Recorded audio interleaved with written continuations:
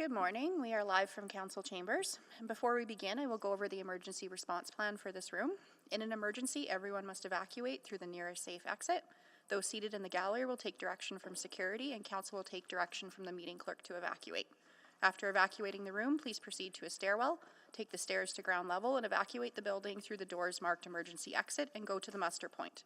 Do not take an elevator or walk through the city room. Anyone with limited mobility should identify themselves to security or the meeting clerk during an evacuation. Finally, please speak with security or the meeting clerk if you require first aid. Thank you.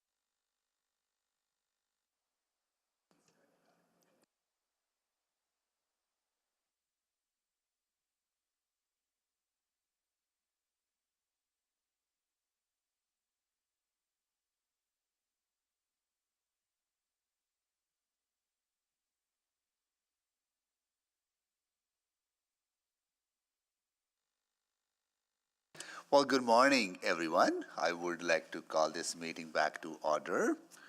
And at this time, I would like to acknowledge that we meet on the traditional land of Treaty 6 territory and Métis homelands, and acknowledge the diverse Indigenous peoples whose ancestors' footsteps mark this territory for centuries, such as Cree, Dene, Saulteaux, Blackfoot, Nakota, Sioux, as well as Métis and Inuit, now settlers from around the world. And we'll do a roll call of council colleagues. Good. Councillor Wright. Good morning. Councillor Knack. Good morning. Councillor Prince Bay. Good morning. Councillor Stevenson. Good morning. Councillor Paquette. Good morning. Councillor Tang. Good morning. Councillor Hamilton. Good morning. Councillor Rutherford. Hello. Councillor Salvador. Good morning. Councillor Cartmel. Good morning. Councillor Rice.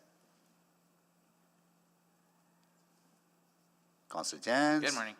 Okay, all right. And we are on to our first item, time specific, 7.2, quarterly update on transit safety plan and downtown core, verbal report. Please go ahead. Thank you. Good morning. We're pleased to present the quarterly update on enhanced transit safety plan in downtown core. With me today are from City Operations, Carrie Houghton-McDonald, Dwayne Hunter, and Sarah Feldman. From Bent Arrow, Robbie Caboni. UPE, we have Tom Gervin, Brett Latchford, and from Community Standards and Neighborhoods, we have David Jones, Brooke Hilborn, Jennifer Flaman, and then we have Craig McCune as well. And joining me virtually is Michelle Plouffe, our Chief People Officer and City Solicitor, and Sindel Taylor, Acting Chief People Officer and City Solicitor. Today, we are pleased to share the updates about broader contextual work, what we're hearing from riders, and the work ahead. Among other highlights and updates, you will hear that the perception of safety continues to increase and is trending in a positive direction, that violent crime is down double digits, in addition to crime severity being down 18%. We recognize sustained efforts are essential and will continue to work in partnership with including the Edmonton Police Service, Bent Arrow, business community, and post-secondary institutions, just to name a few. Following the last update shared in March, we continue to see various efforts actioned at the provincial and federal levels. We are encouraged that this may complement the city's and its partners' future efforts related to community and enhanced transit safety. The federal budget outlined a number of new funding priorities and community safety-related actions that they plan to take, including $150 million over 3 years through the Emergency Treatment Fund to help municipalities and Indigenous communities provide rapid response to emergent needs related to the opioid crisis. While we continue to keep a close eye on this, $21 million has been committed to Boyle Street Community Services King Thunderbird Center. This holds the opportunity to be transformative for our own downtown core, given the essential range of programs and services that will be offered at the center itself.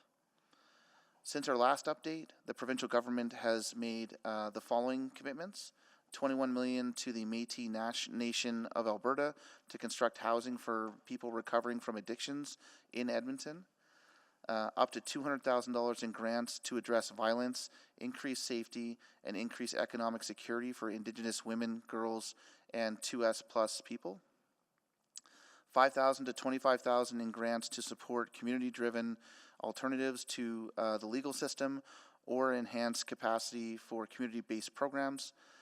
For the 2023 to 2024 fiscal year, 39 grant recipients from across the province were selected to receive grant funding, including 9 of those in Edmonton.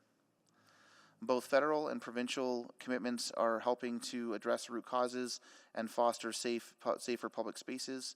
We'll continue to monitor for future funding and collaboration opportunities and work together with all orders of government and our many community partners to advance positive outcomes. There have also been strides made with more diverse representation in the work we do. Recently, several EPS initiatives were recognized with a Friends of Diversity Award by Diversity Magazine. After 18 months, the city's 30 by 30 pledge has achieved doubling the number of female applicants for law enforcement positions and has seen an increase of nearly 4% in female representation within Community Standards and Neighborhoods branch enforcement personnel. From an enforcement perspective, this is significant because the research from the National Institute of Justice shows that increasing the number of women in enforcement roles expands support for victims of crime and tends to lower the number of complaints and lawsuits. Our volunteer language PIN program continues to grow in popularity since as close to 300 frontline City of Edmonton employees proudly display the ability to speak a language other than English. A number of our peace officers and transit operators are participating collectively. Over 64 different languages are spoken. Now I'll turn it over to Tom Gervin, Director of Downtown Vibrancy and Safety and Safe City, to update you on the Downtown Vibrancy initiatives before turning it over to Brett Latchford, who will discuss initiatives specific to Chinatown. Tom? Thanks, Eddie. There's been a considerable amount of activity with Unison since our last update. Unison is our made in Edmonton public safety deployment technology that brings together siloed data and supports our partners to make well-informed decisions concerning their resource deployments. Recent developments have resulted in new predicted crime categories that now align with EPS's Community Safety Deployment Portal. These categories include violent, nonviolent, disorder, traffic, drugs, weapons, and other. And thanks to partnership with MacEwan University's Department of Design, the technology has been enhanced to improve access and user experience. Unison now boasts 14 active user groups, both internal and external to the City of Edmonton. New partners downtown include the Edmonton Downtown Business Association, with their ambassadors and night patrol teams, 24/7 Crisis Diversion, Edmonton Public Library, Edmonton Convention Centre, Alberta Infrastructure, and the Oilers Entertainment Group. Unison was recently featured at the Downtown Business Association Safety Summit and Amy's Upper Bound Data Science Conference at the Edmonton Convention Centre. On April 10th, we launched the 2024 Downtown Vibrancy Fund, which provides funding to projects led by businesses and organizations that support the actions in the Downtown Vibrancy Strategy. The funding is prioritizing high-impact, long-term projects that support sustained vibrancy and help increase the number of people downtown in the long term. We categorize funding into 4 different streams: recreational, amenities, decorative lighting, downtown events, and public art and placemaking. Our first round of applications closed May 10th and are currently under review. We have reopened applications and are currently accepting them. I'm happy to announce that we've launched the Entertainment District starting on June 1st and will feature events every Saturday until August 24th. And the Downtown Farmers Market launches this Saturday and will continue throughout the summer. These 2 projects are an example of high-impact long-term projects that will increase the number of people downtown. On June 4th, a curated playlist by Edmonton Symphony Orchestra began playing in downtown LRT stations. This initiative includes local musicians and artists' works and will contribute to our downtown's vibrancy and support welcoming riders to downtown Edmonton. I'll now provide the Chinatown update. The Chinatown Vibrancy Fund was launched on April 8th with the purpose of supporting the implementation of the Chinatown strategy.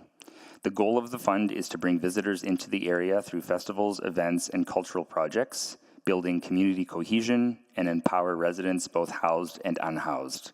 The application period closed on May 31st, and the Chinatown Vibrancy Fund Advisory Committee, which is a cross-section of community members from local businesses, property owners, social agencies, residents, cultural stakeholders, and city staff, will be evaluating all the applications to determine which projects to fund. We expect to notify successful applicants in early July. The Dragon Festival, led by the CTC, is an event running through the month of June. It is a multicultural festival intended to boost tourism and economic activities in the Chinatown region with a dragon theme. Last weekend proved to be a blast. It commenced with a Chinese Dragons Parade and an official opening ceremony for the festivities on Saturday, June 8th. On Sunday, Louise McKinney Park was filled with dragons. There were dragon boats in the water, huge dragon kites in the air, colossal dragon inflatables on the ground, and even dancing dragons and lions. It was a fun day of activities for the whole family. The Van Block Party that took place on the same weekend was organized to invigorate the community and unite individuals through cultural festivals. It transformed 98th Street and 106 Ave into a hub of activity, offering a dynamic lineup of entertainment, including live music, dance showcases, and performances by local DJs. The event attracted many attendees eager to indulge in a diverse array of foods, arts, and cultural offerings Chinatown has to offer.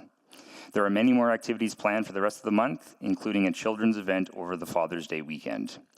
A peace walk with elders took place on June 7th in the heart of Chinatown as community came together to promote peace, unity, and harmony.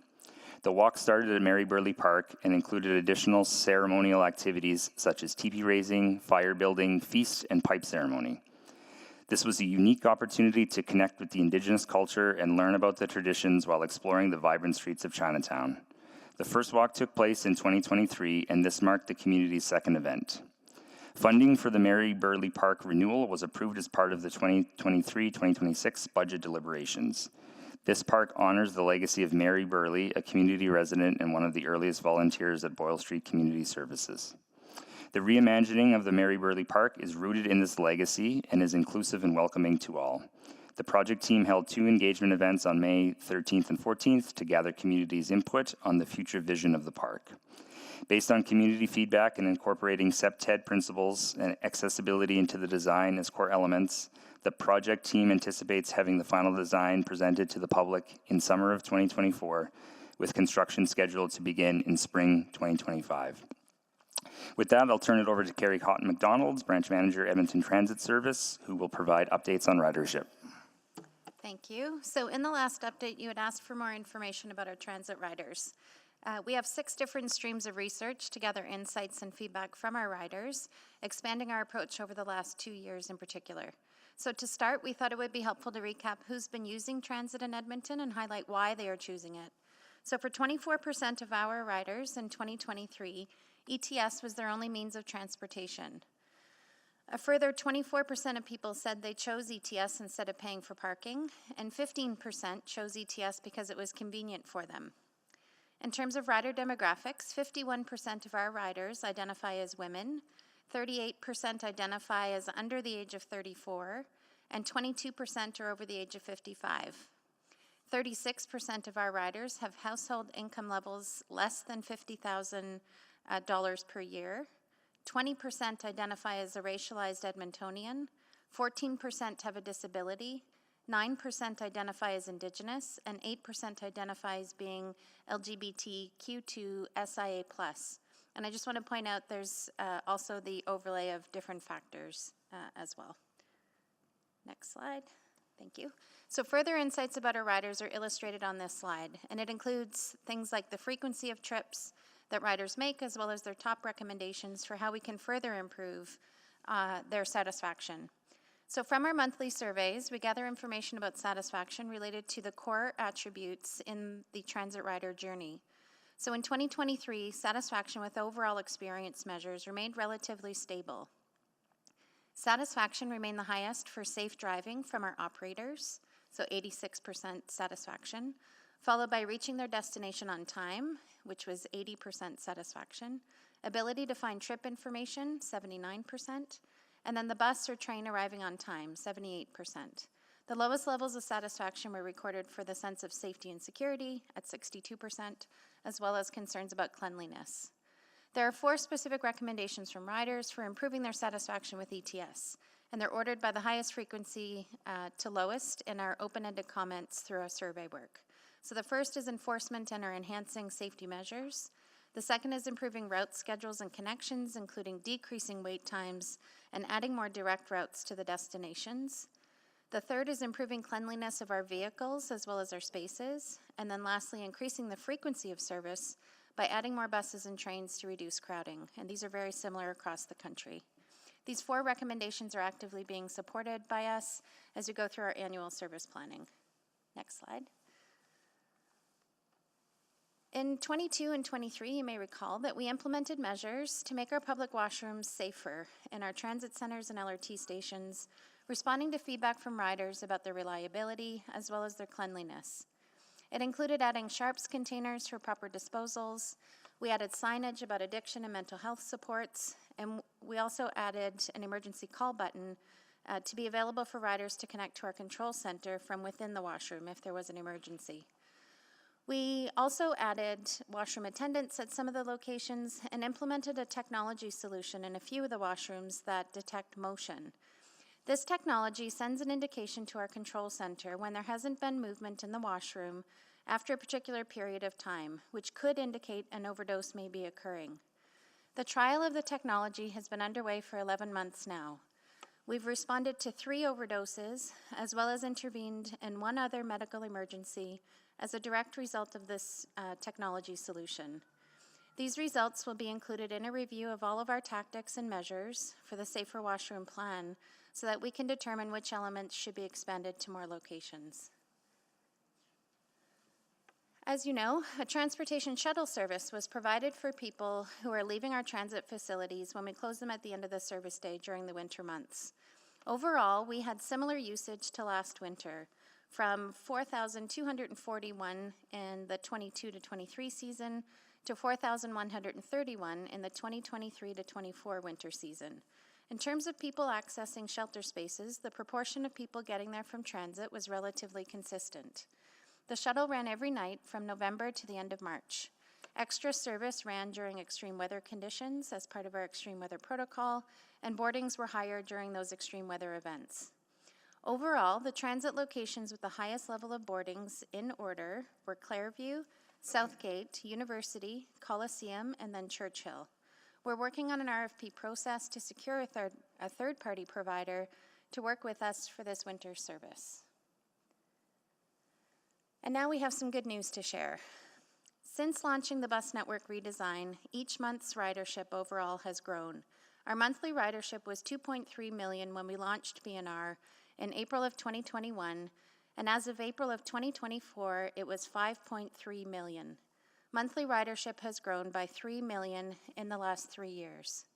When compared to the same months in the previous year, overall ridership has increased for 37 months in a row. It has been an upward trajectory.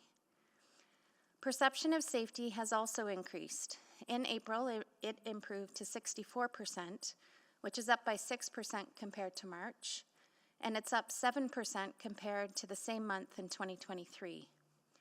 The percentage of non-criminal incidents relative to ridership was also lower, at 0.036% in April 24, compared to 0.042% in March and 0.051% in April of 2023. And with that, I'll now turn it over to Dwayne. Thank you, Carrie. The next few slides will capture the state of transit spaces, how we drive down crime severity, how we provide supports and services, and sustainability. Our proactive efforts, member-generated calls, are being captured as the following outputs. Drug incidents, ETS data, are rising as a result of TPO-generated calls and reporting by security guards. Nonviolent criminal incidents, EPS data, are rising 23% due to EPS member-generated calls, specifically warrant arrests and assist other agency-type incidents. This work has had a positive impact on the number of public-generated calls. Violent dispatch calls for service, EPS data, are down 26% when comparing both measures between Q1 of 2023 and Q1 of 2024. Public reporting for Q1 2024 is relatively similar to Q1 2023 for both EPS and TPOs. These efforts are reflected in our safety measure, crime severity. Average crime severity decreasing by 10%, average violent crime severity decreasing by 18%. While the measures indicated is statistically safer in transit spaces, we, along with the partners, understand some transit riders may still have hesitations and there's more work to be done. In addition to many of the existing ETS initiatives, conversations and presentations with community groups and stakeholders like post-secondaries continue. People are sometimes not aware of what's going on behind the scenes, and just the knowledge of how the security system works, what are the tools in place, and what the data is telling us is helping reassure people. Our next slide highlights the work that needs to continue in transit spaces and the opportunities that exist to influence safety and the perception of safety. Over to Brooke. While the safety pillar of the Enhanced Transit Safety Plan is predominantly fulfilled by the work of police, the perception of safety pillar is primarily addressed by the TPO's service delivery and improvement to infrastructure. With more police dedicated to transit spaces, the ability to address violent behavior has dramatically increased. Enforcement not only increased the safety within transit spaces by removing those responsible, it provided the opportunity to safely and effectively carry out other types of work. Providing more occasions for our COT teams to support those seeking supports and services, and TPOs are provided with the additional option to focus on non-criminal incidences through proactive patrols of transit spaces. Specifically, TRAX team members interacted with approximately 7,286 individuals in transit spaces during Q1 of 2024. Of that number, 236 people were issued a ticket, 3.2%, and 365 individuals were arrested, which were predominantly for outstanding warrants. As a result, proactive TPO patrols addressed 17% more violent incidences without receiving a call from the public. Through this collaborative work, a warmer winter and significantly more shelter beds, The winter season saw a substantial decrease in the persons removed from transit stations at close, with 23% less people found in transit stations at end of service compared to last winter's season. This is also attributed to significant improvements to infrastructure completed by city staff. Additional operational enhancements. From December through March, TPOs were deployed daily to hotspots where they focused on proactive patrols at Churchill, Central, Belvedere, Coliseum, Southgate, and University Station. TCAT teams were aligned with TRAC's schedule for better integration and coordination. COT team schedules were adjusted to provide assistance to those sheltering in stations while TPOs locked facilities at end of service. Next, we will share the contributions COT makes to the well-being pillar. Continued work with our stakeholders as integration, directly or indirectly, helps ensure we approach problems collaboratively, increasing the likelihood of sustainability of the possible changes that we are being made. I will now turn it over to Robbie to provide the COT updates. The COT booth has been responsive to the proactive work occurring in transit spaces in downtown core and have moved locations to the Churchill connector, which has been a positive transition, where they have complemented the work of the TPOs and track team members and security guards by continuing to make connections with users of transit, primarily those seeking support and services. COT members have also been involved with proactive patrols with TRAC's team members. Having outreach, peace, and police officers work together not only highlights the alignment of our teams, it provides them with the ability to address any type of situation they are faced with. Waonyagabi is the Indigenous name for our COT workstation in the Central LRT station. The name means Scouts Protector,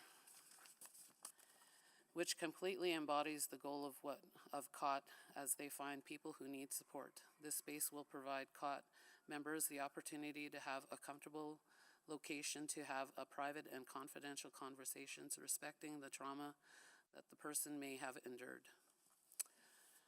A COT story I'll share is the COT booth was set up at the Churchill Connector, the new location at this time. Our teams had our guests Coralie from Odiak greeting individuals in the area, providing information on demand, as well as serving some coffee. A female community member had approached the booth, seeking information as to what the booth was about. It was explained how we were there to provide information as well as referrals if needed. This individual was given information on the Navigation Center as well as the Caris Center just next door from the Navigation Center, to which she was interested. She was provided with the opportunity for transportation to the center on the spot. Meaningful conversations were had along the way, and we learned about her background and the areas on which to focus upon arriving at the Navigation Center. Upon arrival, we provided a soft handover to the staff at the facility. By attending with the individual inside the center, we were greeted with welcoming smiles. Staff offered information about the center and provided a tour of the facility. This individual was taken care of by staff at the center and given a spot at the Caris Center where she could get some rest while starting to work on getting the things she needed to get things started towards attaining a spot within a housing program. This is one of the several interactions we've had with the individuals requiring the use of the Navigation Center. All interactions have been positive.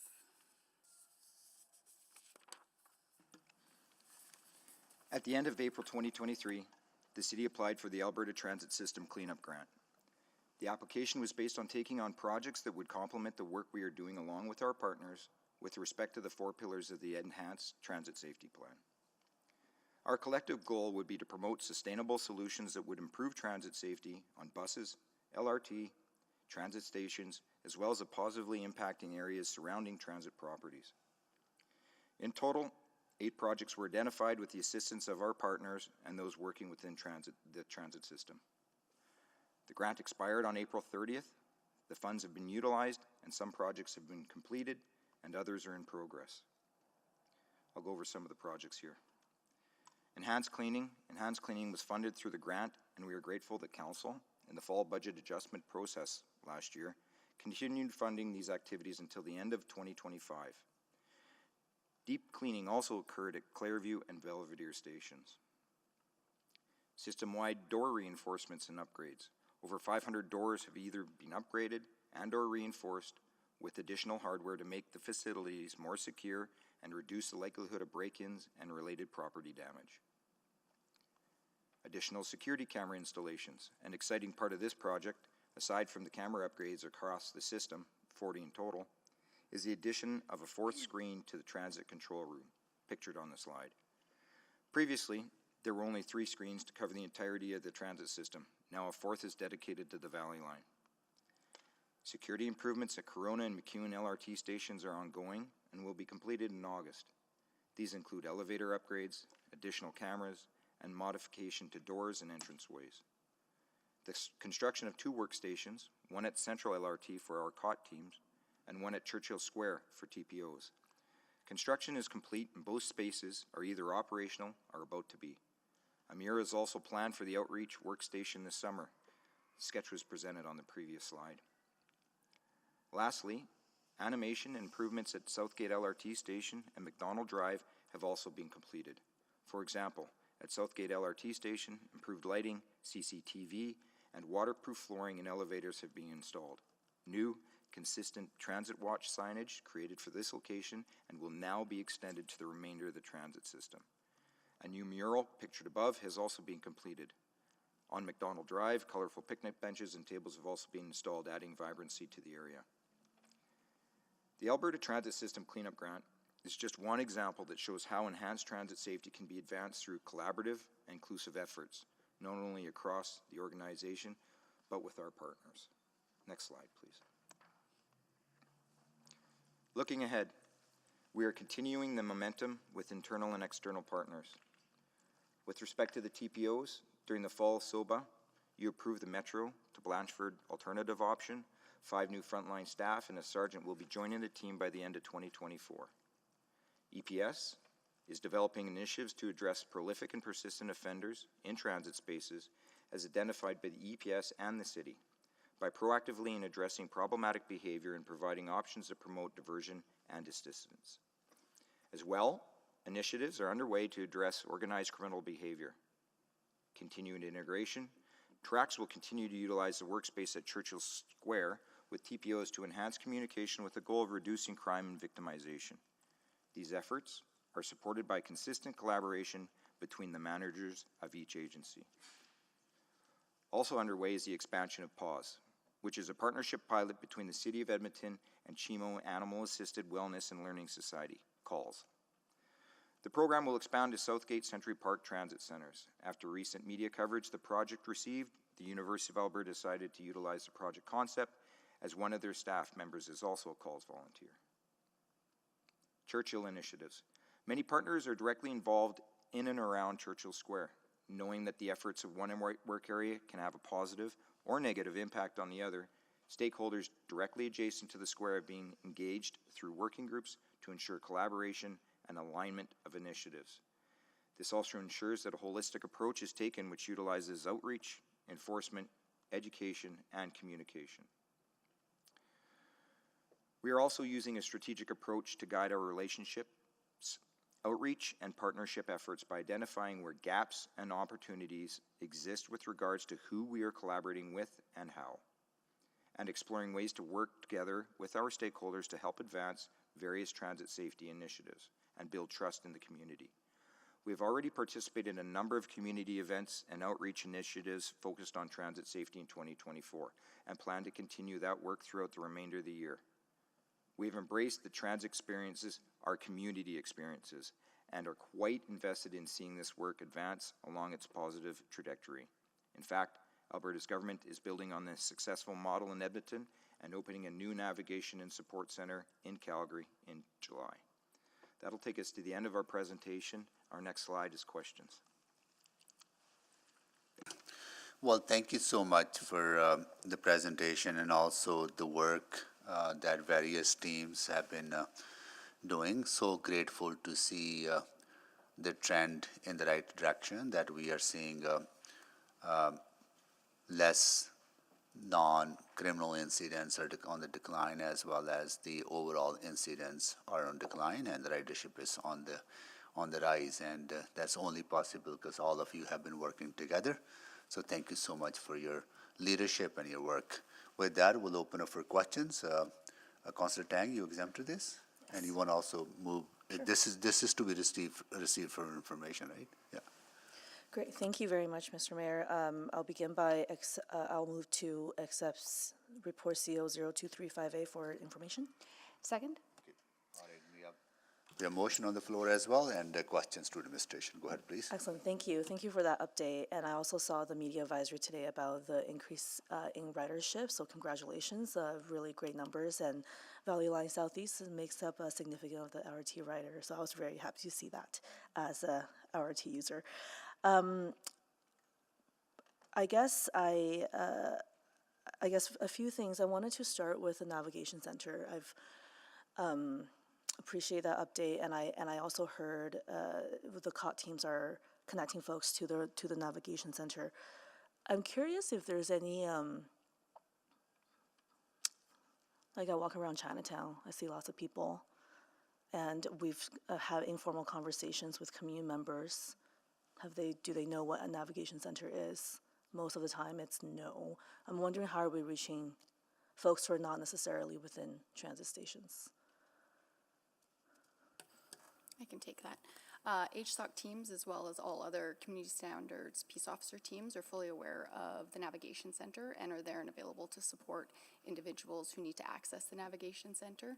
We've also, in consultation with the sheriffs, we have had the ability to contact previously the EOC to get rides available if we're not in a position to support individuals getting to the navigation center. But HSOC doesn't do patrol, right? Sorry, but out in the community, when they're out there and supporting individuals as they come across them, they've all been given the information so that they can support. Yeah, I mean, when I spend time in Chinatown, I see less visible encampments. However, I just see people sleeping without a tent over their head.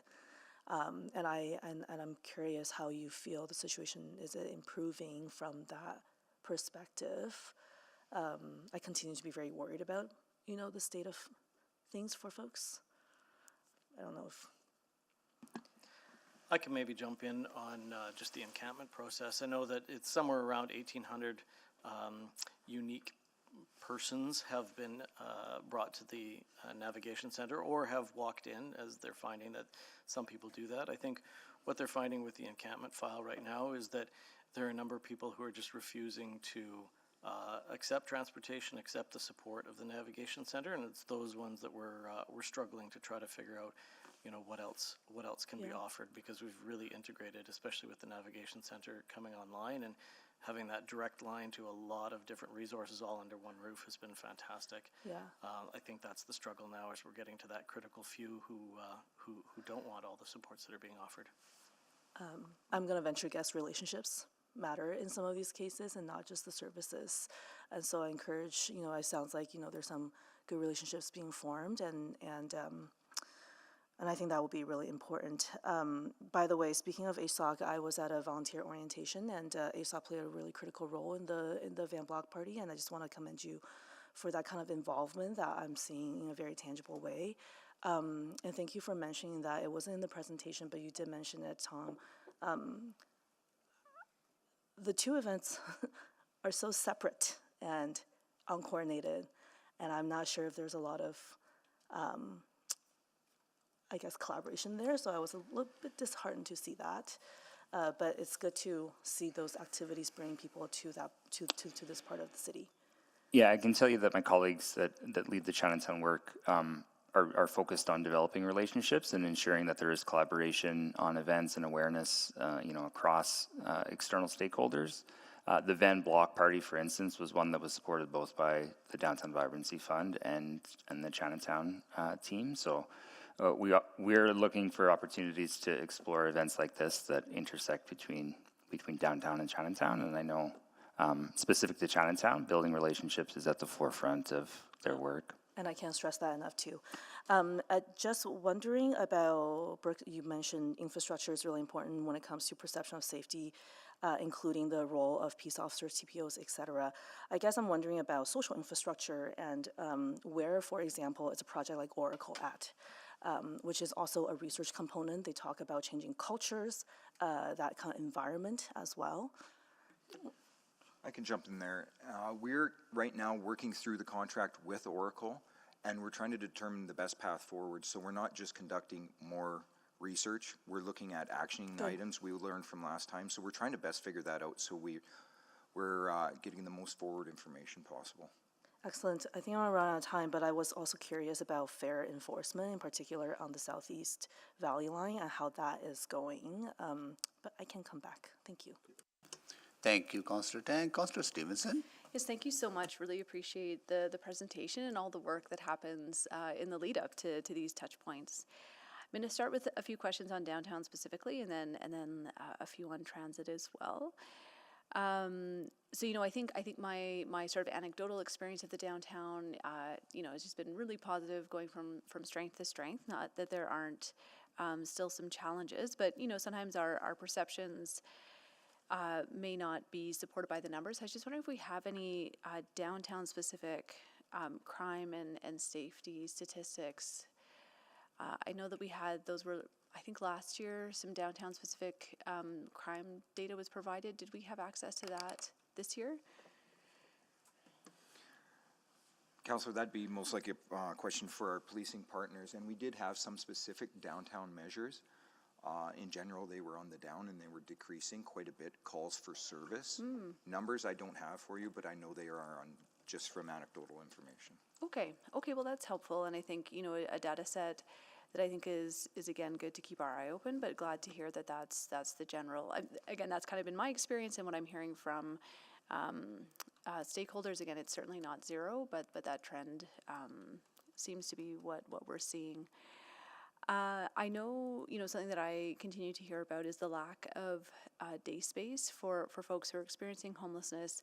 Even though shelters have, sensibly moved to a 24/7, there are still periods of the day when the centers are being cleaned, people are not able to be in those spaces. That puts pressure on the library, on the mall, on businesses, on the transit. Are we seeing any solutions emerging for that? I know you mentioned the King Thunderbird Center, but anything else that's in the works around that? This is Jennifer going to respond. We continue to advocate to the provincial government, advising them of the opportunity to create more of those spaces. Okay, great. Thank you. Appreciate that. Also, I think another huge success that I'm hearing and seeing in the downtown is the center city optimization. I hear specifically from groups about how important that cleanliness is, what a difference it's making in the back alleys downtown, for example. Just wondering if we, I think I've seen some great statistics in the past around the proactive reporting that those teams are doing and the repairs. Do we have some of that information available to us or coming to us? Yeah, we've what we did previously was we did an interim report during the first pilot, and then we brought it forward to the spring SOBA. I believe our next touch point with council will be the fall SOBA. There is there is a motion to bring a service package forward for ongoing funding for the downtown optimization project. So that'll likely be our next touch point with all of those data sets to talk about how well it's been going and what this year looked like. Great, thank you so much. So flipping now to transit, again, great to see the numbers, the statistics are headed in the right direction. Certainly more ways to go. I think what really stood out to me was the crime severity for Q1, just how much lower it is than the other two Q1s, given that that's typically a busier month. So hopefully that's a great starting point and we see even further decreases throughout the year. I know EPS wasn't able to join us today, but I'm assuming that what I'm understanding from the presentation is that there continues to be very strong collaboration and operational alignment between our resources and their resources. Yes, absolutely, Councillor. They took part in the compilation of the slide deck. They're well aware of their information. It's their data, and they are the reason that violent severity is dropping. So we have the ability with proactive initiatives to take on and address the violent behavior directly. Great. Yeah, it's excellent to hear. Appreciate their contributions to that.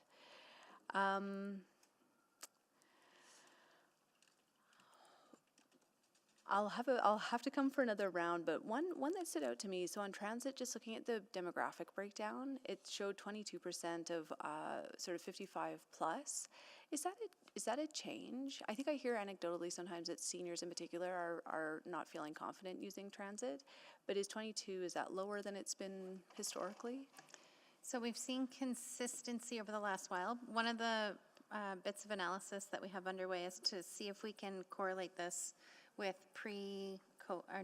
compare it to pre-COVID figures and see if the methodologies were similar in terms of collecting that info. We don't have that step completed yet, but there has been some consistency. Okay, and I think that could be helpful just if there are target demographics that we need to work towards, but interesting to hear there has been some consistency. I'll come for another round. Thank you. Thank you, Councillor Stevenson. Councillor Knack. Thanks, Mayor Sohi, and thanks for all the work. And just picking up on that point, again, excellent numbers, excellent results. So this is like a really good news story, and I want to come to communications piece after. Can you remind me, do we remember what the ridership was in, say, April 2019, 5 years ago? Because it certainly wasn't, it was higher than it was in 2021 because we were in the middle of a COVID period, but we're still well surpassed pre-COVID numbers as well. We're very close. So we're still waiting for a little bit more recovery on LRT. Correct. But yeah, we're very, very close to our full total pre-COVID figure. Bus ridership well above Exceeded. pre-COVID. LRT is now what's I know we were sort of hovering 80-ish. Or where are we now? We think it's bumped up slightly. We're monitoring really closely. I'd say it's probably inching around 85%. DATS trip volume's also up. Okay. We're looking at about 95% on the DATS trip volume. Okay. So we're inching really, really closely to it. Great. And again, I don't want to take anything away. I'm just trying to get a comparison of where we're at on that. One question, just similar on the safety data. Again, great information. What we're seeing, great results. I remember in the EPS 2023 annual report, they showed, I think, the crime severity over 10 years. And what was really fascinating to me is I think the last couple of years have been some of the lowest crime severity in I think over the last decade, which was encouraging. Do we have a sense of what transit is specifically? Again, I'm wondering, like, if we have the information from 5 years ago, we're trending down from where we were 2 years ago and 1 year ago. How were we, say, 5 years ago in a pre-COVID world? On EPS's behalf, we didn't have the crime severity measure specifically for transit spaces during that time. That's right. This is something we've brought in with the Enhanced Transit Safety Plan, and they've built specifically to help us measure our safety. So there's really no way to compare at that point. Okay, no, that's fine. Not a big deal. I thought I would ask that. And just a last piece on EPS staffing, we're still awaiting their full contingent of their officers. So we still have more officers that are going to be coming aboard this year. They're going to be working dedicated in transit, correct? 100%. 21 or 29, I can't remember. We're right in that number right there, sir, and we will be there by the beginning of 2025. We should have a full complement of 50 officers. So safe to say between now and the beginning of 2025, it's not going to go like from where it is today all of a sudden to that high number. We'll see that number increase over the course of the year to where at the beginning of next year we'll have the full contingent of 50. You're right. Fantastic. So how do we talk about this beside, as we can see over there, there's no one there today. I'm sure some are listening in the media category, but there's nobody sitting here telling this story. And I saw the Facebook post on the ridership numbers. In my head, I guess I'm wondering about how do we communicate this? Because to me, almost every slide has a great news story, and I feel like we should be putting out one post a day about each of these upgrades to tell the story.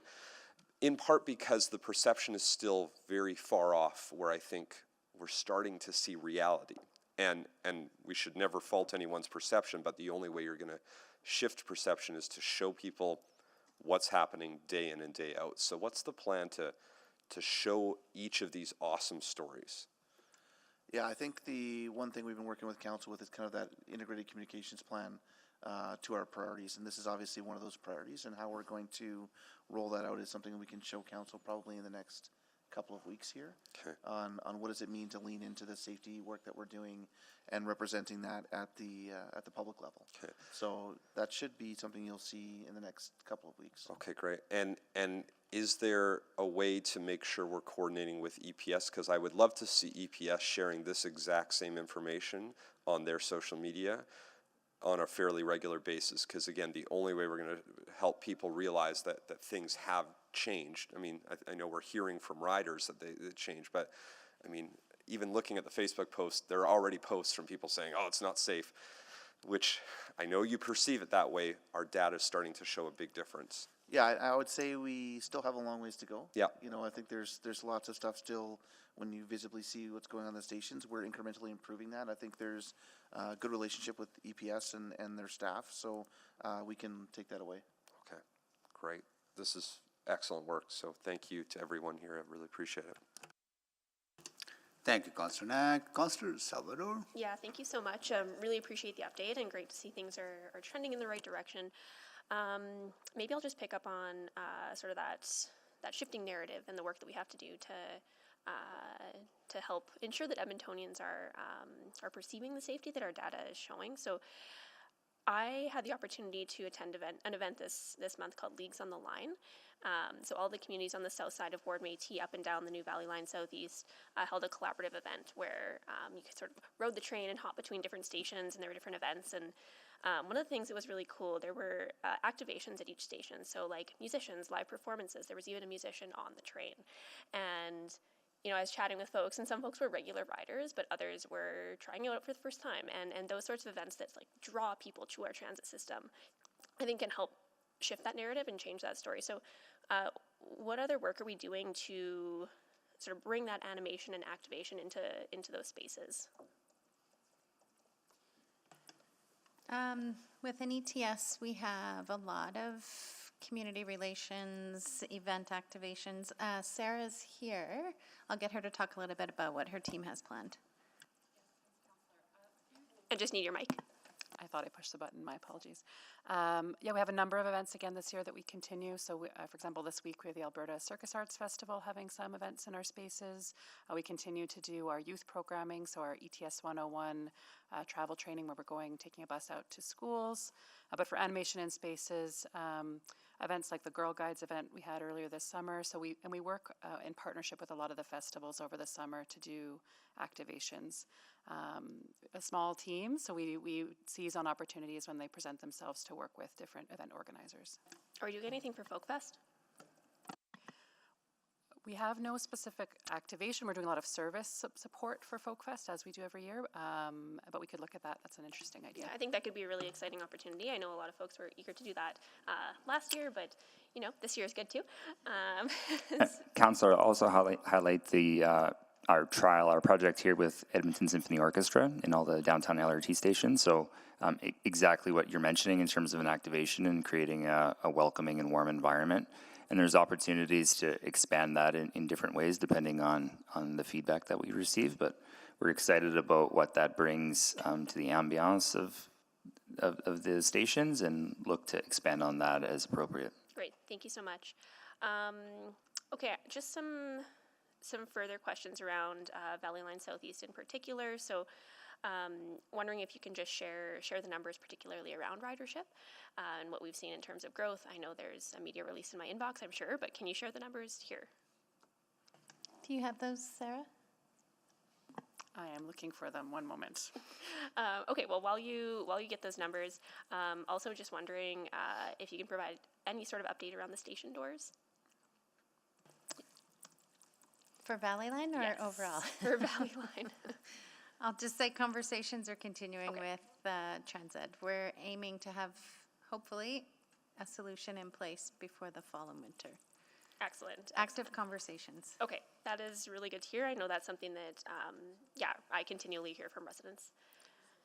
Councillor, have the Valley Line data. So we're in April, we are about, sorry, that's my overall ridership.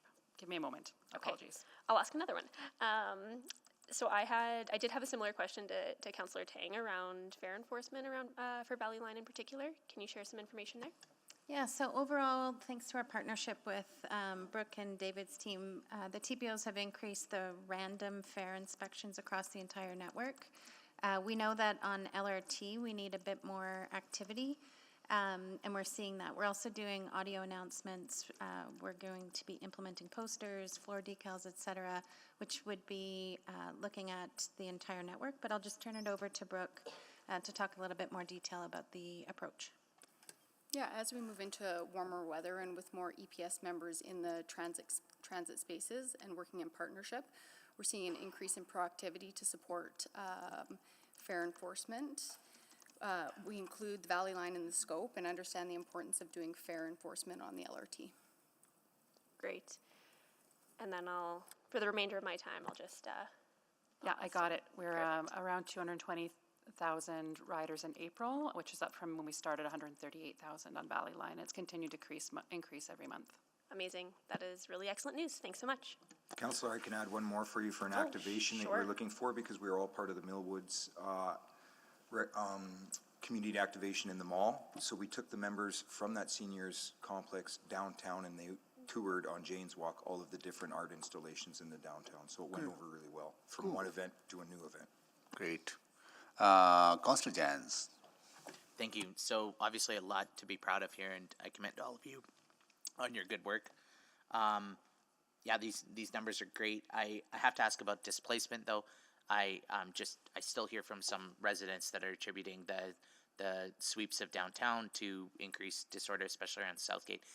I know in the past your team has had some numbers. I'm looking at Mr. Hunter if you have it. I know your team has had some numbers sort of refuting that and showing an overall drop still.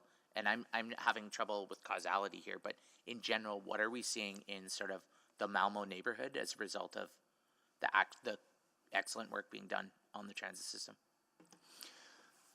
Working with the stakeholders in the area, it's anecdotal information in a lot of places. Our data isn't showing that there's a massive spike. Southgate has actually went down somewhat with respect to the numbers around there. It doesn't mean that people's perception isn't still the way it is, and we're actively working to address that, saying what we're doing in the area, changing the landscape, changing sight lines and everything in the back where it borders on.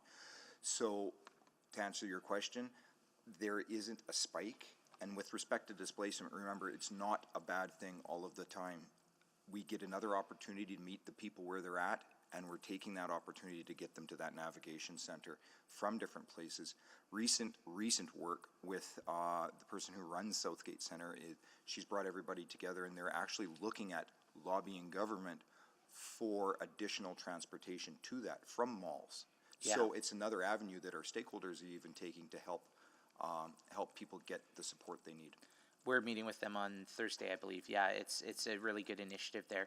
And sorry, this is a bit, it might seem like a silly question, but have we ever arrested anybody on the LRT with a catalytic converter? Like, are you aware of like people, because I hear these stories about the LRT is bringing cat thefts, and I'm like, to my knowledge, I've not, and sorry if this seems ridiculous, but I haven't seen or heard of anybody taking a...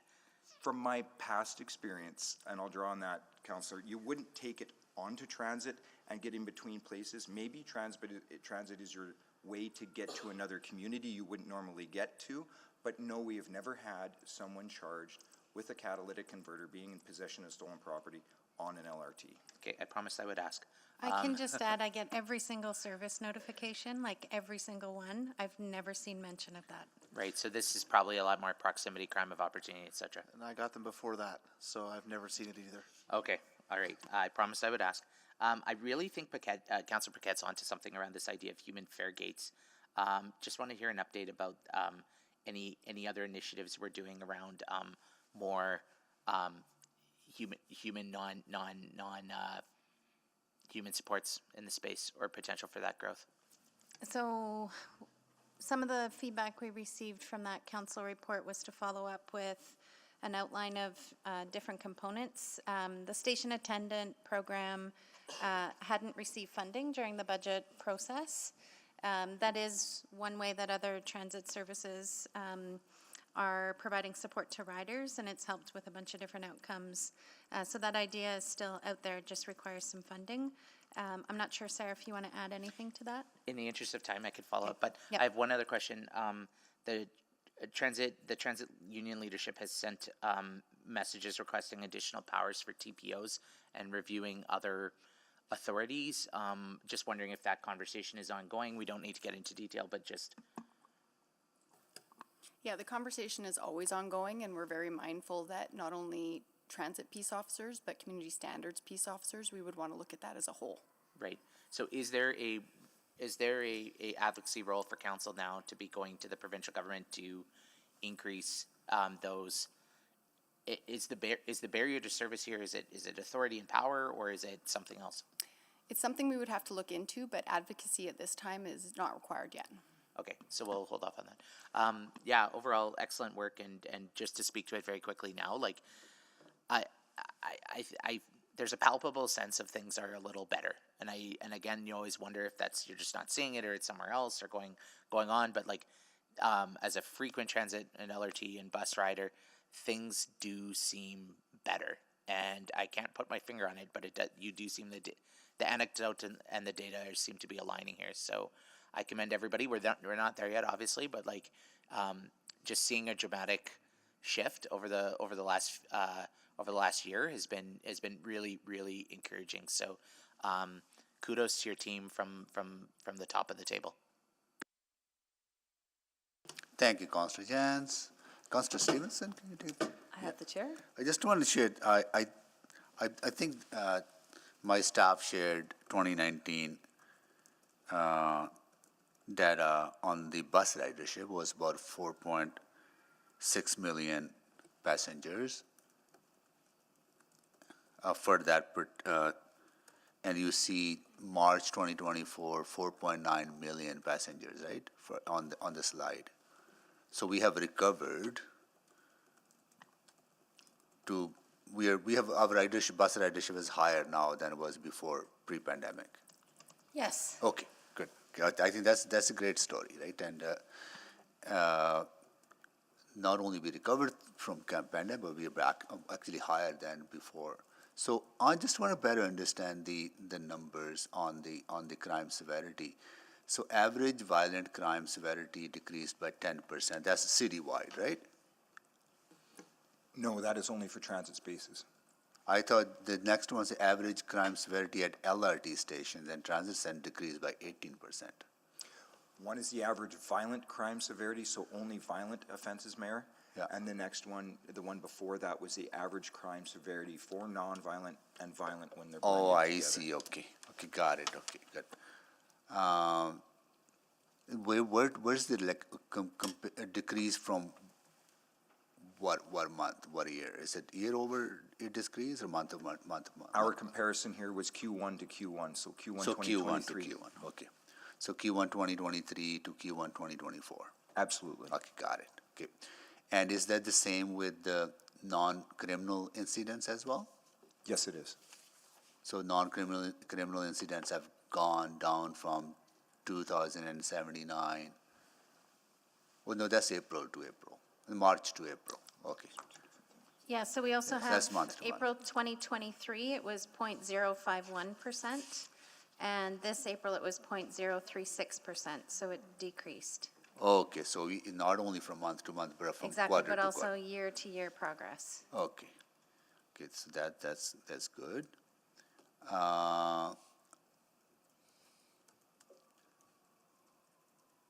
And we don't have the data to compare to, say, pre-pandemic, right? Because we never measured crime severity before. Yeah, it would be difficult. That'll be difficult. Yeah. But we would have non-criminal incident records, right? I can take that back to the team and see if they can pull that analysis using the same criteria. Okay. Yeah, I'll take that. I think that'll be good comparison because, there will always be some level of safety issues on transit because I remember I worked for transit for more than a decade. There was always some incident on the bus or on the LRT, right? I think it'll be good comparison to see. Okay, so how are we fully all the TPOs, transit peace officers that we funded have all of them been hired and on duty, or we still in the hiring process? The only ones outstanding are the Blatchford extension ones that were approved in fall SOBA. So that funding came in June, but we have to match that funding up with our training calendar and getting those people hired. So they'll all be in place and online by the end of the year. Okay, so but the TPO position that we funded as part of Blatchford extension. no, the one funded before that as part of the Yes, budget. Those have all been hired. The 4-year budget that we passed, right? Yes, that's so correct. all of those have been hired. Yes. Okay, good. Thank you. It'll be good to know like where we were when we say before that investment and where we are on numbers. If you could share that with us. Okay, thank you so much. And I'll take I'll move the second round. Second. Thank you, Mayor Sohi and Councillor Knack. Please vote.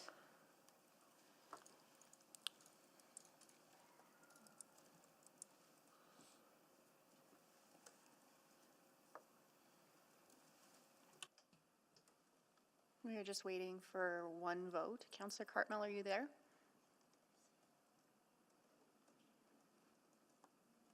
We'll mark Councillor Cartmell as absent, and then we have all the votes. Thank you. Please display the vote. That's carried, and I'll return the chair. Thank you so much. Councillor Stevenson, you're next. Thank you very much. I wanted to pick up on something that Councillor Jans was talking about. We had a conversation, I think, at our last quarterly update around how we maximize our resources in transit spaces. So we have security guards, COT teams, Oracle folks, pause programs. I think this question about TPOs and their powers is also part of that. So just wondering what's happening on that work and what we're seeing. Yeah, I think it's a good conversation around displacement and things like that, and we've already talked about, the impact of what it looks like now versus before, and, we get into more difficult spaces now as we look at, what the transition of the program is. I think this is an evolution of the program itself, so the summer's really about, and I talked about this, I think, the last meeting we were at, about looking at our program and making sure that we're kind of leaning into those areas and spaces where now we see the transition happening. So as this program evolves, I think we have to evolve our program in the back end to make sure that we're using those resources in the right places when we talk about, what kind of relationships we need to have on touch points to get people where they need to be. I think that's the transition you'll see over the summer months.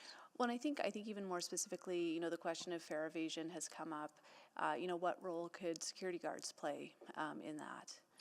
So we've actually just added that to the post orders. Okay. And that's the flexibility we have with that.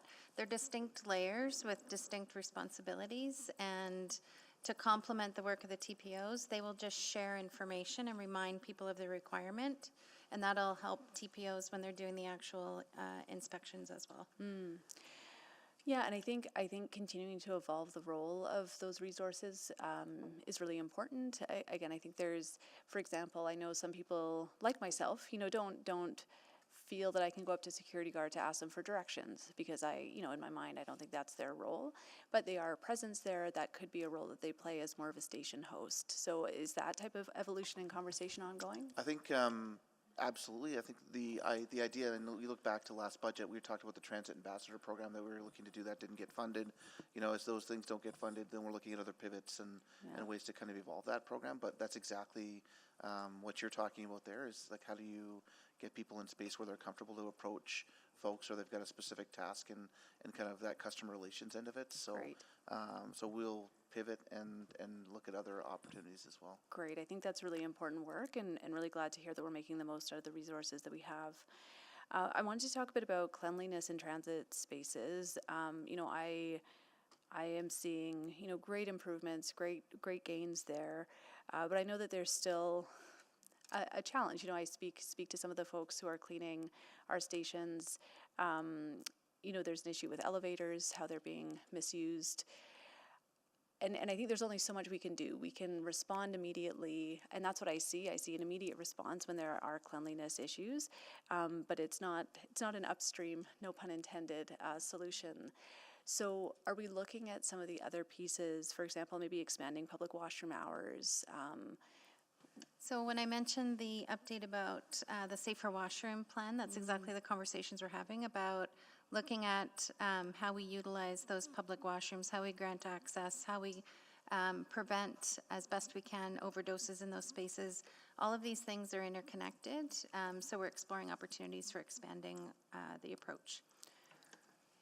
And just to build on what Carrie mentioned, not only, and back to your last comments about the security guards, we're also sharing how we do our job and comparing how we do our job against the other security guards that are adjacent.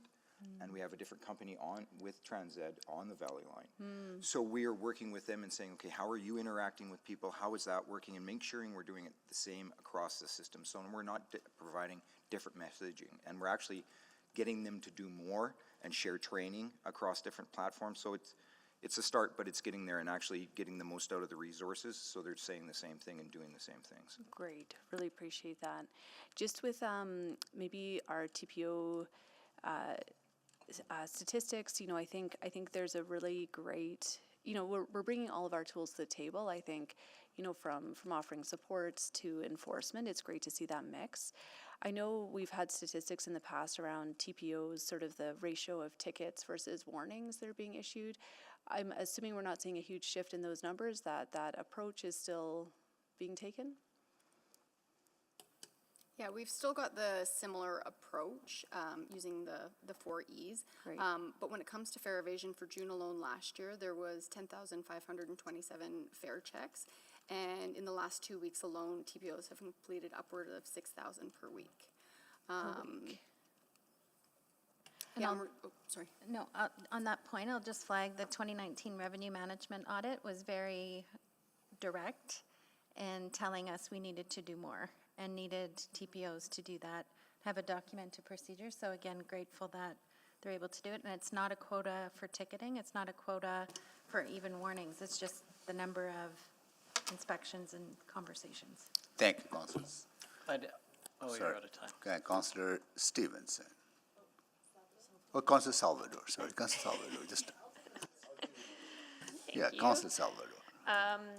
Yeah, on the Alberta Transit System Cleanup Grant, pleased that we're filling that gap until 2025. Just wondering if, there's an expectation that there might be further opportunities for provincial support, or is it sort of a one-time? Yeah, I think that this one's important to council. It's important to us. We've seen a huge impact on what that does for our city. I think, as we explore our advocacy opportunities around budget, this is definitely one of those things that we'll be putting on the list of something that we're looking forward to kind of having a conversation about, continuing from a provincial support perspective. So we will have that conversation with the province for sure. Okay. Wanted to ask about seasonality as well. I mean, so great to see things trending in the right direction. I'm just wondering how seasonality is reflected in the data. So we're comparing season to season, so quarter to quarter. So our back to our severity stuff, that is through Q1, which we usually have our greatest impacts by seasonality. So that is our hardest time of the year, and we showed a decrease. So I'm actually really excited to report on Q2. Yeah, we're not representing the data based on the evolution of the year. We're showing specifically back to the previous year, same quarter, same season. Excellent, thank you. Wanted to ask about just the perspective of operators. What are we hearing from operators? Are they seeing and feeling a difference as well? So they're very grateful for the TPO support, and they've been able to get on buses to do fare inspections, and that is amazing for morale and feeling they have backup. They are still feeling unsafe with regards to some of the social factors. So seeing people sheltering and sleeping in our spaces, seeing people openly using drugs in our spaces makes them very, very uncomfortable and at times unsafe. And that's going to be a harder one to influence. But that's something we're actively talking with them about. Had a great meeting, David and I, with the board of ATU and hearing directly from them. And that's primarily where the focus is for the membership, I think, is on those social issues. That's great. And maybe just to build on that, how are some of those conversations informing the work that we're doing, just to make sure there's sort of that direct line of communication? There's a direct line. So it comes not only to me, but also to our leadership team, and we're immediately implementing changes. Our control center you know, they've improved their responsiveness. It's a direct feedback loop, so we get the suggestion, we implement what we can right away. That's really good to hear. And then just final question is around proactive deployment. So just want to be able to have an answer to this so I can share it back with residents. How is proactive deployment determined and prioritized across the transit system? Right now, I'll turn it over to Brooke after this, but with EPS, it's primarily gauged on hotspot activity, and what we're working towards is building our data by sharing our data. We've got our data shared. Now we're working towards determining when it's the best time to send the best resource at the best time to the best location. So that's what we're working towards. Right now, we focus on hotspot deployments with EPS, and I'll turn it over to Brooke for TPOs. Yeah, with TRAX and TCAT, we are seeing that they're proactive for the most part. And as a whole, we are seeing an increase in TPOs and proactivity, just again, based on the amount of EPS that we do have in transit systems at this time. And if I can just follow up, it's just Jen over here, sorry.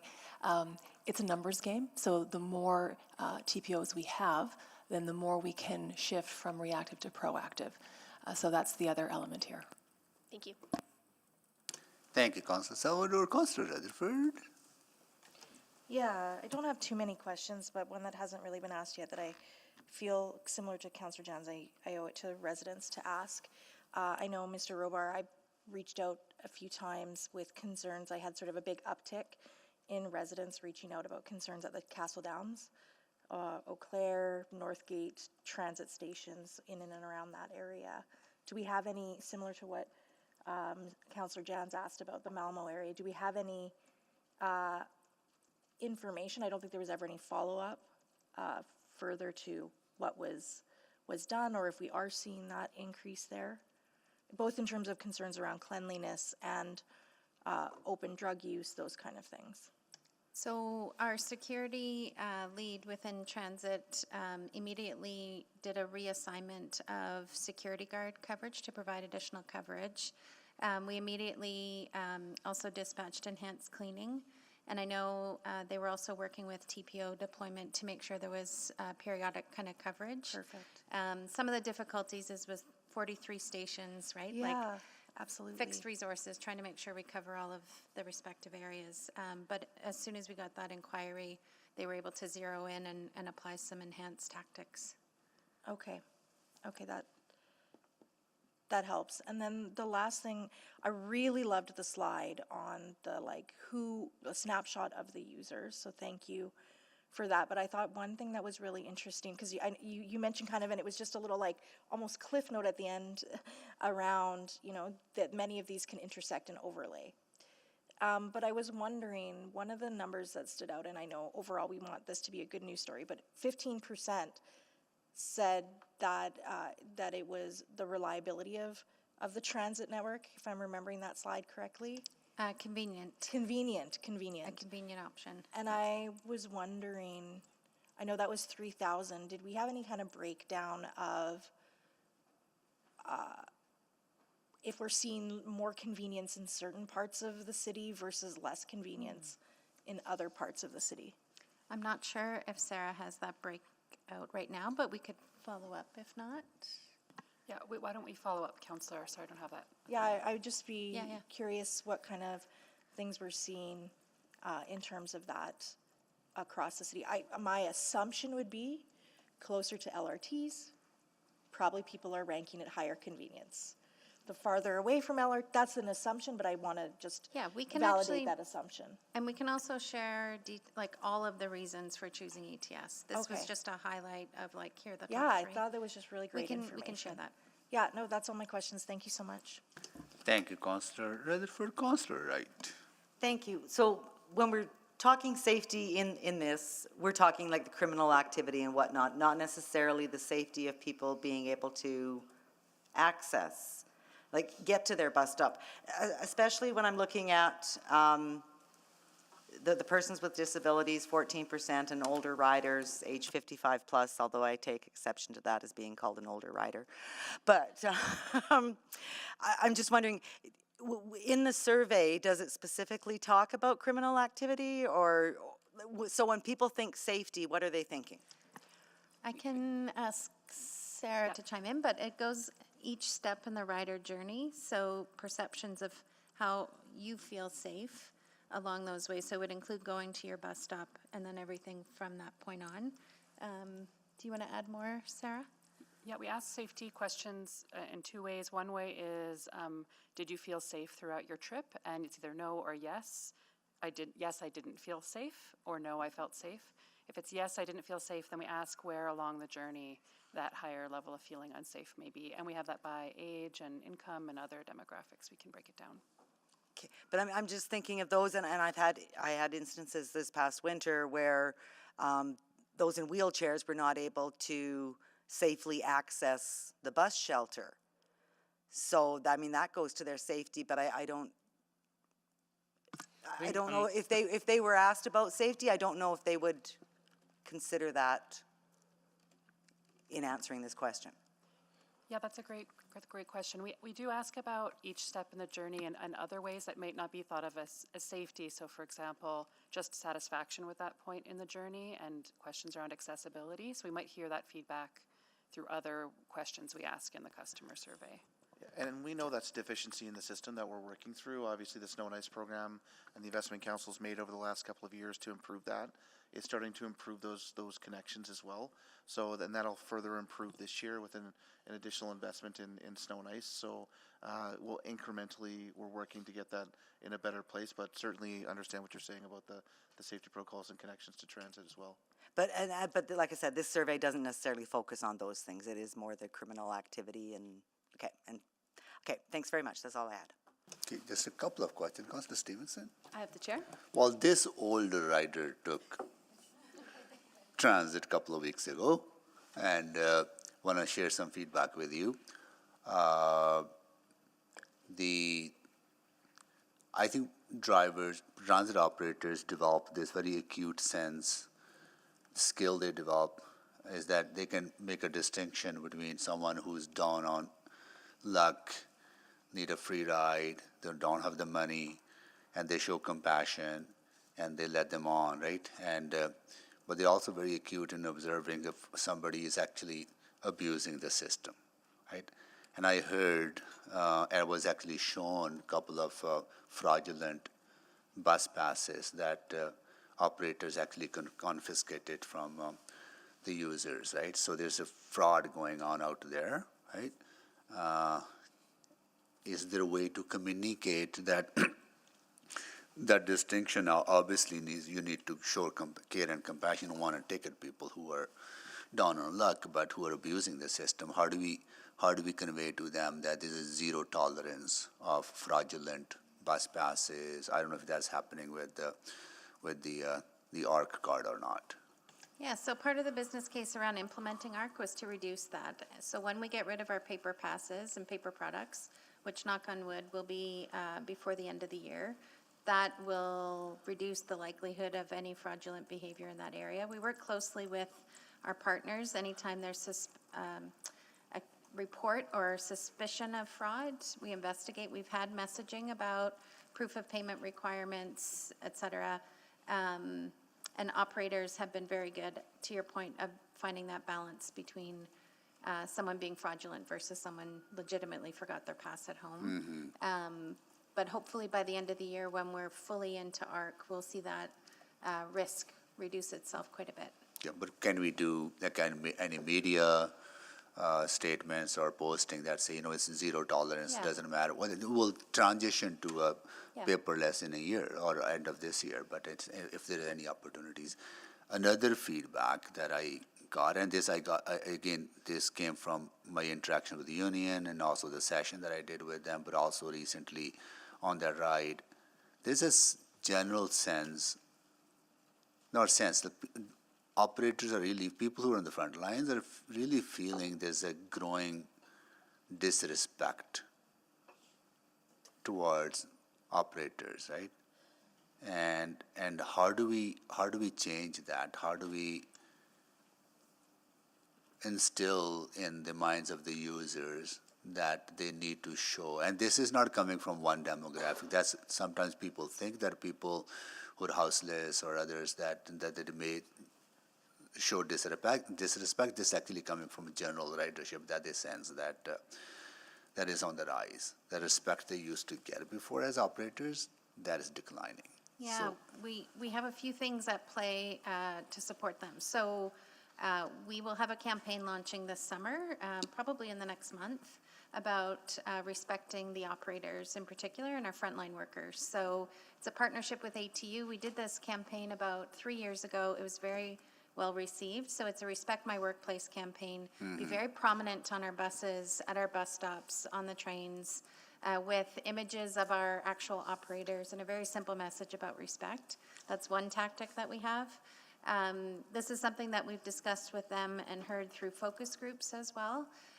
We have work and conversations with CNIB underway. We may do a joint campaign with them about respecting everybody using transit. That would include our operators. I think there's more work to do in terms of communicating expectations. We also have school programs. The last meeting I had with ATU, we heard that some of the concerns are coming from school-aged riders, so we have some work to do there too. yeah. So, okay, good. Thank you. I just wanted to share that with you. Appreciate that. And I'll take the chair back and go to Councillor Paquette. Oh, thank you, Mr. Mayor, and thank you for this report. I did have a quick question. The issue of open-air drug use was raised and the challenges there. I'm just curious, how often do people walk through the stations on a regular basis, people that we employ to check for things like that? Councillor, at many of the transit stations, we have people actively looking through that, not only from the CCTV cameras, but the employed security guards. But we also have our own personal networks who send us emails continually telling us about that. We have our traditional ways of reporting through Blue Phone and Transit Watch and texting. So we have a lot of eyes on the system, and it is a big system, like Carrie had mentioned, 43 stations. However, there is a lot of feedback regarding drug use. Drug use is a very temporal thing, though, in the fact that it happens quickly and ends quickly. And being there at the right time is challenging sometimes. So, of course, please continue. Sorry, I was just going to build off that and say, as well as when reported, we will respond to those items, but also we have TCAT in the systems that's proactively utilizing Hotspot to address some of those issues. Okay, so I think it's understood that there are hotspots where maybe more attention should be paid. Is that happening? Yes, it is happening. It's being not only referenced by TPOs, police, and security guards, it's also now through the Unison program being utilized by the stakeholders that are adjacent. They're also utilizing the same source of truth through Unison to know where the hotspots are, and they're contributing to those hotspots, the data behind it. Okay, so first of all, congratulations on where we've gotten so far. I think we all recognize that there is far to go still to regain public trust. And I think this is a big issue. So I guess my next question is,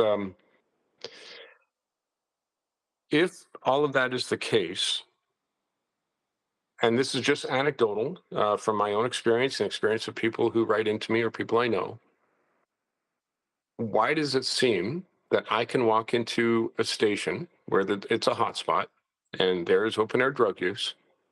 I can actually go and run an errand.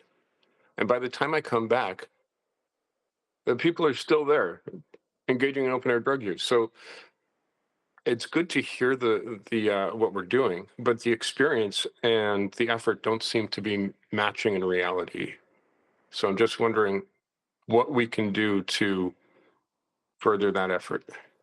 And is it resources? I'm always happy to take more resources. So Yeah.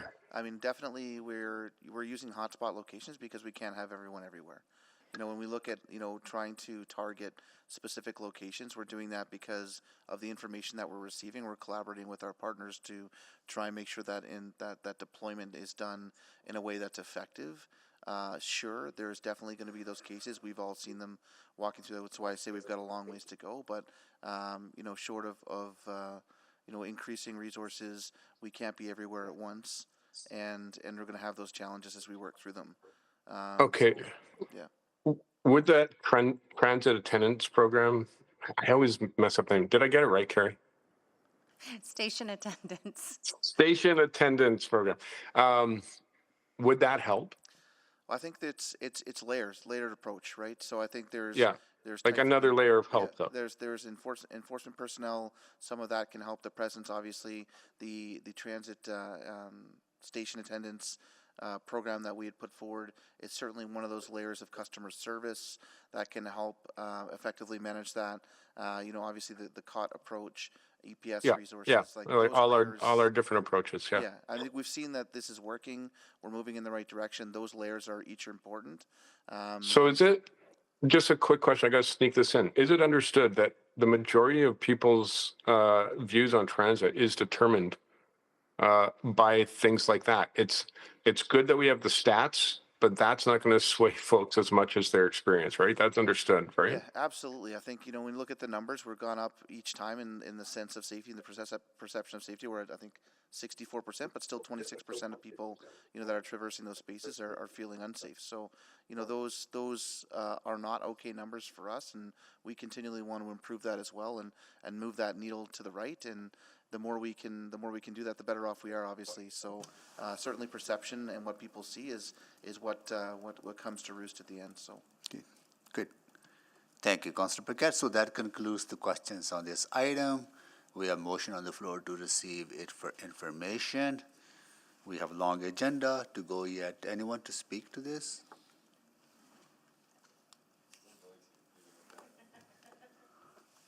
Maybe quicker than 5 minutes, less than 5 minutes, 2 minutes? Okay, let's try 2 minutes. Let's shoot for 2 minutes. Yes, okay, go ahead. Thank you. And the only reason I think we need to speak to this, and I don't want to rush it, but appreciate we got a lot on our agenda, is again, we need to highlight this over and over again. I am hopeful that, we've got some folks, we've got one person in the audience. I'm hoping media's listening. We need to tell the story. I appreciate there's going to be a plan. My hope is that, whether it's once a day, once every couple of days, once a week, there is a story that we are sharing far and wide that shows how well this work has been actually producing positive results. So this is really just that reminder that you're doing incredible work. Thank you to each and every one of you for the work you're doing. It is making a difference. We're seeing the actual impact. Yes, perception is well below where it needs to be, but even that is growing, so that's encouraging to see. So, keep up the good work, and let's figure out how we can all share that story almost every day. That's going to be the way I think we really begin to move that even further. So I'll leave it there. Just my huge thanks, and I truly hope the media is listening and will do a story, because we need to make sure this gets out there. And we need us to do it, and we need them to do it. We need everyone to do this. So thank you. Thank you, Councillor Stevenson. I usually don't take a full 5 minutes, but I really wanted to today. I just wanted to share some personal experiences of my transit ridership. So again, I take transit most days, and I haven't shared this with the team before, but I have a score in my mind. So when I start at transit space, I have a 10. And everything I see that is less than ideal, I take off a point. and truthfully, there have been times where that number has been quite low. There have been hard days in our transit system. But I realized the other day that I don't even keep track anymore. It's maybe I see most of my rides are 10s out of 10s, 8s out of 10s, 9s out of 10s. I'm seeing a phenomenal change. And again, anecdotal experience, personal experience isn't always something to go by. And so it's also just really wonderful to see that the numbers are aligning there with experience and what I'm hearing from stakeholders. I notice all of the station improvements that are happening, the painting, the new lighting, the ongoing cleaning that's happening. It is seen and appreciated very much by myself, and I'm sure many others as well. I also wanted to share a story that I think is really indicative about where we're at right now. So at about 8 p.m. on a Tuesday evening, I exited a transit station, and someone had taken a ranch dressing bottle and sprayed it around the entire headway system. It was just rancid, it was awful, and I just thought, oh my gosh, like this is terrible. How are we still here? This is a couple months ago now. But what's incredible is that when I returned on my return trip about 9:30 p.m. on a Tuesday evening, there were crews there cleaning. I think that really speaks to the exceptional way that we have built in a really responsive, coordinated team. But it also still speaks to some of the limitations of what we can achieve alone. Some of these challenges that we continue to see are a result of systemic failures that go way beyond what we can fix as a transit system or even as a city. We continue to need those dignified, safe spaces for people to be in and receive health care at all times of the day. I think some of the numbers that were shared here are really encouraging in that the investments do make a difference, that we did see a drop in people in stations at closing time with the expanded shelter spaces. That is success. I hope that leads to much more. Downtown, I just wanted to share, I was at a talk this morning that had the Downtown Business Association Executive Director from Calgary who was speaking, and he actually spoke with envy about many of the things we have in place, our nighttime economy strategy, the fact that we're investing in public infrastructure like public parks. They are seeing a lot of office conversions, but people moving downtown realize that they don't have any amenities. So really appreciate all the investment that continues to happen in the animation. Chinatown, great to see with the Mary Burley Park redo. We're seeing businesses open and great community-driven events. So there is more work to go. I think that's very clear. And this is a tough climb for all of you. It is a mountain, but we can look back and we can see progress. And I hope that gives you encouragement as you continue. So there is distance to go, but we're on the right track in the right direction. So thank you all so much. Thank you, Councillor Stevenson. Councillor Paquette. Oh, thank you, Mr. Mayor. I echo my thanks to everyone's hard work. I think you've done incredible things with the resources you have above and beyond. It's clear that we can't take our foot off the pedal here. The effort has to continue, and the effort has to continue with council.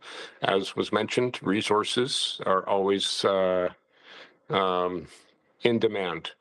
And of course, everyone knows council is constrained with resources, but there are some places where we must make investments if we want to see a return. And transit is one of those places. Not just through anecdotal evidence, but through auditor reports and through administration's own statements and through public perception. That is the key. We need positive public perception, and that includes the open air drug use and the things that make people feel like they are not safe. Now, have I walked by people engaged in open air drug use multiple times? Nothing has ever happened to me? Of course. But I also know that I am a middle-aged man who this city was essentially built for. So what I would hope as we go forward is that we take a look at some of the things that administration has recommended to us as further layers of improving this work, and we fund those layers in order to increase, frankly, the revenue that we're receiving from transit. A little in brings a lot out.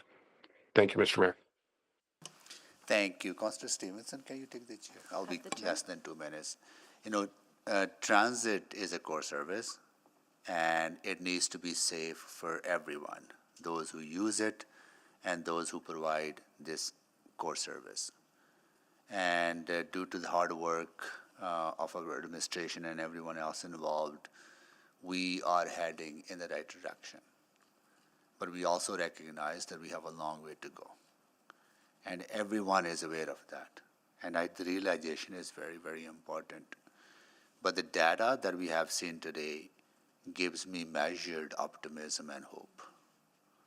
that our investments are starting to pay off, to make our ETS safer, our Chinatown safer, and our downtown core safer for all, for everyone. So let's keep at it, and let's continue to look for opportunities if there are further investments to be needed, because this is something that is on top of mind of a lot of Edmontonians, and we need to continue to get it right. So thank you so much, everyone. Yeah.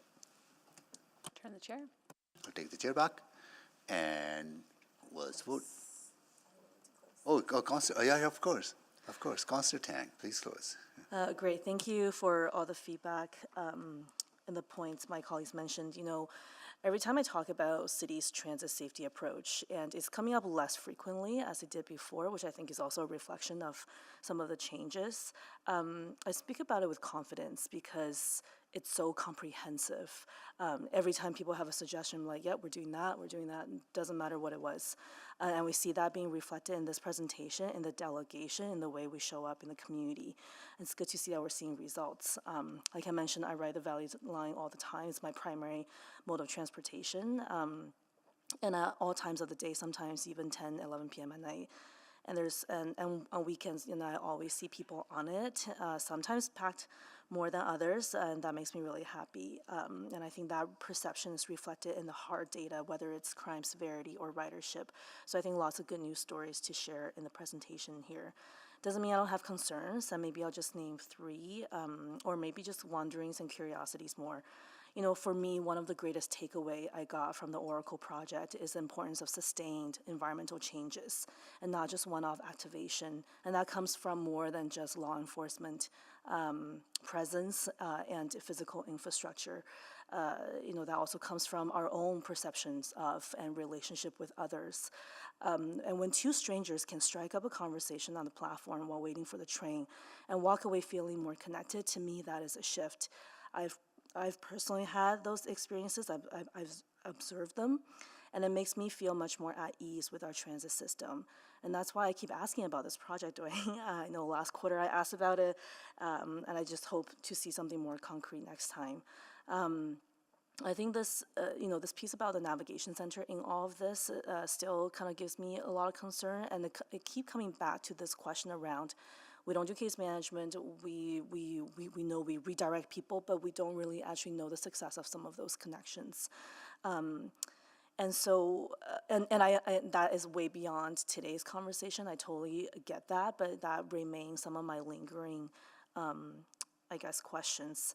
And I'm always struck by this piece around safety, because for those who are sheltering in our transit stations, bus or LRT shelters, they probably feel safer there than some of their other options. Again, not in the scope of this conversation, but I just want to bring that up. I know open air drug use has been brought up, and you know, from my conversation with communities, there is a component of safety there as well, because if there is an overdose, there are eyes on the street. And so there's a safety element, something we probably never even consider when we think about safety. And finally, just on the fare enforcement, I'm less worried about kind of like, are we, you know, being hard on fare evasion, but more just like, I'm wondering if we're underestimating the numbers of ridership.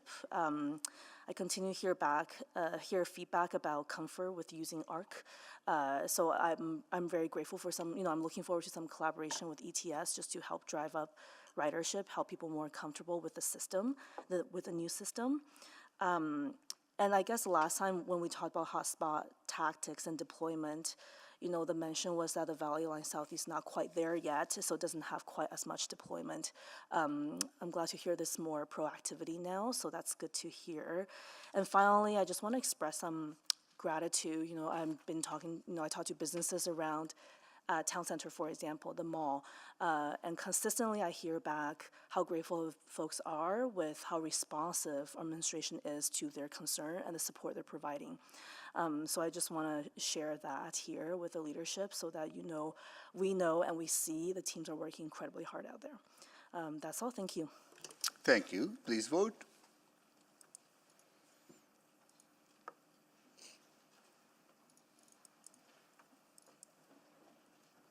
We have all the votes. Display the votes, please. That is carried. And our next item is 8.3, right? Correct, yes. It will definitely take more than 45 minutes. May I suggest to council that our 1:30 time specific item 6.1, can we make that the last item? Because it's not as urgent. If we get through the agenda, we'll get to it. If not, it'll go to council next council. At least that way we can carry on with the flow of questions on 8.3 when we come back after lunch. Is that okay? Councilor Knack, you are I'll not... move it. Oh, I thought you were not raising, you're looking at me kind of I was just waiting for very you to- stern way, right? No. I thought you had any issues with that. Okay, let's do that. I'm sorry, Councilor. Sorry, I'm just trying to understand. So instead of time specific, 6.1 would be last item of business, but we still have a time specific at 1:30 for item 9.1. No, we deleted that. Oh, you yes. deleted Yeah, it? we deleted Okay, that. all right, sorry. We deleted Oh, wait, that, okay, yes. that's clear. Thank you. Okay, Councilor Knack, will you move that, please? Yeah, so move. Second. Okay, please vote.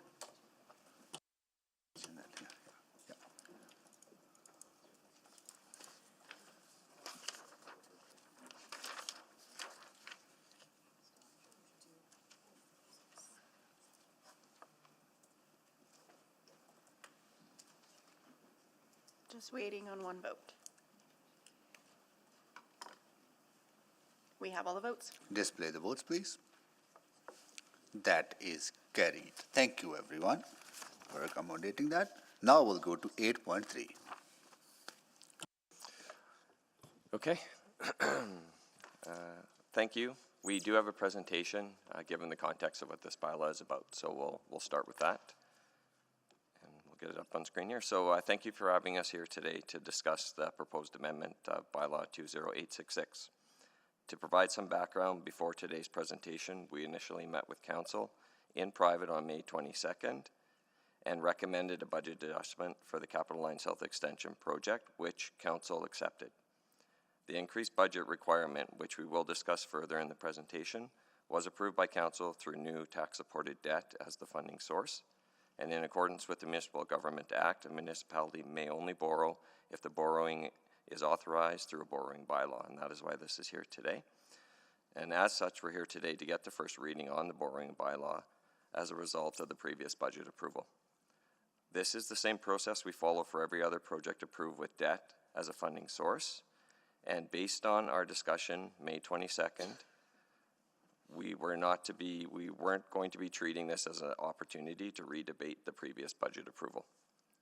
The meeting on May 22nd was held in private because the project was still in active procurement with the preferred bidder.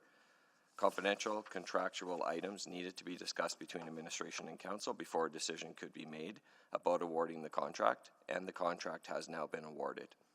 Our accountability, transparency, and disclosure framework was developed to ensure that the city meets its obligations to private and public partners as well as the general public.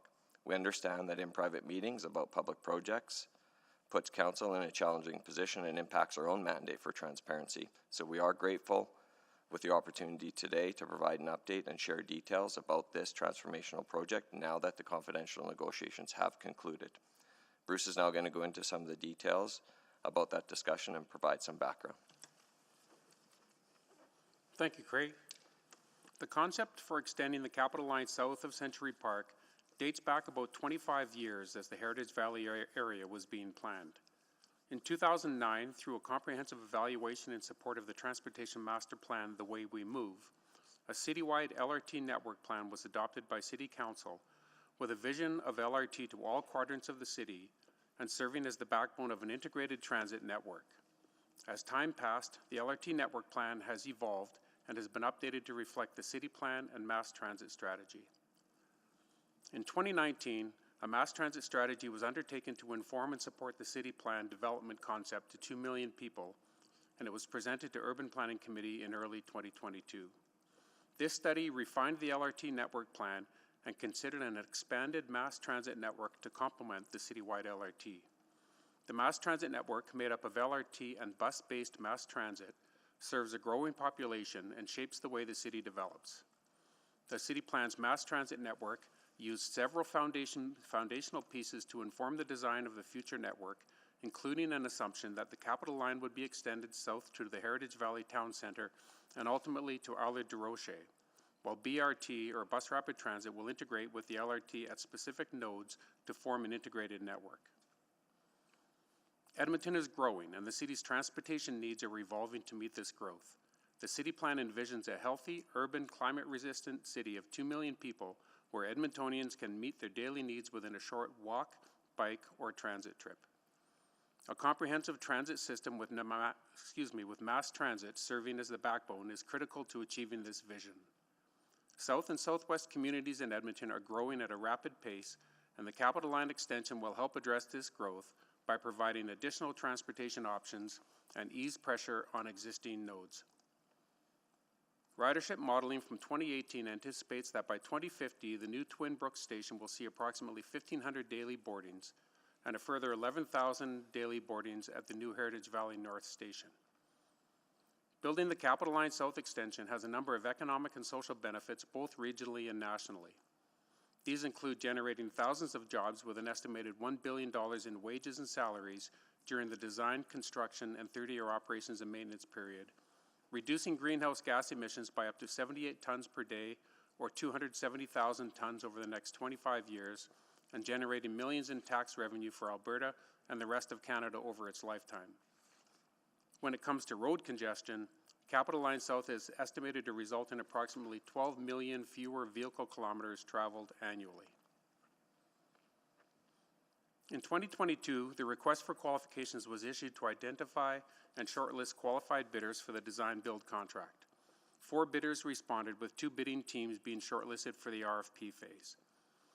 Both shortlisted teams submitted technical bids, with each scoring enough points to successfully pass the city's technical requirements. In March 2024, both bidding teams submitted financial bids.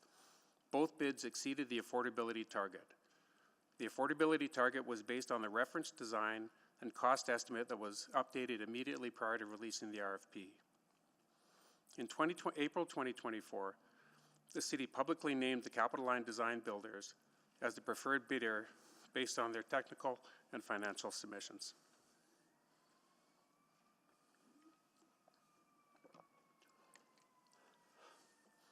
Following the bid selection, the city and Capital Line design builders engaged in negotiations to reduce project costs. However, the city only had until May 29th to conclude its discussions with the preferred bidder before the price expired.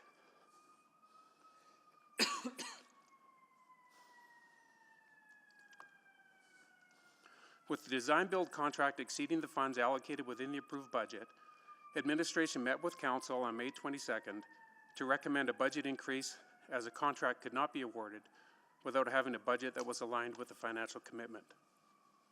The bid was only valid until May 29th, 2024. After that date, there was a high likelihood costs would further increase, as subcontractors were only able to secure prices until the validity date.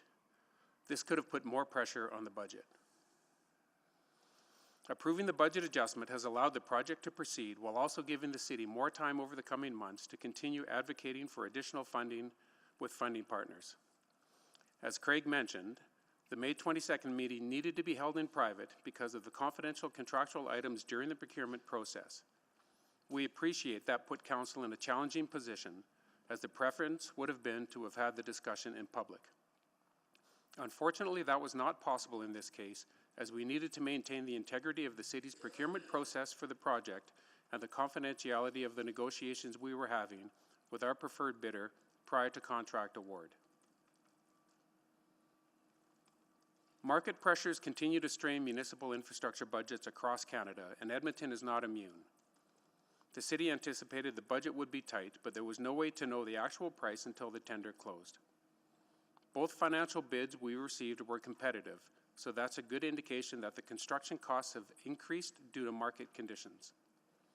After naming a preferred bidder in April, the project team worked with them over the following months in negotiations to reduce costs while maintaining project benefits and value for Edmontonians.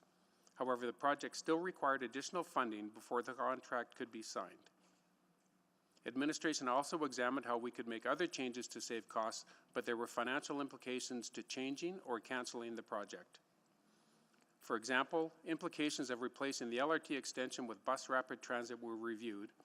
However, ISIP funding cannot be used for bus rapid transit, so the city would have to forfeit $742 million in partner funding to pursue a bus-based solution.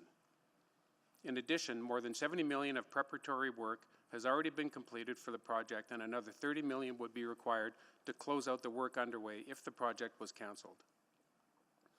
As a result, Council approved a $242 million increase to the project budget.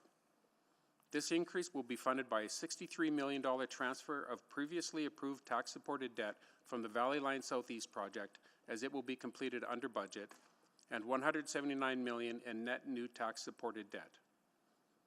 This $179 million equates to an estimated total tax levy increase of 0.54%, which would be phased in from 2028 to 2031. The tax increase would be included in the future 2027 to 2030 and 2031 to 2034 budgets. As tax levy increase is never our first choice of action, and any decision to raise taxes is not taken lightly by Council or administration. In this case, the tax levy increase is not set to be phased in until 2028, which gives administration time to continue advocating with our funding partners for additional project dollars. In the coming months, administration will continue meeting with our funding partners in the hopes of reducing the city's financial contribution for the project. The Capital Line South is a fixed price contract, and as a result, the city will not pay more than the contract price at close. Our contractor has taken on those risks related to further cost increases. And in keeping with our accountability, transparency, and disclosure framework, administration will release a redacted version of the design-build project agreement within 60 days of the contract award to ensure the public is informed of key project details. We're happy to now answer any questions you may have.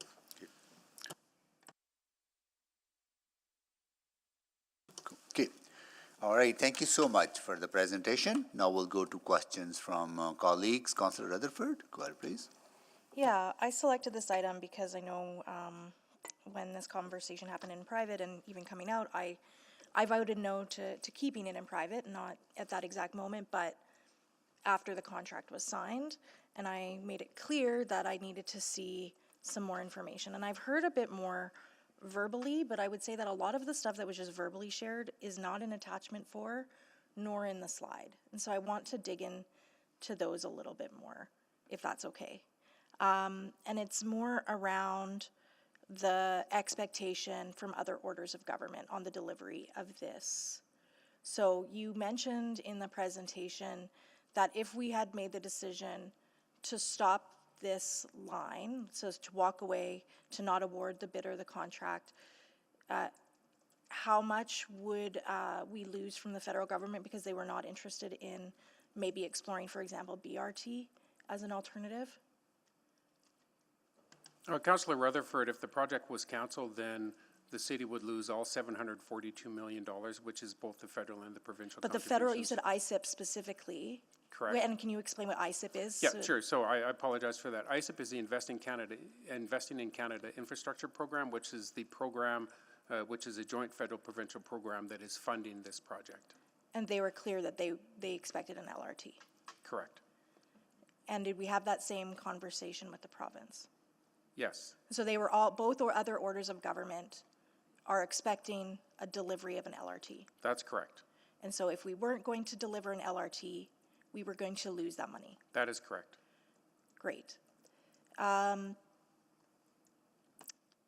What I find really interesting in the slide that you showed that we hadn't kind of showed up before, but I need to dig into is a little bit, there's a lot of revenue, there's a lot of tax uplift for both the federal and the provincial government from this project. I think it was like 88 million for Alberta and up to 311 million federally, which again I think speaks to how as a municipality we're so limited in where we can receive funds from, because whether we create 9,500 jobs, maybe we get benefit to the local economy, but we don't actually see that back in our municipal revenue.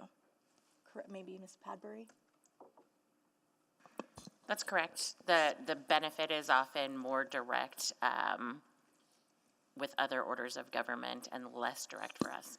Yeah, so I think, are we going to take those stats to the other orders of government in terms of trying to advocate for their increasing their ratio of contribution for this line? To anybody? Well, we're certainly working on our proposals for the provincial government and the federal government. So as we go through the budget proposals or our budget asks, I think we include the advocacy around the impact that we have on our projects and municipal government on the provincial budgets. Okay, and the other thing we get asked about, or we will likely get asked about, is scope changes. And it sounds like there have been negotiation on scope changes, but again, we have agreements with other orders of governments that they expect certain components within this project that are non-negotiable. Is that correct? That's correct. So, for example, the Twin Brook Station. Yeah, the Twin Brook Station, the key elements that are highlighted in our funding agreement are the two bridges, the Anthony Henday Bridge, bridge over Black Mud Creek, Twin Brook Station, Heritage Valley Station, LRVs or light rail vehicles, and an operations and maintenance facility. Those are the key items. All items that must be delivered at the end of this project for the other orders of government to be satisfied with their funding contributions. That's correct. Okay, that's great. And now last question, you mentioned in attachment 4 that there was a business case done, I think, in 2020. But that business case, I guess I wanted to ask, are all the tenants of that business case still solid today? Because, for example, I know even when I got elected, the hospital was one of the items that was mentioned. There's obviously no hospital at this point. Is that business case still sound? In my 20 seconds left. Yeah, we do believe it is still sound, Councillor Rutherford. The business case was built on extending the LRT to the Heritage Valley Park and Ride. There was a contemplation of a future extension, but the business case did not deal with that. The one thing that I think we're dealing with, and we talked about it with the previous presentation to Council this morning, is LRT ridership, and still trying to understand how ridership is going to be affected by hybrid work. Perfect. Thank you. Thank you, Councillor Rutherford. Councillor Knack. Thanks, Mayor Sohi. Thanks for this information. I just want to ask one question Councillor Rutherford asked with just a slight modification. So you said you have had conversations both provincially and federally about if there was a different alternative. And so for example, BRT, and you have been told that that would not be an option that they would convert that funding to. That is correct. We meet with both the federal and provincial funding agencies simultaneously as a part of a transit subcommittee. And when we raised the issue of whether or not this funding could be used for BRT, we were told specifically, no, it must be used for LRT in accordance with the business case. Okay. The city, the ISIP program is closed, so it's not taking applications. Had the city wanted this project to be BRT, then the business case presumably could have been submitted in the past for consideration by the federal and provincial governments, but it was submitted as an LRT project, and that's how it was funded. Okay, thank you. You mentioned at the beginning of the presentation that this is not necessarily a completely uncommon approach. We have at times discussed projects that have seen cost shifts originally in private while we were still in negotiations, and then at times have made the decisions either to increase the funding or keep it at budget. I'm thinking about Lewis Farms Rec Center, which went through a process of where cost escalated, and we hadn't finished all the conversations, so we've had in private conversations, and in that case we chose not to increase the budget to build to the original plan.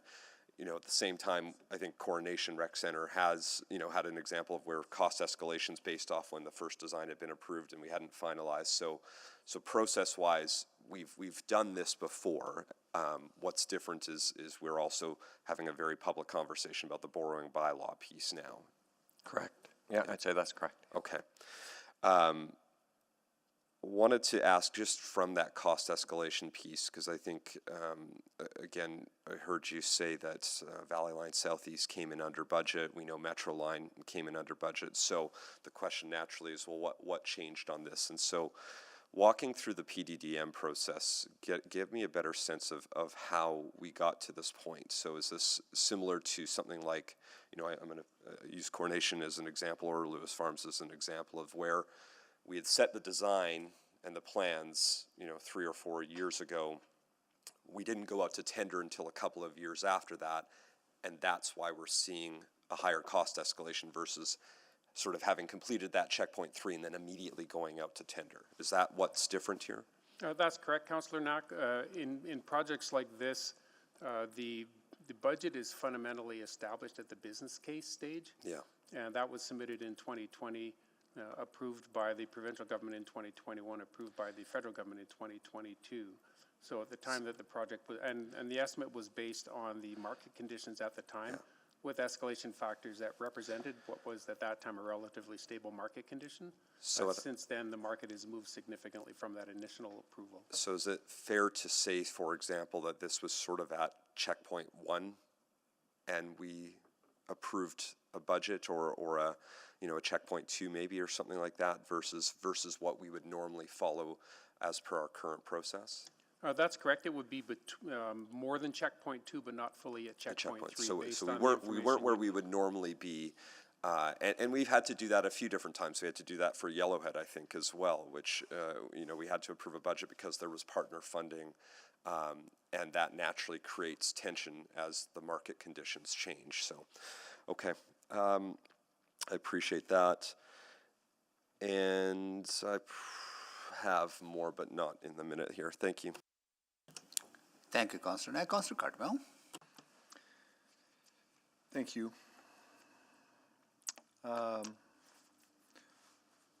Maybe let's review the timeline first of all. So you made mention of something called an affordability estimate.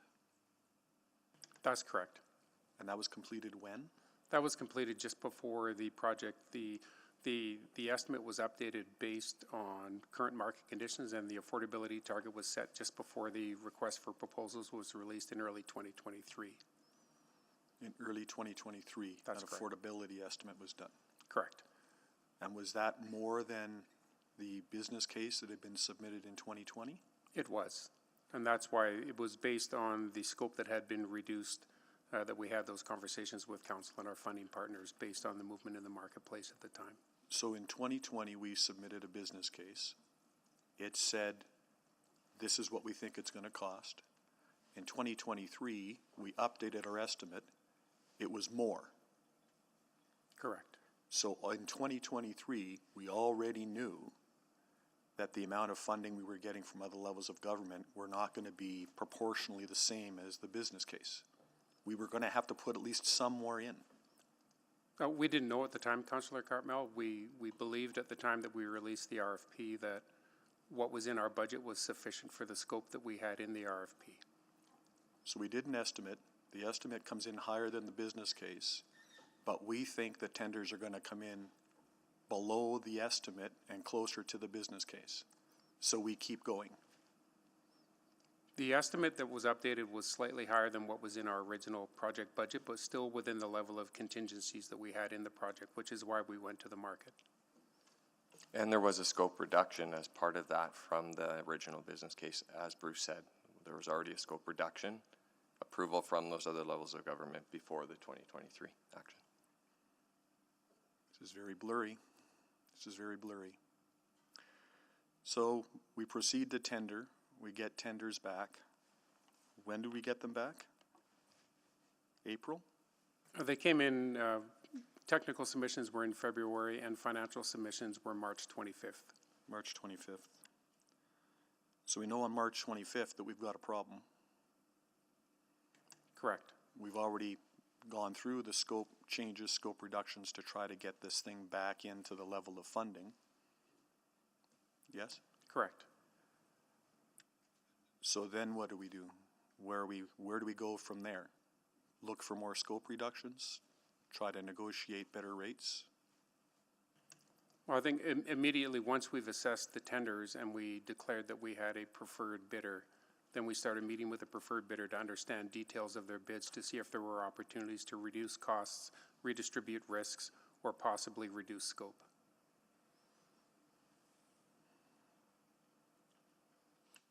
And then it came to us for a decision at the end of May. That's correct.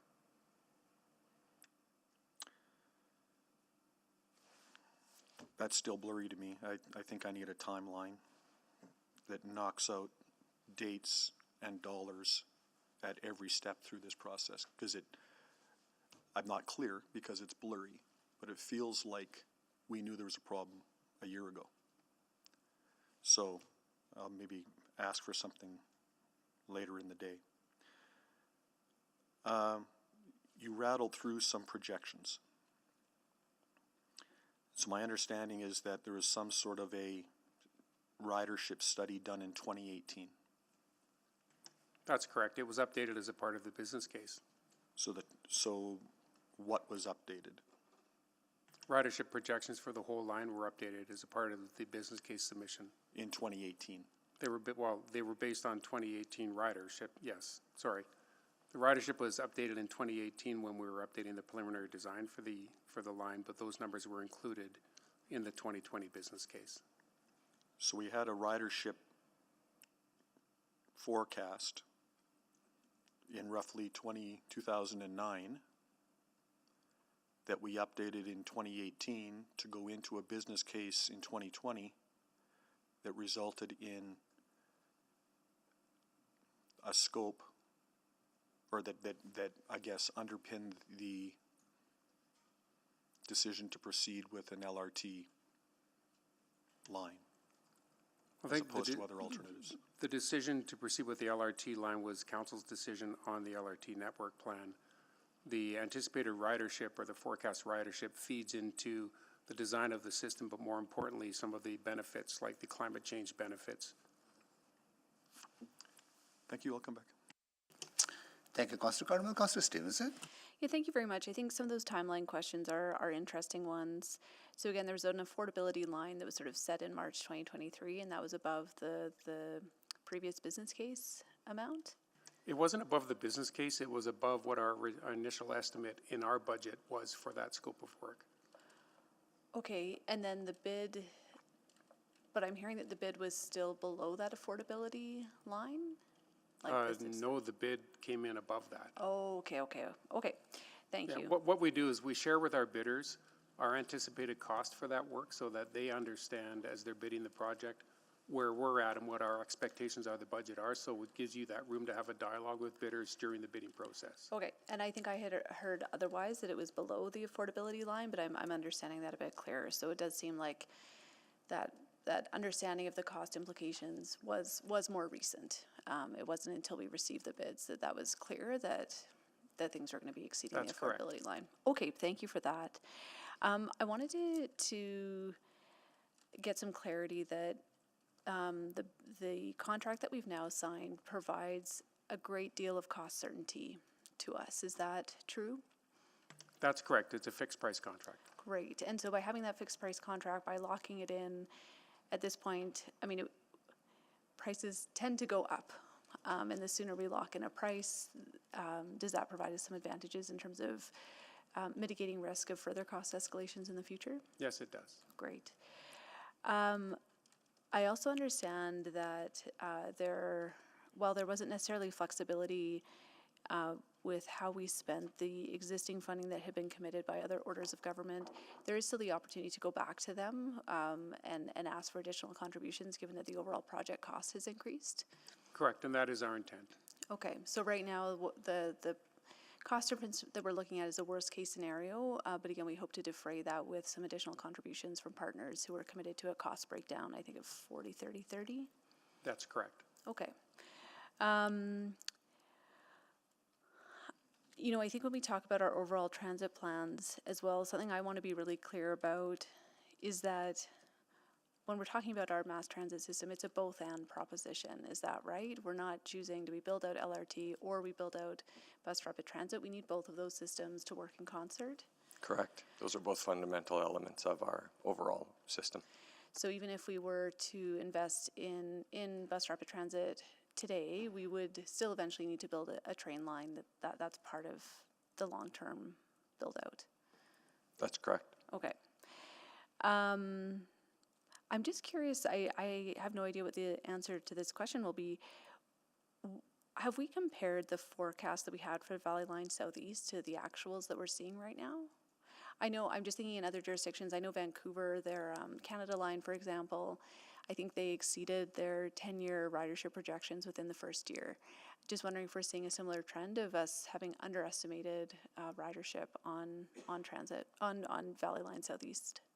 No, I think it's still a little early to tell, Councillor Stevenson, because we've been up and running for 6 months. What we're seeing, as ETS has reported, is a month-over-month increase, but we won't know until it stabilizes how we can compare to the original business case.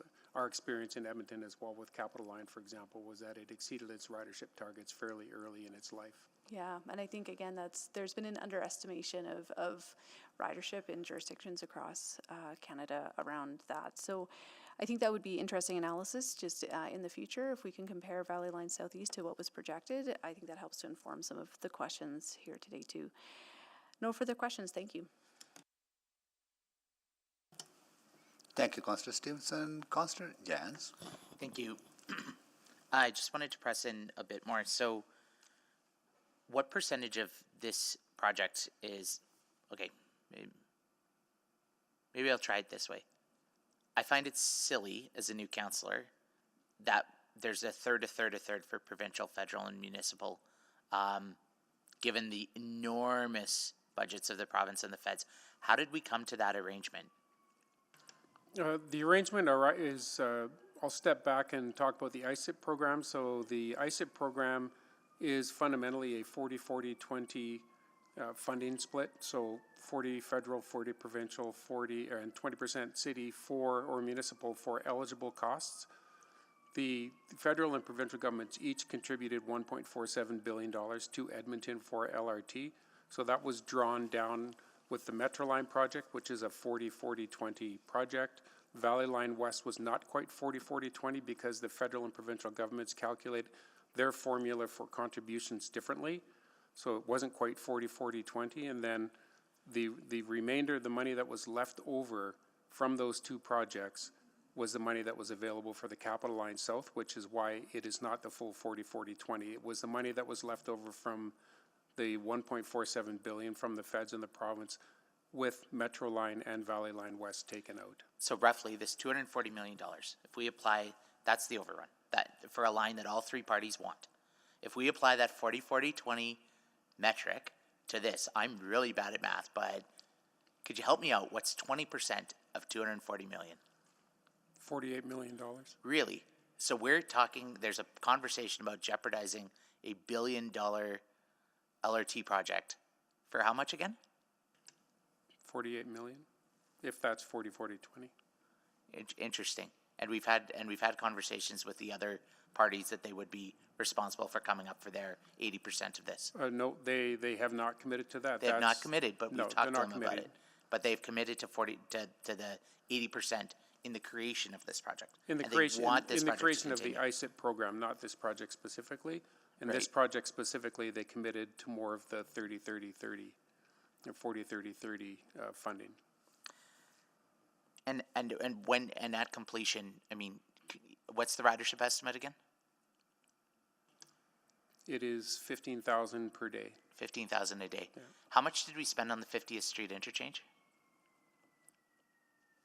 160, 180? It's in that 180. range. Jason, do you have that number handy if you're at a mic? Well, let's say it was 180 million. I think I heard that. Yeah, I see a thumbs up. 180 million. Yep. So for a fraction of that, and how many cars per day is that interchange going to facilitate moving faster? Maybe 10,000 cars a day for 180 million. And then this one, we're moving potentially 15,000 people a day on the train for the cost. Yeah.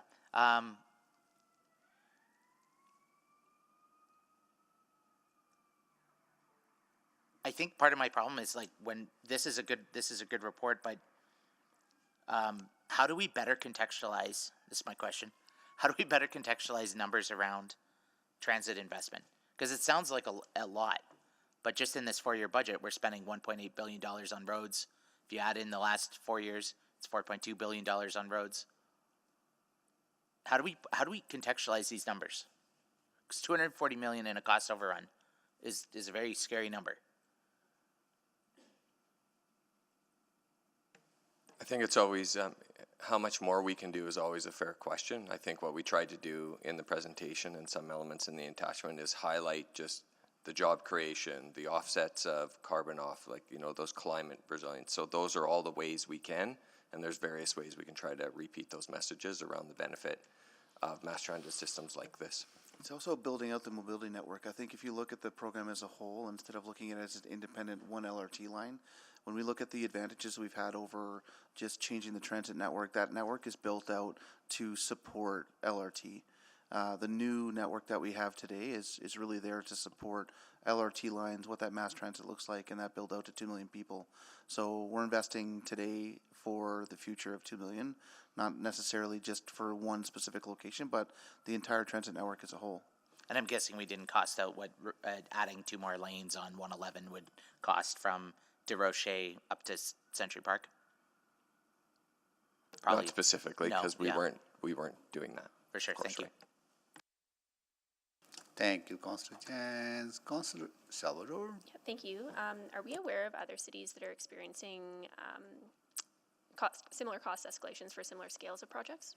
Yes, we are. I think most cities that we're aware of that are awarding work or trying to complete work or undertake work right now are experiencing cost pressures. We know Calgary is, we know Vancouver is, we know Toronto is. And are those through ISIP in particular? Do we know? Some of them are ISIP funded, yes. Do we know if any of those other municipalities are making some progress in conversations with funding partners to rebalance the contribution levels? I think so far they're getting the same response that we are, which is ISIP is fully subscribed. But I think they're all continuing to work with their funding partners as we intend to do. Do you think there's some opportunities for, I mean, I'm sure we can sort of individually continue to have those conversations, but some joint advocacy as well? Absolutely. Okay. Okay. Yeah, I think my other questions were answered, but thanks so much for that. Thank you, Councillor Salvador. Councillor Jans? Taken. Yeah. So just very high-level questions on what was the original budget when in 2020? It was 1.1 billion? It was 1.025 billion, and then 60 million was added when we transferred scope from Metro Line to the Capital Line project. Okay, so when we did the scope change, scope reductions at that time, with the scope reduction, what was the estimated budget at that time? It was the same, 1.085 billion. 1.08, okay. And how much was this scope reduction? You know, what was this dollar value of scope reduction? I believe they were about 200 million, Mayor Sohi. I'd have to confirm that. So in order to deal with some of the potential or some of the trends you were seeing, you recommended a scope reduction that kept the budget at the same level but reduced the scope of the project by $200 million. That's correct. Okay, and with that you felt that you will get bids within that amount? That's correct. Okay, and that when was the scope reduction done? That was done in 2022 and 2023.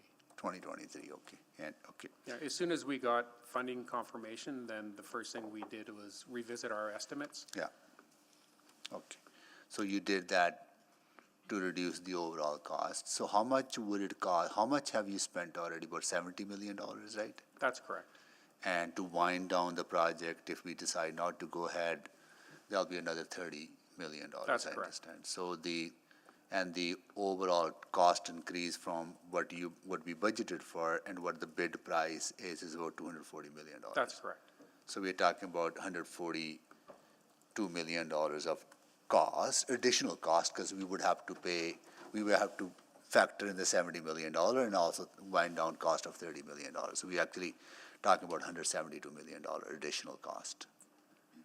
That's correct, because if the project was canceled, then we would have to return any funds that have already been advanced by the federal and provincial governments. That's about $49 million. Yeah, and that's kind of normal practice when projects don't go ahead. Other orders of government expect their money to be returned back to them, and that's a very well-established practice of previous projects as well. That's correct. That's my understanding as well. But you still believe, though, that the ridership projections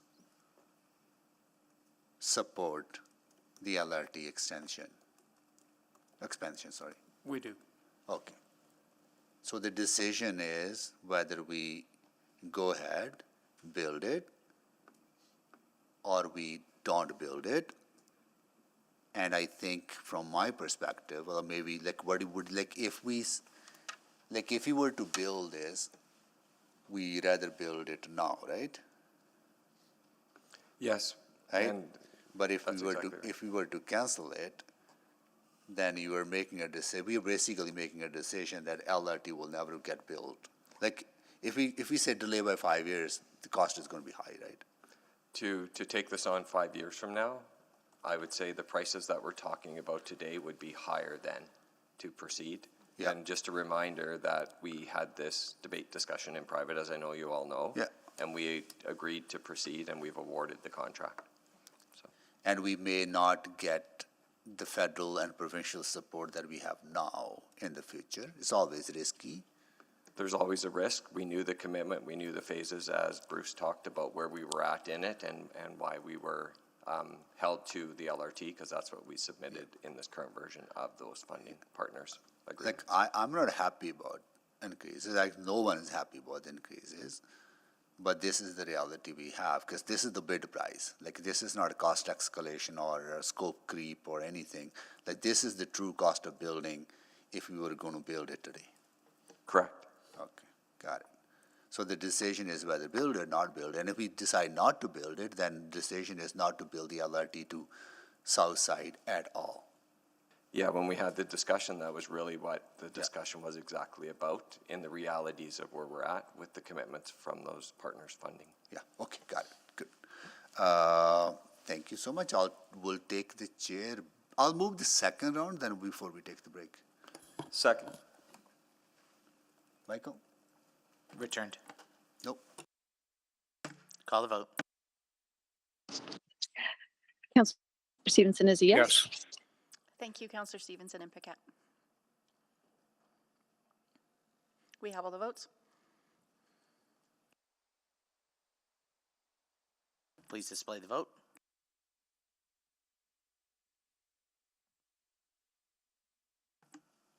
That is carried. I'll return the chair. Thank you. We will take a break here, and we'll be back at 1:30 and carry on with the conversation.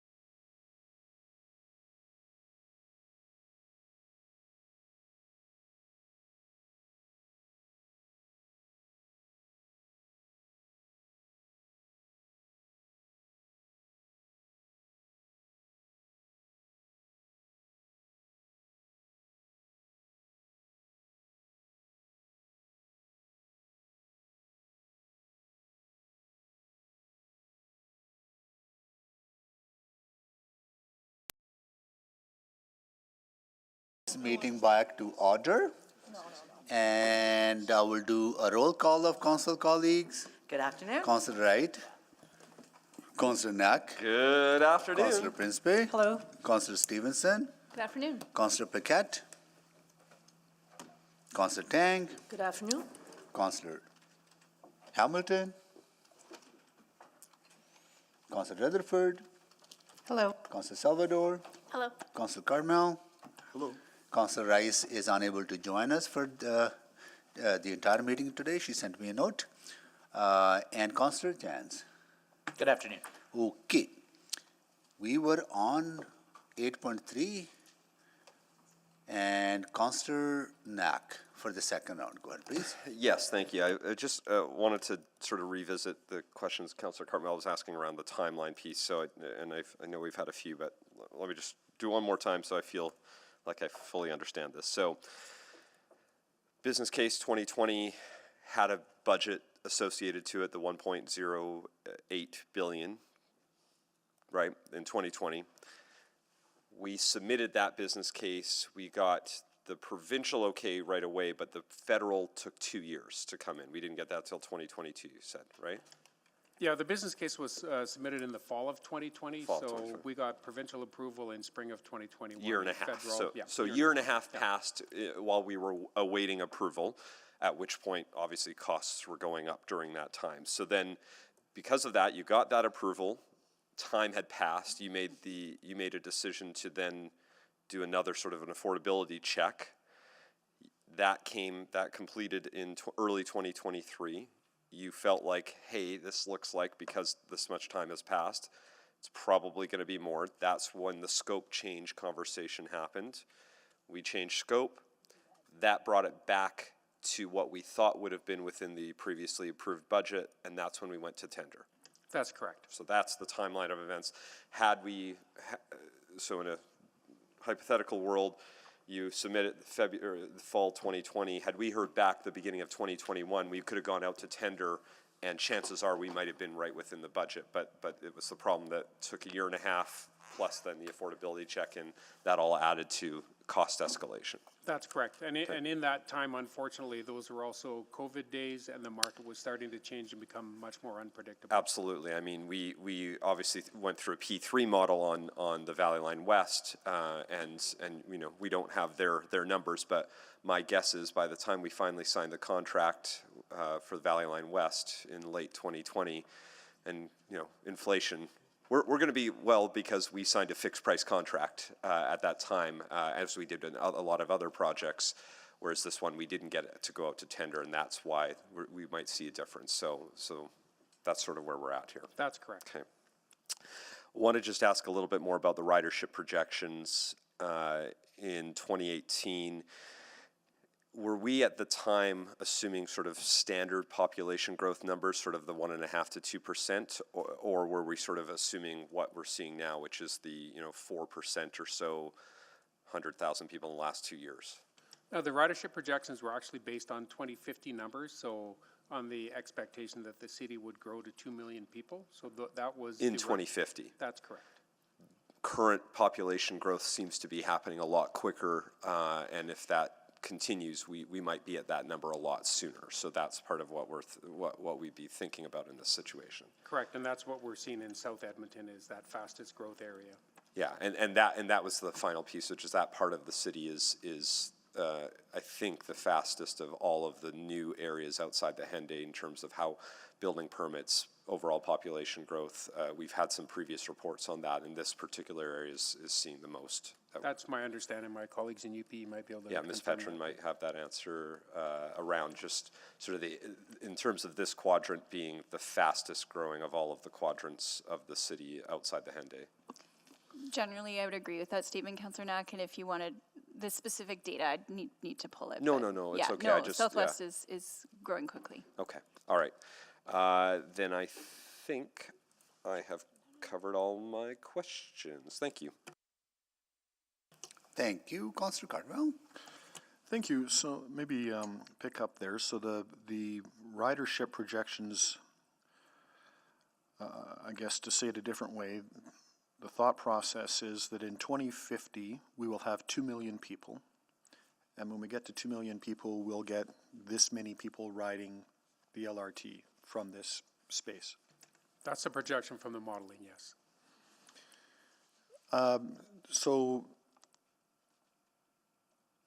Okay, and when we get to 2 million people, what space do we occupy? So does that imply then that we would see, how far south would residential development go that would see demand on this line? Kim, do you want to jump in there? I think, you know, I don't have the modeling information, so would leave that to the team, but I just think I'll say that the way we grow to 1 million people, we need to evolve how we move around our city. And the interconnected system of both transportation and array of travel options is a really important component of that. But if your question, Councillor Cartmel, is more specifically around the data, I'd have to pull that. No, my question is, does 2 million people include people living south of 41st Avenue? I believe it does, yes. Yeah. It does. So we're building a railway. That choice has been made. We're only talking about funding. We're not talking about whether we're doing it or not. So the planning that underpins this ridership estimate, which underpins the decision to build this and not any other thing, not any other interim thing, is a population of 2 million people in 2050, perhaps earlier. So do all of our planning principles align with that we're going to have a significant growth in the Southwest, that the Southwest is the growing fastest quadrant of the city, that we're going to have a lot of demand on this line and they're going to need a place to live? Or is that a question for next week? I would say that is the whole foundational reason why we're here today talking about this extension and why it's before us. Right, so I guess maybe we'll pick this up next week when we talk about limiting development at the same time that we build for development. The 12 million, there was a question or a comment made that we were going to save 12 million kilometers in vehicle trips. That's on the same projection? Like, what does that mean? If we didn't have LRT, vehicles would travel more, 12 million kilometers more? That's correct. The modeling, based on the modeling and the anticipated ridership and the number of cars that would be taken off the road and the average trip length for someone who's driving now, then when you calculate that out, it works out to about 12 million vehicle kilometers per year. So that's just cars? That's correct. Okay, and where are those cars going from Southwest Edmonton? They're all going downtown? Well, the modeling would be based on Capital Line South, so it would be people that would be using that infrastructure as opposed to driving. Do we do an origin and destination study that at some point that underpins these ridership projections and these movement projections? So the modeling would take that into account, but like Kim said, I don't have that data, but we can provide it if you'd like it. So we did do an origin and destination model that suggested these numbers? Yeah, the modeling models anticipated origin, destination, and routes. So that's the fundamental basis of the modeling to understand where people are traveling and how. That'd be an interesting study to see, because I don't think I've seen it. Okay, so if that's available, that'd be great. Do we need a subsequent or something to provide that, or a memo, or? I think we can. We'll just provide it, Councillor Cartmel. Okay. We can do it by memo if you'd like. I'm quickly running out of time. Of course, all of those projections were before COVID and before the shift to hybrid work, that kind of thing. Yeah. That's correct, but still based on city plan and an ultimate growth to 2 million people. Right, but the way people move and how frequently they move potentially has changed. So is there a plan to update ridership models and origin and destination models and other transportation-specific movement studies that would reflect some of the shifts we think we're seeing? I think we'll have to take that away and work with the other teams to see what a timeline for that would be or what the plans are. We don't have that right now. Okay, thank you. I have a few other questions. Thank you, Councillor Cardinal. Councillor Paquette. Thank you, Mr. Mayor. We can always move that investment up to Gorman. No problem. We'll take it. Probably not. To follow up on that, though, we got way more population increase recently than we had anticipated, and that may continue as the world does not look like it's going to stabilize in a major way anytime soon. So talking about that modeling, can we actually do an accurate modeling if we don't have that any sort of stable data yet? Like, I'm just thinking, coming out of COVID, behaviors change, but for how long? It's always evolving, adapting. I will say, we didn't bring the modeling team here today. We didn't know how deep we'd be going into that. How granular should council get? Right. I think I will say that the modeling analysis done looks at populations, what we have for land in the city and where it's likely to develop, and it's broader course analysis that we do feel is basically holds and is solid over the long-term time for where the demands of all the modes are going to be. So that's why we're comfortable providing the recommendation and advice we did.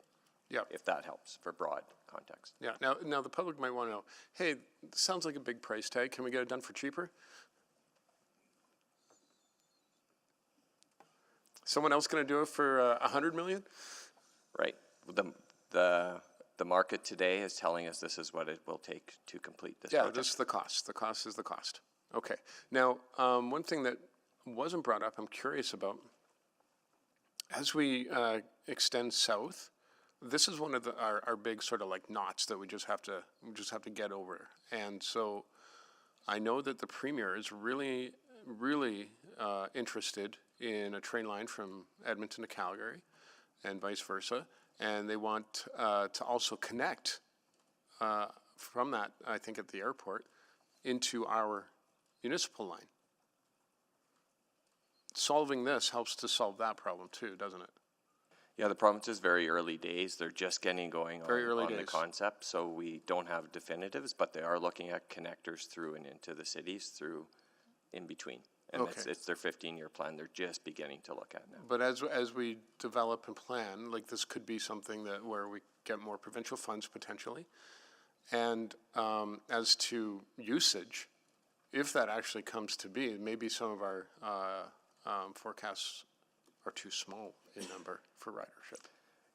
Yeah, we'll absolutely have to see as the province evolves. I am confident they'll be engaging with each of the major cities for sure and in between of how the systems will interface between their goals and what we're already working on with their funding support. Yeah, and frankly, we're always looking at where our goals can overlap between our provincial partners and us, and this seems to be a very clear and easy win there. I'd say that's fair. And in full disclosure, we haven't really got to talking in detail because they're just really beginning the process. Well, yeah, we've got to get over this conversation first. Exactly. All right. Okay. Makes sense. But that's something that's on your radar and it's on my radar, so that's good. And I think that's about it. Like otherwise, we can get more granular, which I guess is always good. But otherwise, you presented a lot of good information. It'd be great to get that timeline that was mentioned, just as a matter of curiosity. But otherwise, thank you. Sure. And I will just say that we're happy to provide a memo that clarifies the timeline. I know we've been asked a few times, and there's steps in it, and I know it's a bit confusing. So I'm happy to share that with council, so it's clear for all. I was listening. I got it, but a timeline, on paper probably helps. Okay, thanks. Yeah. Councillor Stevenson, can you take the chair? I am the chair.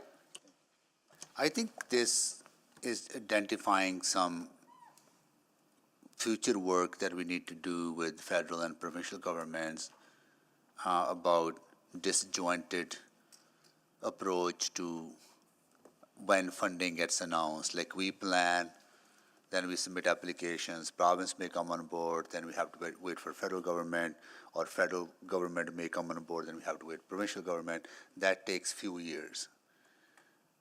But we set a price at the start and time lapses, right? So that impacts whatever the price might be, right? Even though even you may get 40, 30, 20 cost sharing, but that delay adds to the cost, and we have to pick up that whatever the cost difference is, right?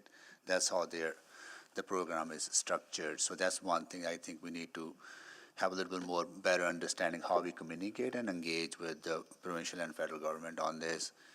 And the second part is that we have to give a number before we submit an application to the feds and province, but the actual cost of project we don't know until we actually go to the market and we get the bid price, right?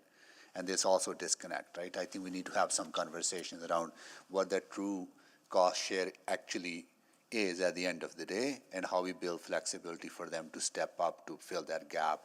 And the ratio is 40-30-20. Yeah, I think broadly that's a fair statement. And as Bruce said, it started with 40-40-20. Yeah. And there's reasons in terms of how much each municipality got, how much we got that changed the ratio a bit on this one. But I know Bruce can jump in on details. There was some scope iteration that needed approval along the way that took time to get the approval. Yes. But your comments around that delay time are valid. Yeah, right. And this is not a cost overrun, right? Like, this is not actually, scope creep or anything. This is actually the true cost of building this infrastructure, this line, in today's dollars, when we actually go into the market. Exactly right. Current market conditions, this is the price. Yeah, right. So I think that is a very important distinction, because some people think, oh, this is a cost overrun, which is not. This is the true cost of building this. Yeah, and I can also say, Mayor Sohi, that the federal government and provincial governments do reach out and engage on a fairly regular basis, and they do request feedback on some of the programs. Yeah. Most recently, things like the Permanent Public Transit Fund. Right. And we do take those opportunities to highlight to them, and we know others in other municipalities do the same, is to talk about some of the restrictions of how money is approved and when. And things like that. So we do have those conversations with them whenever we can. That's evolving thinking. Is not that they're. I heard from Minister LeBlanc about a year ago that they are open to these kind of conversations, right? So I think we just need to find a space for those conversations. So your recommendation, based on your analysis, is that we should build this, right? And we should build it now, right, instead of waiting. Correct. Yeah. And again, we awarded the contract on that basis for the current costs, and we are beginning to step into exactly that now. Okay, got it. Thank you so much. I'll move the additional round. Second. Thank you. Please vote.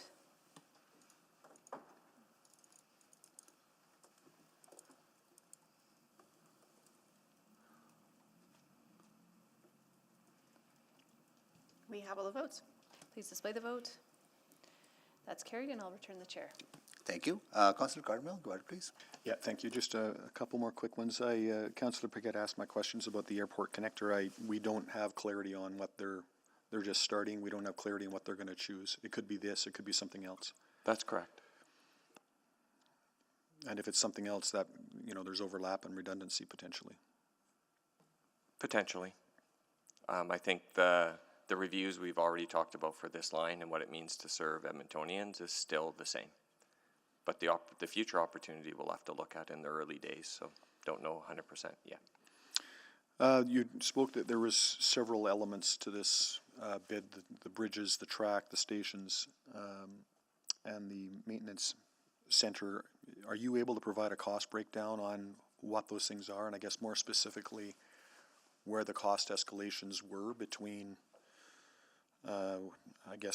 when that was put out for tender and when prices were received? Because there was some scope reductions that were taken to try to get this thing back under budget, and yet it still ended up well over. So is that a breakdown you can provide, or is it just one number that we get to see? We do get a breakdown, Councillor Cartmel. What we don't get is how and where within the contract pricing the bidders put their risk, for example, in their contingencies, and we don't see that. So we could provide some information on the high-level numbers. We wouldn't be in a position to release confidential bidder information, but we could provide a high-level dollar figure for the main elements. But like I said, what we don't see, and we look for it and we try to understand it ourselves, is where are they building in risk and contingency that we may not see when we produce our own estimates. And those numbers don't jump out at you. They build them in throughout their estimates. Okay, those are my questions. Thank you. Okay, this concludes the questions. But quickly, is the consortium that's going to build this line, is that public now? Yes, it is, Mayor Sohi. It's the Capital Line Design Builders, and it's a team with Ledcor and ACOM leading the teams. Okay, got it. Okay. So that has been settled. Yes, yeah, we did announce the preferred bidder. Yeah. We'll be announcing today the contract award. Okay, got it. Thank you. Okay, any additional questions on this? Seeing none, okay, someone wants to, like, if you want to take the chair, I can move it. Sure, happy to. Okay, I'll just go to here.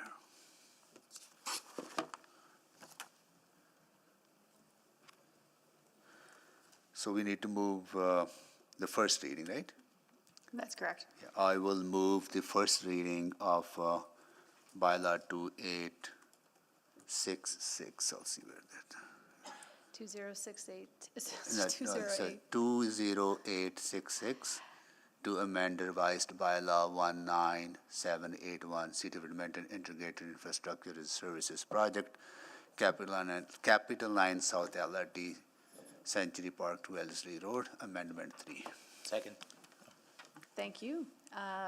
Motion from Mayor Sohi, second by Councillor Jans. Please vote on the first reading. Oh, sorry, anyone to speak to it? I'm rusty. Let's just get through it. I apologize. Please sign up to speak.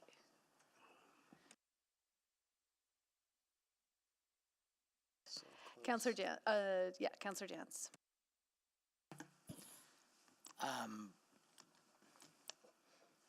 Didn't expect to go first. Yeah, I think this is part of building a growing city, and I think, yes, we're still having the conversation about curbing urban sprawl, and that'll be coming up in future. But the reality is there's still a lot of employment at the airport. That's a growing node. There's a lot more employment in Leduc-Beaumont. There's a lot more conversation around densifying and providing opportunity here in our core. And there's really three choices. We either widen lanes, or we add some sort of a bus service with much higher operational costs, or we build the train. And I look around different cities across North America now, and I'm not seeing a lot of them saying, man, I really regret building train 20 years ago. What were they thinking? Why did they build the Century Park at line? Why did they do that? We're seeing the opposite. We're seeing a lot of people who are saying, yeah, this is really, it's potholes on the dollar. And over time, this not only pays for itself, but it's just a much more efficient, safer, and more reliable way for people to travel than the ever-ending stream of traffic fatalities, accidents, and collisions that we see on our roadways. I think there's a lot of good here. I think the story's been a little torqued, which is unfortunate. I think there's a reason we have to do procurement behind closed doors. You think of any business, like if you were selling to the city, and if everybody knew that the city's going to pay $7 for a jug of milk, what do you know? The bids all come in at $6.99, $7.01, right? So I think there's some misinformation we're going to have to be correcting. But in general, this is a small contribution from our city to keep this extension going, to keep our city building for the next generation. And there's really interesting research from those. Harvard did a study about the vehicle economy in Massachusetts, because often these projects don't have context. They don't have the context around. You just see a big sticker for public transit projects, but you don't see the true costs of roads, of private vehicle ownership, of renewal, of everything else that comes with it. Even when we talk about BRT, and I love BRT and I want a lot more of it, we can't lay the capital cost and the operational or the capital cost of LRT and BRT together without having a conversation about the operational cost of both. So, and when we do that, obviously we know BRT comes with higher operational costs. That being said, both are way lower in operational costs than traffic and roadways. So, I'm excited that we're building this line. I'm excited that we're continuing to build our city and build public transit. I think that even if we stay within north of 41st Ave, there's still a really strong case for this. And we're going to be providing more choices to more people in more places. And this is the kind of city that will, 100 years from now, people will be thankful that we invested in creating. Because Look at the headaches that Montreal, look at the headaches that Toronto, look at the headaches that all of our other peer cities are dealing with. Look at our growth, look at our population, look at the forecasts, and the results do speak for themselves. So I think I'll end there. The only other point that I think was highlighted that we didn't talk enough about is that the longer we wait, it's only going to get more expensive. And lots of our other projects have been over budget. Twilliger, there's cost adjustments on 50th, there's cost adjustments on others. And that's not what this is. This is fixed price. This is certainty. This is helpful. So the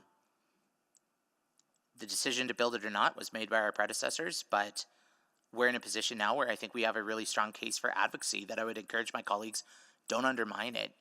We need the province and the feds to step in and to cut the check. And if we're out there saying that this LRT line's unnecessary or whatever, that has a risk of sending the wrong message to our provincial and federal government counterparts who, now more than ever, we need to be coming to the table with their equitable share of investments. So this is going to create thousands and thousands of jobs. It's going to help our climate goals. It's going to help people move safely and efficiently. And I think about a lot of folks who are going to be parking and riding from the region here and taking this train into town and reducing traffic on Calgary Trail, Gateway, 111, and all over the south side. So this is going to be a win. Thank you. Thank you. Councillor Rutherford. Yeah, I'll just be pretty brief. This is a procedural vote right now on the borrowing bylaw. We already made the decision to fund this, and to then not allow the borrowing would be really bad governance. So obviously, that's where we are. So even probably folks that you saw that voted no, I imagine are going to vote yes to this because just procedurally it doesn't make sense. That being said, when we did meet in private, I was very clear that I needed to be able to articulate better to Edmontonians and the constituents that I represent the why behind this cost adjustment and this borrowing bylaw adjustment. And if I didn't see that, I wasn't going to support it. And the thing that I wanted to see the most was, because it's one thing to talk about contracts and awards and bids, but at the end of the day, this is an intergovernmental thing. It's not just Edmonton City Council that wants an LRT. It's the province that wants an LRT, and it's the federal government that wants an LRT. And they want it built, and they want it built within a certain spec, right? And we've already reduced it. They've approved some reductions. But the reality is that any Edmontonians that are mad at us as a council need to understand that this is not just coming, that this is a collaborative project with all orders of government. It's disheartening to me that we continue to, talk about, when my council colleague was like, well, when things are about procurement, they have to be in private. Well, of course they have to be in private when they're about procurement, but we also have the ability as a council to say, keep it in private for 3 months, 6 months, a year. We have that discretion, and we chose to keep it in private without a time limit. So I just want to highlight that that is also not a fair statement. We need to be able to be transparent with the public, especially when big dollars are involved. And that sometimes means having conversations in private, but when and if, we also need to ask ourselves more diligently when and if that information can become public. This is what's best for Edmonton right now. I mean, we need to build trains. Trains move people better than any other form of transportation, better than cars, better than bikes, better than my 2 feet walking, or even buses. They just move more people faster. That's why they're called mass transit. And as we're building out to a city of 2 million people, we need to have the systems that can move people effectively and efficiently. And so even though this is a hard number to agree to, I really hope that we can work with those other orders of government to say, please also step up to the table. You are actually creating revenue through the generated jobs that are created through this project that we as a council aren't. At the Federation of Canadian Municipalities conference that we were just at in Calgary, they talked about the need for a new municipal framework, fiscal framework. And I think that this example right here is a perfect example of why that is needed, because we only have one lever and the other orders of government have so many more levers, and they generate revenue in different ways through their investments that we never see that return on investment directly to our revenue sources. So I really hope that we can continue to push with FCM to see both orders of government come to the table with a better fiscal framework than what municipalities across Canada are working with right now. And this is a good example of that. Thanks. Thank you, Councillor Paquette. Thank you. Municipal framework, what a way to reduce headaches for the provincial government. Why wouldn't you want it? I agree. I think it'd be fantastic. This is, you know, look, the cost of things is the cost, and we work hard to reduce those costs at every corner, and it's an ongoing, continuous process of improvement, and that is not stopping. The good news is that the cost is the cost. It ain't going up. It's set.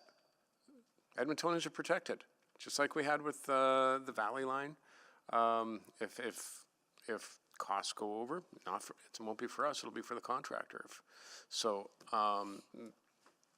It's got everything that you would want, except for the fact that, you know, we'd love it if it was free. So I think that look, are you going to get the folks out there who are like, oh, you know, we don't need transit, we don't need this? Yeah, you're going to get all of that, of course. But you're going to get way more people who do need this. Way more people who are going to use this. Way more people who can take their kids to school, who can get to work, who can get to their appointments, seniors who can meet each other, people who can go and volunteer, and they can just hop on the train and do it. The further south this Capital Line goes, the more connected this city is. And no one should have to be in isolation. People who can't drive should have these options available to them, especially with an aging population. We've got a lot of baby boomers who are getting to the point where they're going to choose not to drive anymore. They won't be able to drive. We're getting ahead of that curve. That's great. That's what governments are supposed to do. And by goodness, I remember being a kid, 8 years old, living in Millwoods and wondering why this city council at the time wasn't building more trains. Like it was, I couldn't understand it. The can just keeps getting kicked and kicked, and the price goes up and up and up. And in the meantime, people don't have any service. So here we are. This is great because people will have service. And there will be people who don't like it. There will be people who complain. But they are going to be far outnumbered by the people who will benefit. And so that's the way the cookie crumbles. Thank you. Thank you, Councillor Paquette. Councillor Cartmel? Yeah, thank you. I appreciate the comments of my colleagues that have made so far. Particularly Councillor Rutherford, because this is in general terms a procedural thing. I think that's a conversation we had a few days ago. But I'm going to have a very difficult time supporting this. There is just too many open questions on this choice. It is the cost today. But the way in which we've approached this project, the way we have arrived at this spot, has so many questions for me. I don't know how these costs break down. I don't know what the different elements are. I don't know why, even though we've heard the journey of, kind of anyway, of what the dollars were at various points. I don't know how we've got there. By my count, we were, roughly 3 years ago, we were at $1 billion. We cut You know, the estimate went up, we cut $200 million, the tenders came in, now we're looking at another $240 million. Sure, okay, inflation, but a $450 million error on a arguably $1.1 billion project is a lot of error and raises a lot of questions. This is underpinned by an LRT plan that was created in 2009.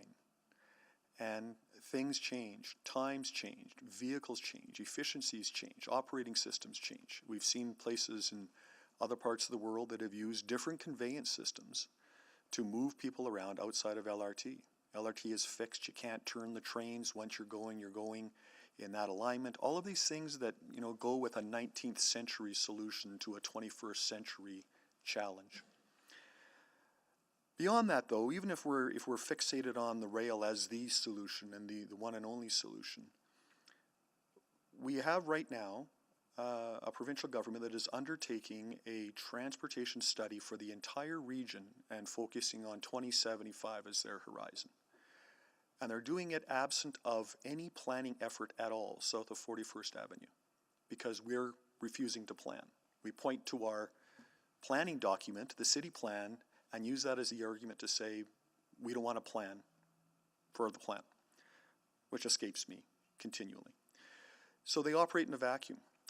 I've heard through some of the few conversations I've had with provincial officials that they prefer the CP alignment along Calgary Trail for their connector, that they expect that to be a faster speed rail. So there's questions there.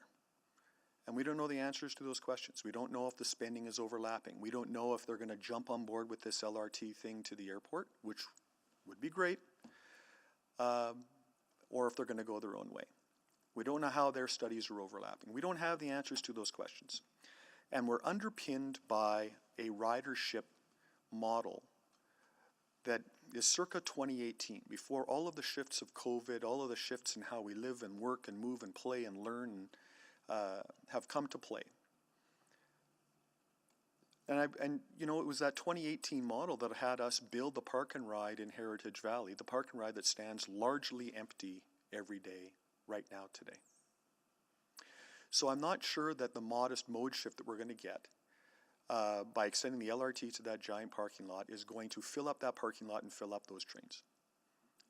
It certainly isn't going to do it if we say that no more houses are allowed in what is essentially a complete community, and nothing's allowed to be built south of that. So, you know, there's so many questions around the viability of this. And when we were talking about it a few years ago, and the choice was made to go south before we go north, and there was dollars attached to it, that was a decision for then. Circumstances, so many of the circumstances surrounding this have changed so much that it deserves a revisit. And it's not like we don't have opportunities and choices to serve our populations in different ways until we get to a point where we reach ridership thresholds that would actually support a rail system. So I know I'm alone on this, at least at this table, but this is very hard to support, and I won't be. Thank you. Thank you, Councillor Carmel. Councillor Hamilton? Thank you. I appreciate that the fresh transit ridership data came out, and that we've seen an increase. I think at the meeting following the last, when we discussed this in private, there was some sort of disparity between the increase in ridership on buses versus the increase in ridership on LRT, which sort of leads me into, you know, I was critical of this in private, and I didn't vote to proceed with this. And unfortunately, at this table, you don't have a lot of levers to talk about the things you don't support. So I'm not going to support it today, but I think city administration has done a commendable job of answering some of the questions and concerns. Most of my concerns are still outstanding with relationship to the transportation master plan for the region. And an outstanding question going back to 2020, when we first approved this, I think that there was some desire at some point to connect it to the airport. But if you're talking about that direct connection and the timeliness of the actual transportation method from the airport through this corridor, I'm not sure that it's super efficient, and if there is another line being planned that transports folks from the airport to downtown Edmonton, what does that alignment look like, and is there an opportunity for efficiencies there? And those questions are still outstanding, but one of the things one of my colleagues had brought up, which I think is still pretty live in my mind, is that for $500 million, even with the penalties we would have paid on this project, what could we have done to improve the transportation options of Edmontonians? I haven't been the biggest proponent of BRT in the past, but I think that we have to start thinking about some of those opportunities, especially if we're talking about expanding transportation, public transportation into neighborhood contexts where we have more commuters along the route. So I'm not supporting this today. But I'm respectful that this is not going to persuade or change the outcome of it. But I wanted to make clear that I still had reservations about some of these questions, as well as the intergovernmental conversations. Thank you. Thank you, Councillor Hamilton. Councillor Knack? Thanks, Councillor Stevenson. Yeah, this was when we discussed it previously, this was a very tough vote for me. I think I felt like was staring at my vote screen for about 3 minutes while the clerks were waiting for the last person to cast their vote, and I literally clicked on the yes and no button, I think probably 10 different times before ultimately deciding to vote yes. So I wanted to offer some context as to why I supported it then, and 2 weeks ago or whatever time is at this point, and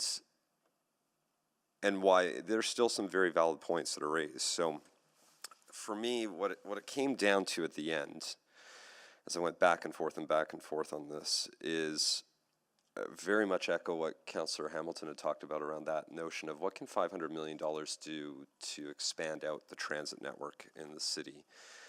And I thought about that, and I saw a lot of opportunity on that. And because, we heard very clearly that we asked the question, could we shift the money from the provincial and federal government? And we got a very clear answer, that was no. So that to me is an important point that needs to be driven home on this, is that we got a clear no. But it still then raises the question of, okay, because that's the reality, is it still worth sacrificing that money and using the other money that we have to advance other goals? And so why when I was originally speaking to it, I think I suggested I was leaning no, and then ultimately flipped at the last second, was I do think about the LRT conversations we've had serving communities outside the Henday in particular.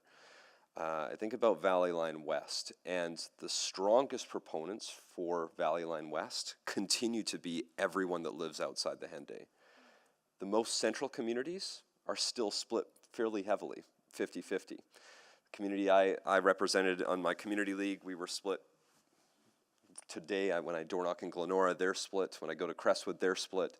Yet when I go outside the Henday, all the time, people are asking, when are we going to finally get the train? And so when I think about this connectivity into the communities outside the Henday, which are the most densely populated, which have far more families that are sort of making that decision. Right now, most of the families that live outside the Henday in the West End, and I imagine on the South Side, I can't imagine it's very different, are likely two-car households because we built car-dependent suburban neighborhoods.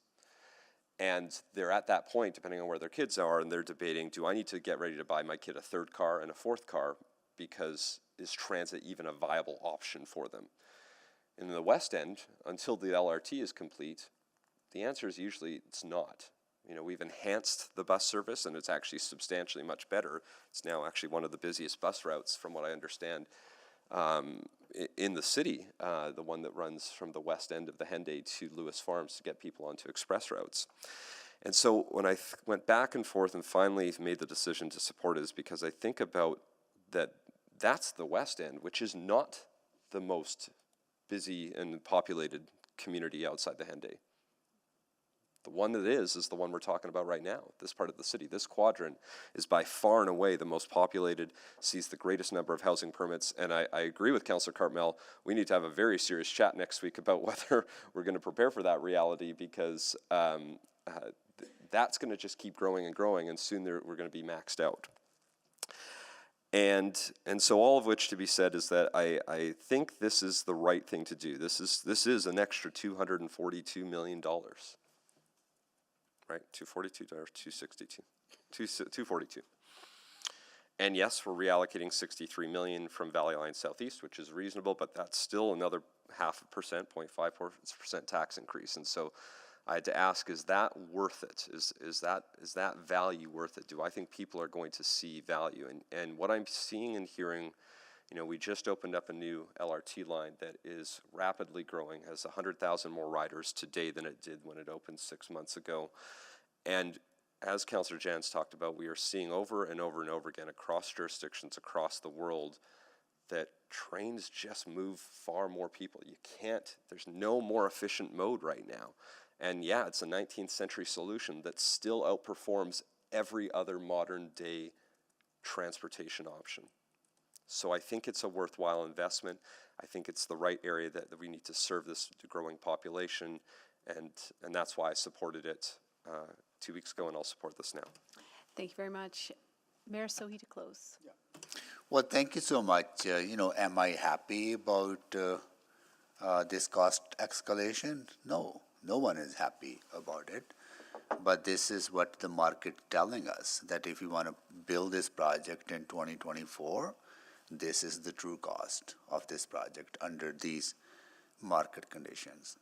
Is it $240 million extra cost? But if you take out the $100 million that we will lose if we kill it, right, that's a lost money. So for me, the extra cost is $142 million if we are moving forward on this, because that money is sunk money. We will never get it back, and we will actually have to pay it back to our partners, their share of that expenditure.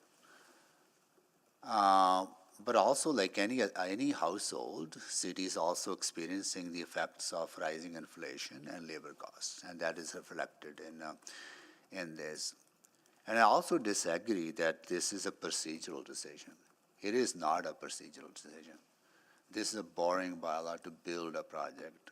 So the decision is whether you go ahead and build it or you kill it. But I'm voting to build it, because people who live in the south and southwest Edmonton, these are the two fastest growing areas in Edmonton, and there is a definitive need for mass transit in this area now, and that need will also continue to exist into the future as when it welcomes thousands of more people to live, work, and play in that part of the city. Affordability and access to quality public services is at the forefront of every decision that I make sitting in this chair. And we also know that aside from housing costs, transportation costs tend to make the second largest expense for an average household. If we don't build mass transit, then we're continuing to force people to make choices which are very, very expensive choices, which is to buy a second car or a third car. Not only it hurts the pocketbook of households, but also very, harmful to the environment. So building mass transit impacts affordability. It improves affordability. It improves environmental sustainability. I also emphasize, I think has been emphasized by my other colleagues, that by locking in now, or making a decision to build it now, we are getting a fixed price. Any future escalation is the responsibility of the company who has taken on this responsibility to build it. So for me, it comes down to either we build it today or we kill it. And if anyone who thinks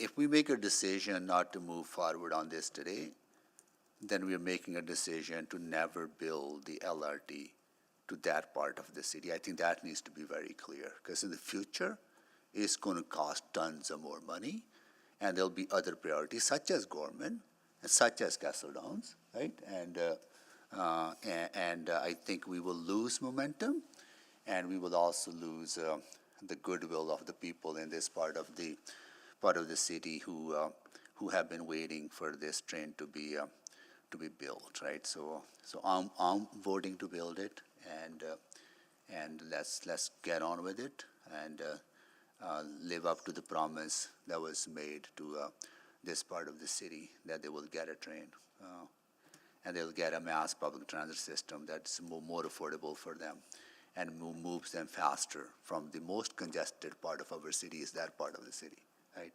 Despite of all the other infrastructure investment we have made, still there are congestion issues, and there will be more congestion issues as this part continues to grow, and this part of the city will continue to grow. Yeah. Thank you, Mayor Sohi. Please vote.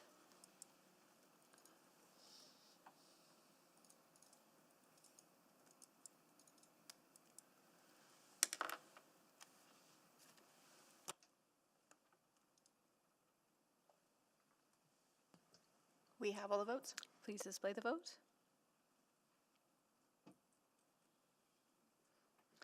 And that's carried. Thank you. I'll return the chair.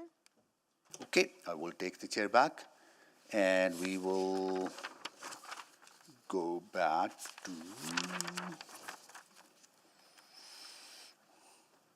capital projects, program size review. And this was exempted by Councillor Cutmell, item 7.4, and we'll go to administration if they have a presentation.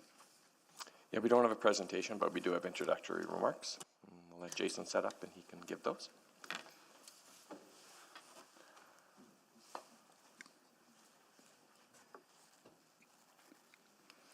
Jason, as you take this seat, it's so nice to see you. And, we are so happy that you're back. And you're looking good, right? So. Thank you very much. Yeah. It's been a ride. Yes, of course. We've been thinking about you a lot. Yeah. Thank you. Go ahead, please. Yeah. All right. Good afternoon, everyone. Joining me on the delegation are representatives from corporate procurement and supply services, as well as legal services who collectively with IIS support the procurement planning process for major capital projects.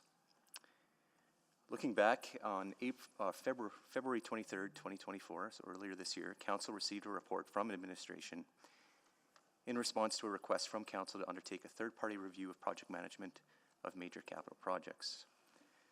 The review included an assessment by industry, namely Stantec, with experience in major capital project delivery, as well as an assessment by academia, the U of A Construction Innovation Center. The work concluded with various recommendations, which were shared with Council and accepted by administration. Further to that discussion, Council passed a motion requesting that administration provide a report including a review and potential recommendations for a maximum capital project and/or program as measured by budget.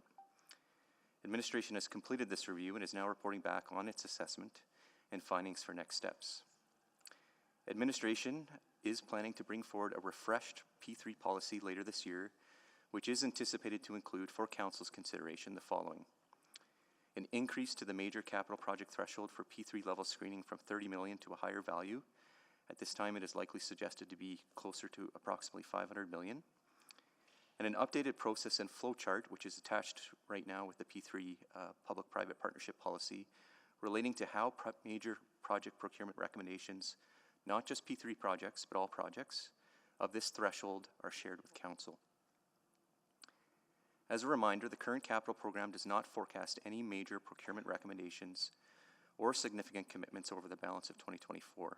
As such, there is sufficient time to thoughtfully evaluate, engage, and enact a broader update to the P3 policy.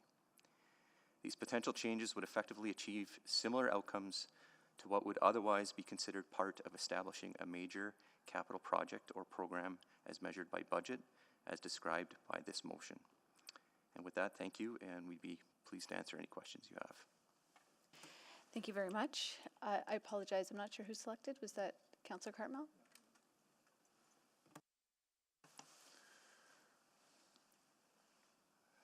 Yeah, I don't think I have any questions. I selected both reports, and we've had plenty of conversation around capital stuff over the last couple of days, and I think I covered all the things that I wanted to ask about this. I'll just confirm, I think you just said it though, Mr. Maleevstad, that a report's coming later this year, Q3, on potentially an increased budget limit for. That's right. So the current public-private partnership policy is specific just to P3s. The idea is to expand its interpretation to include all procurement-related decisions on major infrastructure projects in excess of $500 million. So that would include anything delivered by another contracting strategy, an IPD project, a DBB. DBB, CMR, yeah, all those different kinds. And I think it's outside of this conversation, but I've asked questions earlier this week about more information on the cost breakdown of various projects. Is that contemplated as part of this work, or wait and see, I guess, what the other motions produce? That might be the... Yeah, I think part of the major projects, I think part of this broadening of the policy includes generally transparency to council, where we would specifically bring those projects forward before we would proceed, and there would be opportunity to explore what could be included with those as part of that. Well, not to belabor it too much, but you did bring the LRT question before the decision to proceed, but hours before. So, like, is there contemplation of, more advanced? The intent would be to have a transparent process similar to what we're trying to do with all of our projects, but an extra layer in a reasonable time in advance for these major projects. Yeah. How's that? Yeah, that's pretty good. Thank you. No more questions. I'll move receipt of information. Thank you. Thank you, Councillor Cartmel. Seconder on that? Second. Thank you, Councillor Principe. Councillor Jans, can you take the chair for just a moment? Yep. Thank you. I just had a few questions related to some of the other information. So very clear report. Appreciate the recommendation. I was just wondering, when we're looking at the 4 different project delivery models, do we also assess project outcomes by those delivery models? Like, do we notice that design, bid, build is better for budget, or? Yeah, I not very eloquently refer to them all as different mousetraps. They all have different trade-offs, and none of them are perfect. I do believe we identify that in the report, but the idea is that each of them drive different behaviors in terms of the team culture, the dynamics, the design process, and how that translates through the construction and the end product. And we are sort of on a systematic way, again, looking for trends in, again, what I think you're saying is that, different projects require different mousetraps, but overall we're sort of ensuring that we're constantly evaluating, calibrating how each of those are performing for different project types. That's right, exactly. Great. And each project is done on a case-by-case basis based on that. And I just reinforce too, the major capital projects work took a bit of a lens of a look at those for some of our larger projects to do that pulse check and how that independent review thinks we're doing with that, and had some pretty positive feedback on that approach. Great. And then another model that I hear about all the time, integrated project delivery, I think. I always get the acronyms mixed up. Yeah. And so I don't see it named here, but I'm assuming that's a component of all Yeah, 4. we chose to focus on kind of the broader families of project delivery models. IPD does fit in that, and we actually have a few projects that we are working and advancing through that. The Expo Center is being delivered under an IPD model, the Blatchford Fire Station, an IPD model. So we are constantly trying to kind of test our agility to look at how those new systems and tools work. Again, trying to match our needs with what industry's capacity is and where their skills are, and trying to work collaboratively. And that's really the genesis of an IPD project, is really trying to capitalize on a lot of that. Okay, and so is that an area that will continue sort of growing and expanding in as we, again, see how it's working for different project types? Exactly, yes. Okay, great. I didn't have any further questions. I can take back the chair and give it back to Mayor Sohi. Thank you. Richard. Thank you. We've got the motion and a second on the floor. Okay. Councillor Jans? Could you take me back? Who made this motion? Council approved it following our discussion at the Major Capital Project Review, February 23rd, so. Which was the report with the Stantec on PDDM, got it. and this was one of the suggested outcomes to, This was a motion following up from, out of that report. and then the outcome of this report is essentially another report is coming in Yeah, another time. I think to frame it, the major capital projects work, one of the recommendations out of that was that we should look at growing our P3 threshold from 30 million to around 500. And just a reminder, that doesn't mean we do P3s, it just means, We do an If we are- evaluation for consideration of, that's what the policy is about. okay. So this is the result of that. This was a follow-up motion where we were requested to specifically look at, is there a threshold and a cap we should put on the scale of a project, how big we let one project get? And we used to have a cap, right? No, there No, we was never never a have? cap on that. Okay. So how does this, so what we're essentially doing today is receiving this for information. There's been two other motions by my colleagues coming out of the capital budget adjustment. How do all, like, I'm just trying to, we're having a lot of conversations about how we do capital here, and I'm just trying to sew them together. Could you help me with that? There's a few different, it's becoming a web a little bit. I understand what you're saying. There's a few different. We will take away and look at how they connect. We'll look at timing and coordination of what we bring them back. This policy update that we will bring back can be a little bit independent. As Jason said, we don't have any project of this scale that will influence any outcomes of the rest, if that helps. So this is mostly separate.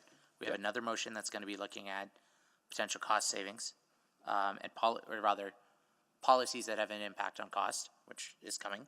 Then we have the other motion I believe Councillor Cardinal made. Correct. And then, so these are all orbiting. We're having these big conversations. They don't necessarily influence one another, but maybe they do. I'm just trying to get a sense of like what we're committing to here, aside from more conversation. Yeah, in terms of the context of this report, if it's received for information, the information we provided is how we're going to continue to proceed and what we'll work on a policy of for transparency for very large projects at the 500 threshold, as Jason said. That's it, basically. Okay. Perfect. Thank you. Thank you. Councillor Stevenson, can you take the chair just quickly? I think the intent was that can we get better, if this projects are of small size, the local companies get to bid on the work, right? You're saying that would not happen, or do they get to bid? Doesn't matter. In reality, do they get the work if the project is too big? I think the nature of establishing a size could have multiple different aspects to it. It could be the suggestion that it might have a greater local impact. It might be related to a municipal risk profile that we might have in terms of what we're willing to accept, industry capacity, in terms of what's available in the market. There's a lot of different things that could influence it, but I think what we shared in the report is that size alone isn't the only aspect that we need to be considering when we look at procurement planning decisions. There are a lot of different things that factor into how we, what the scope of work entails, again, the complexity of the work, the timing, the demands of a municipality in terms of its expectations for schedule, cost certainty. So I think we want to steer away from just establishing a hard cap and just allow an opportunity for updating the policy, which will now allow council to see a broader perspective of how some of those decisions are made when we have these projects, which are very far between, actually. We don't have that many. Okay.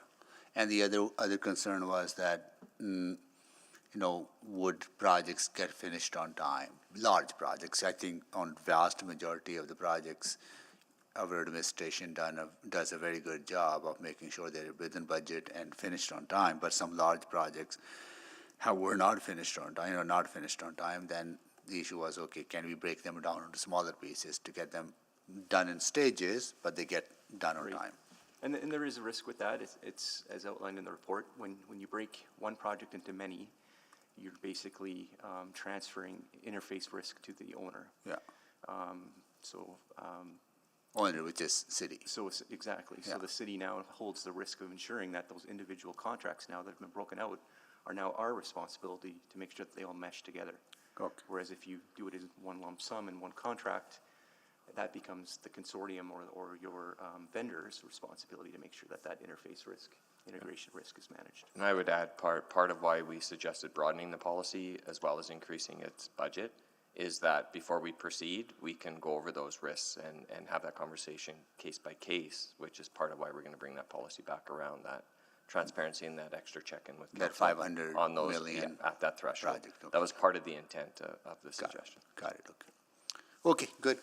So receiving this for information puts to rest some of those questions that were lingering in our mind. Hopefully, we won't be revisiting them maybe for a while, right? So unless new information emerges, right? So, okay. That's how you see it, right? Receiving for information? Yes. Okay, got it. Okay. All right, we have a motion on the floor now. All the questions have been concluded. Anyone to speak?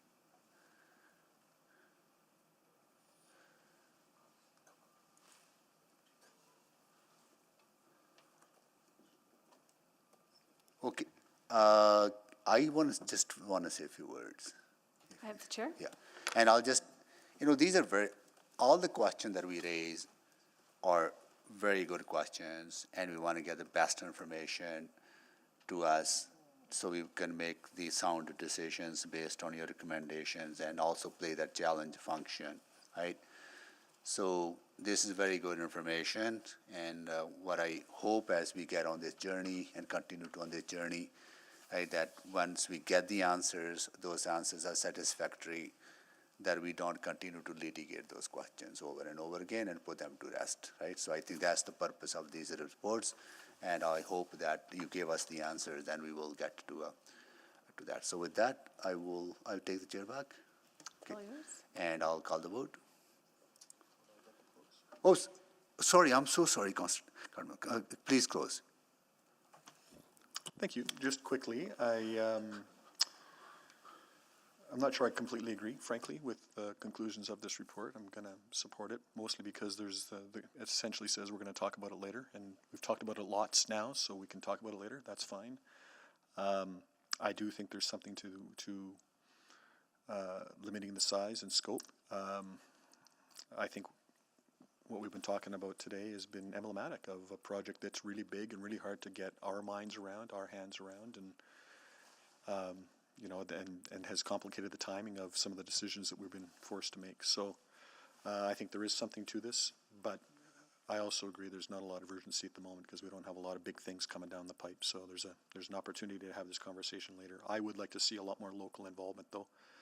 We can't do that through policy. There's all kinds of trade agreements that don't allow that, but I think I sort of said this when we talked about this a few months ago. When you're at your kid's hockey game sitting down to the person next to you and they're responsible for delivering that LRT project or that overpass project or that rec center, that person's got a vested interest. When that person is hopping on a plane to go to watch their kids hockey practice in some other city, that's kind of lost. And there's not a lot of ways to compel that, but ensuring that we have opportunity and can attract our local industry to participate in building the city, I think there's value in that. And one way to do that is to keep these things small enough so that they can be contemplated by local players. So I still think there is something there, but we'll talk about it in October.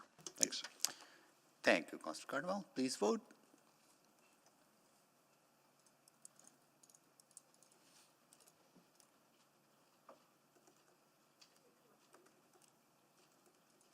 I'm a yes. Thank you, Councillor Stevenson. Just waiting for one more vote.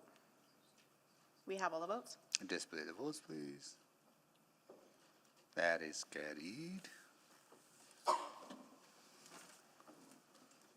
take this. Thank you. Okay.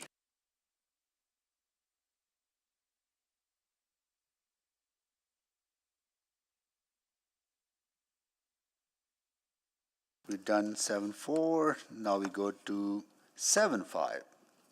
Chauncey Parcel. This was exempted by Councillor Principe. We'll go to administration for a presentation.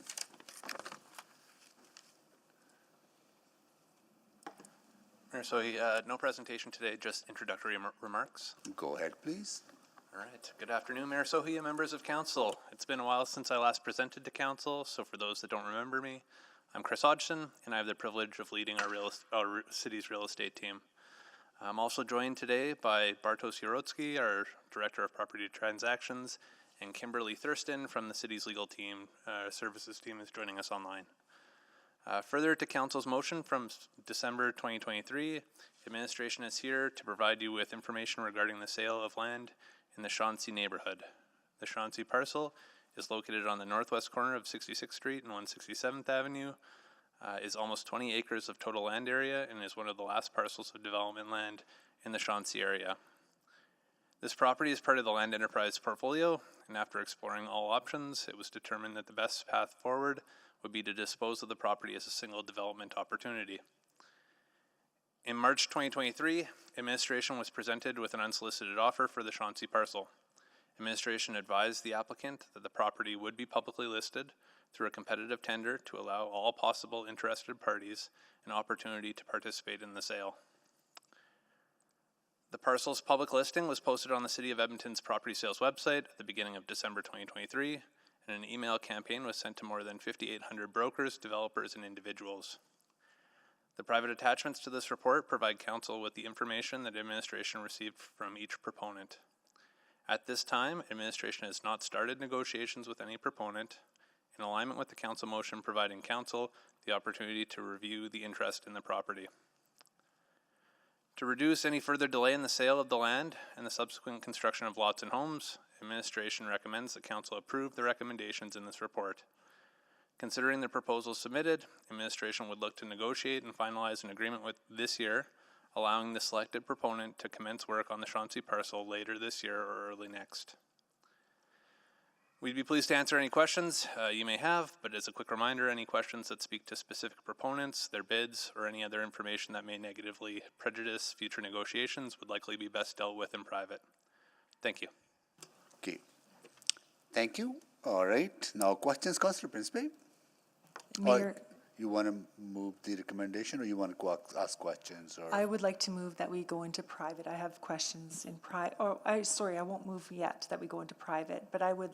My questions are for in private. I see Councillor Paquette has some questions. I'm not sure if his are in private.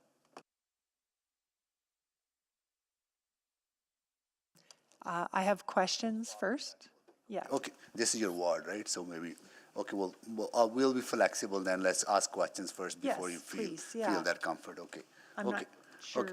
Councillor Paquette, do you have questions in public? Go ahead, please.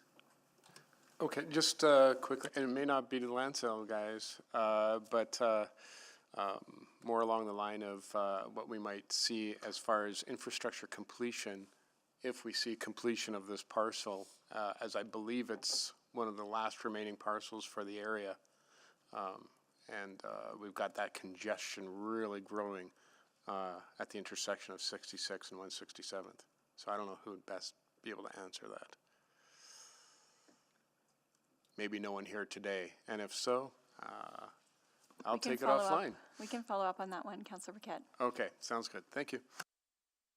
Councillor Stevenson, can you take the chair? I just have a few process questions. So whenever, for say in this case, you put the parcel on market, then word gets out, people send you their proposals, and then what do you do with those proposals? Mayor Sohi, typically it depends on the type of parcel and the type of offering, but essentially we'd evaluate the proposals that come in. Sometimes we do set criteria based on the city building outcomes that can be achieved through the sale of the parcel. In certain circumstances, obviously the financial elements of any submission come into play and play strongly into the consideration, but there are certainly circumstances where we're more broad in the criteria that we consider. Okay. Well, like for example, you get say 10 bids, and you just select based on that criteria and the other outcomes, you will select the best bid, right? And would you go back and forth within different bidders saying, okay, this is, you're missing this, or, you know, you're close to this, or this is criteria you're not meeting, or you're below what we expected the market is? Your worship, it definitely depends on the circumstance. Okay. In this situation, this hasn't really followed our standard process. There was the motion that was made that required us to return to council with the outcome of the public offering. Typically, we would engage with proponents to clarify the submissions that have been brought forward, and there would be an element of negotiation there. But again, to honor that, the motion that was made, we're returning with the information for council. So in this case, whatever the bids were, you're bringing them as they were they were presented to you? That's correct. Okay, got it. Okay, thank you so much. Okay, I'll take the chair back. It's all yours. And we'll, can someone move that we go in camera? So moved. Second. Okay. Please vote.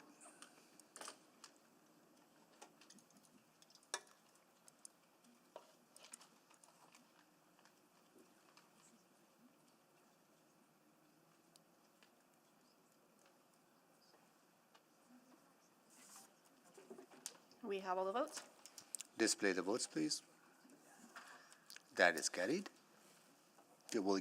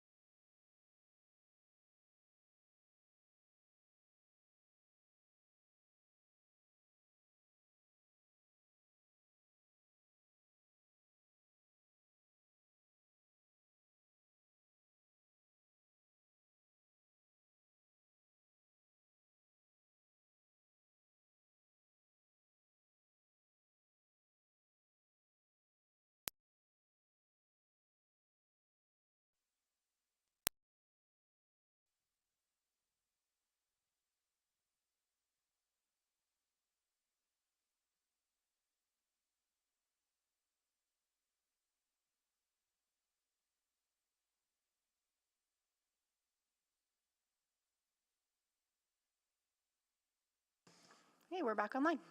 Okay, we're back in public. Councillor Principe, go ahead, please. Thank you. I do have a couple of questions I would like to ask in public.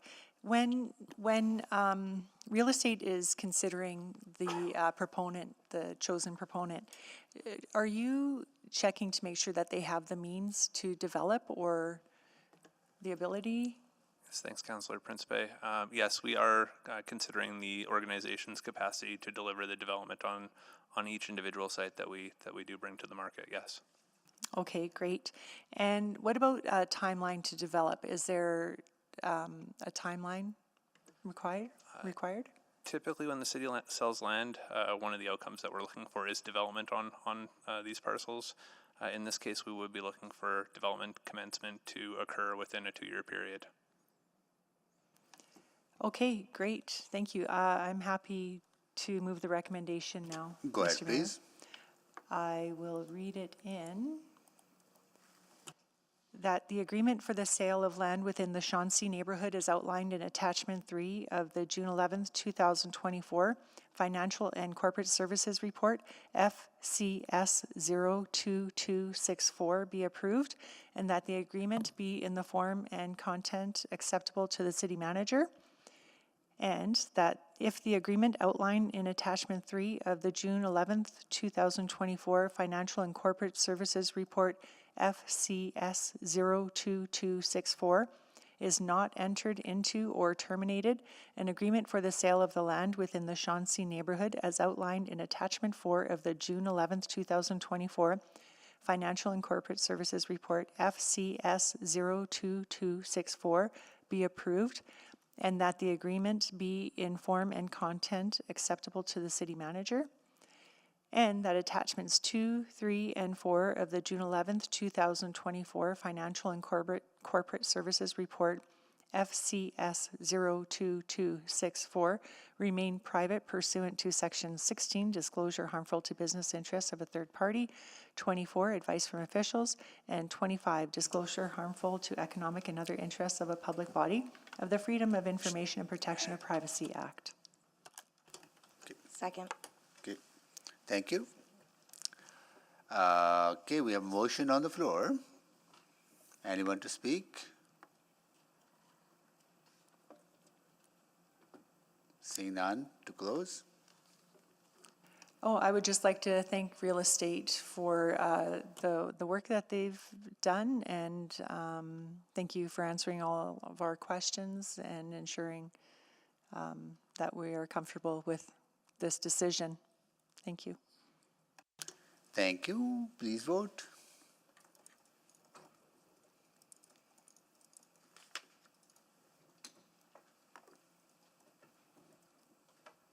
We have all the votes. Display the votes, please. That is carried. Next one is 2024 tax public auction resolution exempted by Councillor Principe. Councillor Principe, you need a presentation on this, or you're going to You know what, Mr. Mayor, I can do one better. I don't even need to ask any questions. Oh, it's okay. I already asked the questions, I already received the answers, so I'm happy to move the recommendation. Okay, that's great. Okay, second by Councillor Stevenson. Okay, we have my motion on the floor. Any questions on it? See none. Anyone to speak? Councillor Principe to close. No? No, thank you. Okay, please vote.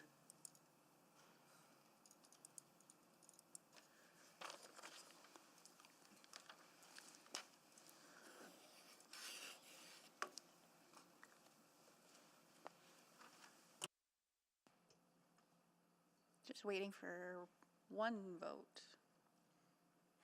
Councillor Knapp? We have all the votes. Display the votes, please. That is carried.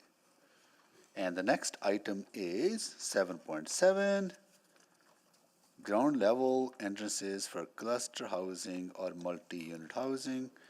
This is requisition without committee recommendation from our Urban Planning Committee. And I'll go to Chair to introduce the item. Yes, thank you very much, Mr. Mayor. This item was a subsequent motion that came out of the zoning bylaw, or this report, sorry, was came out of a subsequent motion to the zoning bylaw renewal project. We had a conversation about it at committee, but there was a split on committee and other members of council who were interested in weighing in. And so it has come to us at council.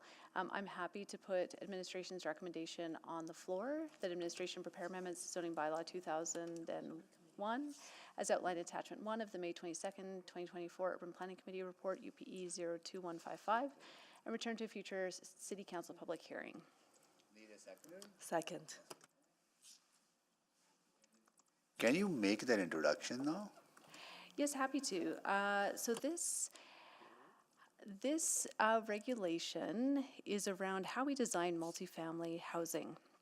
So in the previous bylaw, in bylaw 12800, I think, there was a requirement for multi-unit housing, particularly in mature and redeveloping areas, to have ground floor entrances. So ground floor entrances just means that if your apartment unit is on the ground floor, that you have a door that directly connects you to the sidewalk.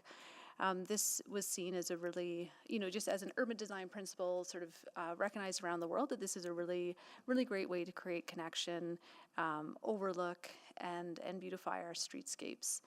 I was sad to see it removed as part of Bylaw 2001, and which is why I ended up making the subsequent motion around this. I know I've heard concerns about, us adding back regulation and creating barriers. And I go back to, the purpose of zoning bylaw renewal, and it was really intended to remove regulations that didn't add value to the community. I would argue that this regulation does add huge value to the community, to our streetscapes, to housing diversity, and making our city a more livable and walkable place. So I'm very supportive of seeing that brought back into the zoning bylaw. I will note that administration, I think my initial motion contemplated requiring street frontage when facing parks and multi-use trails. Administration did not support that due to some technical constraints. So I hear that feedback. That's not what this motion is for. This is just, as outlined by administration, bringing back in the requirement for multi-unit family housing to have ground floor entrances, effectively townhomes and podium style. Happy to take any questions and look forward to the conversation. Okay, thank you, Councillor Stevenson. Councillor Rutherford? Yeah, I guess to the mover and the chair of the committee, just in your introduction, you didn't really go into detail as to why it was requisitioned, in that it would have likely failed at committee, correct? That's why it was requisitioned. Oh, I apologize. I thought I said the committee was split and others wanted to talk about it. But to be clear, split 50-50, it would have failed, yes. It would have failed at committee. Okay. Correct. Yeah. That's my only question. Okay. Councillor Salvador? Yeah, thanks so much. Really appreciated this report. So maybe just a few questions. Knowing that this used to be a requirement in 12800, I'm just wondering, what types of projects, or maybe what is that split of projects that we saw coming forward, and what do we anticipate? Like, they'll still have the option of adding ground floor entrances, but is that something that we typically see, or do we expect to see sort of a big swing towards sort of the single point entries? Yeah, I assume that's for admin, Councillor? Yes, yeah. sorry. Travis Pollock's here to answer questions remotely, so Travis, go ahead. Thanks, Greg. So yeah, with the proposed changes, what we're looking at is continuing the need for multiple entrances on basically any development that's greater than one lot, which fits into the existing character of any neighborhoods where you essentially only have one entrance per lot, one entrance per house. And that carries forward in the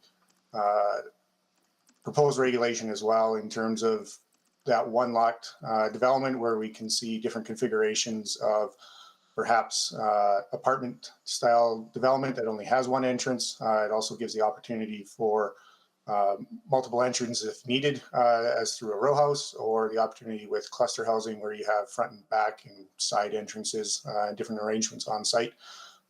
So what we see this being proposed as is a good middle ground in terms of achieving those urban design objectives in bigger buildings, but while allowing that flexibility in that lower scale one lot development configuration.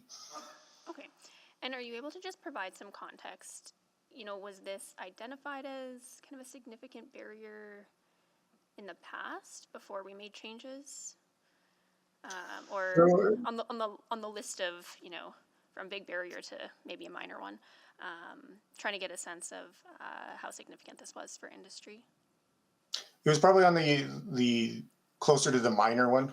It's been a regulation that was part of the zoning bylaw for quite some time, and as well as expectations in terms of whenever we rezone things for larger buildings, that those multiple entry points would be there to encourage that street activity. Through engagement with zoning bylaw renewal and the need to be flexible around different housing options and housing types, especially around some of those low scale developments, was definitely brought up. And I think the proposed amendment reflects that as well.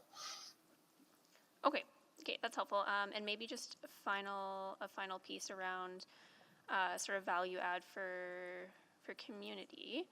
When it comes to urban design and, you know, even principles around eyes on the street or, sort of that direct connectivity between individual units and buildings and street life. Can you comment a little bit on that? Sure. So as those units at ground level, it's probably best to look at it juxtaposed to a standard, say, 3 or 4 story walk up, where you may not have any doors, or maybe it's just a window that is at ground floor, and your unit access is primarily and only from the interior hallway. These additional entryways allow for people to come and go, to provide activity on the street, as well as additional opportunities for amenity spaces where you have your patios, your barbecues, etc. That can spill out, and there is a interaction or interplay between that private space and the people on the private space and the people walking by as they're interacting with each other, whether it's visually or verbally, as they're yelling across "Happy Canada Day" or "Go Oilers Go." Sorry, that's "Go Oilers Go" is not the right phrase. Let's go Oilers as they go by. So I think that's where it's rooted in theory around creating those points of interaction throughout the community to bring each other together. Thank you so much. That's really helpful. Thank you, Councillor Salvador. Councillor Jans. Thank you. I'm leaning towards supporting the recommendation, the motion wherein I just want to be clear, maybe procedurally, if we support this report because it was requisitioned to council, we would be voting in favor of the recommendation within, or which is on the screen here. That's so recommendation. I just get clarity.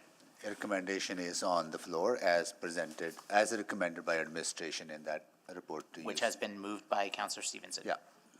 Okay. Right. I guess one question I'm wondering about, does this I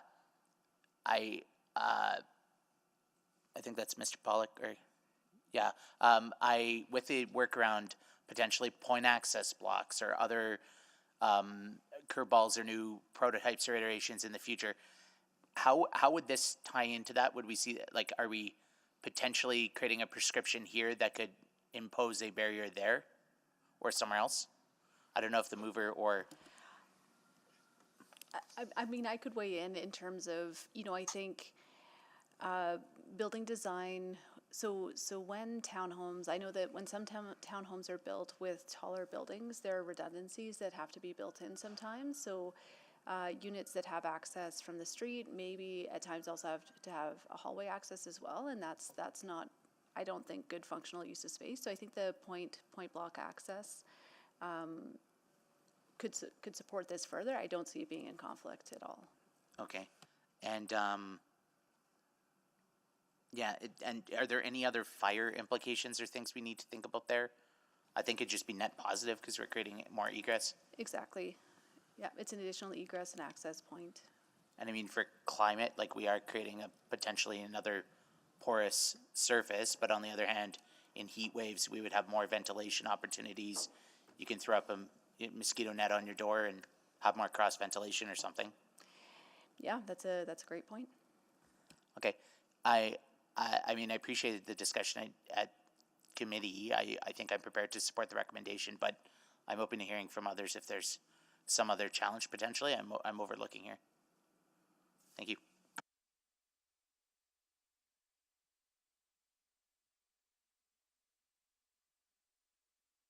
Councillor Principe, go ahead, please. Thank you, Mr. Mayor.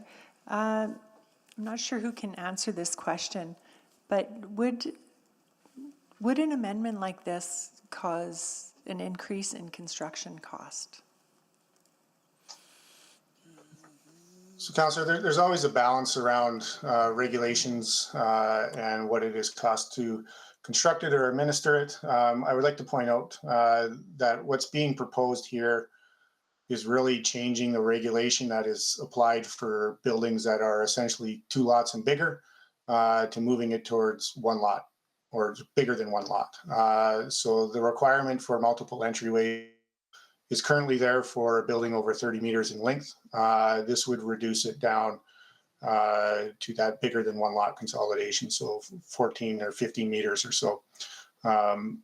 There is a balance of adding construction costs versus urban design and outcomes in terms of building a built environment that's contribute to our different livability objectives as well as our community objectives and design objectives. And I think this mechanism of additional entrances serves multiple purposes, including allowing different design outcomes that create a different type of building that is more interactive with the street in general and allows those different points for community connections. Okay, that's my only question.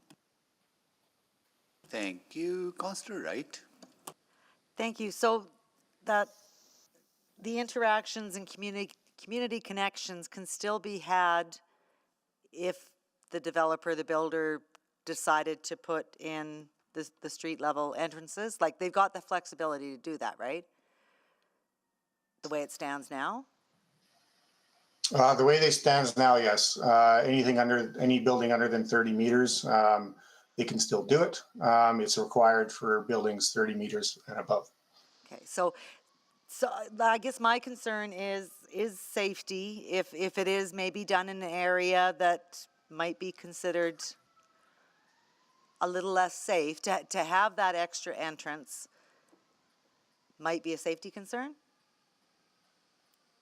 I think that's probably true for any type of building in any area that has a safety concern. I think there's design mechanisms that can help mitigate that, especially on at-grade entrances. There's basically a way that you can design so you create either steps up or landscape barriers to create that separation of private and public space to achieve both goals. Okay. And why was it taken out? You'd mentioned that it was a requirement before 2001. Why was it taken out? So through the zoning bylaw renewal, we were looking at creating a lot of flexibility through that. And this one just might have went too far on the flexibility pendulum. No other reason than that? Just oops? Okay. Okay, thank you very much. Thank you, Councillor Cardinal. That was sort of my question. This was removed at ZBR to provide some flexibility and to allow builders to adapt to any contextual concerns and that kind of a thing. And that to put it back in actually removes that flexibility.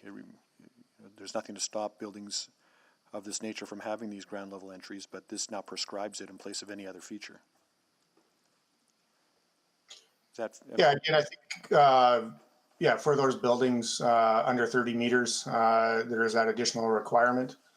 And just in terms of balancing that off versus a lot of the comments and feedback we get from neighborhoods around maintaining character, and a lot of that action around maintaining character is creating those entryways that were reminiscent of bygone buildings that used to have entry points on those second lots or what have you.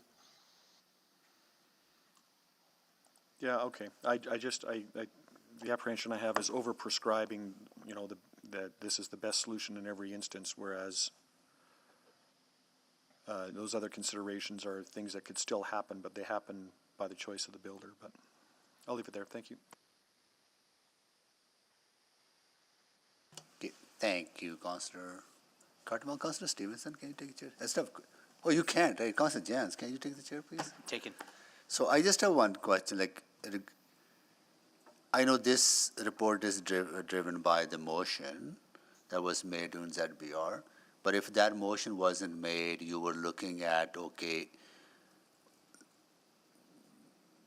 reviewing what changes took place on your own. Would you have made the same recommendation that is in front of us now? So the larger one-year review of the zoning bylaw renewal isn't complete yet. We haven't started it, considering that it was only enacted on January 1st. It was approved October, as you know, but the enactment and the consequences of it are still only six months new. So it's hard to tell, Mr. Mayor, around if this would have been a recommendation moving forward, or if this is the feedback we have received to date, just because it's outside of this proposed motion and amendment. It wasn't something that we were going to go back for, but it was something that was outlined as a concern at the zoning bylaw public hearing. So we took that back. We shopped the proposal around to our stakeholders and came forward with this proposal that meets a balance of that flexibility, as well as still maintaining some of those urban design goals that we're looking to achieve. Okay, so if this wouldn't have struck that balance, you would not have recommended it to be changed, right? You wouldn't have proposed Correct. These amendments. Yeah, and I think you've seen quite recently, just on Monday, in terms of how administration is approaching some of these motions from ZBR.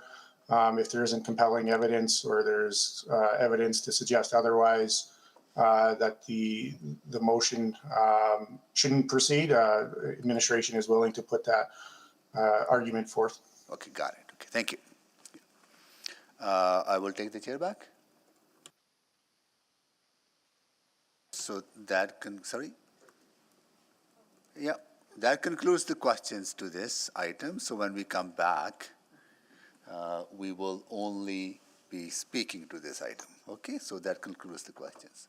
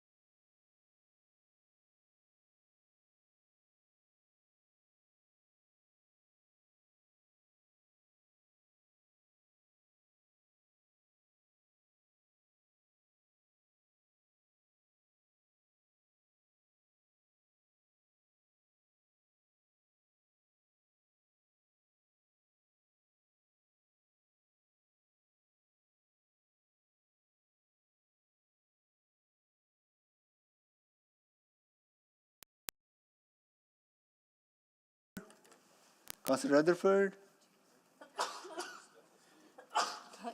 Yes. Oh, sorry, Councillor Hamilton?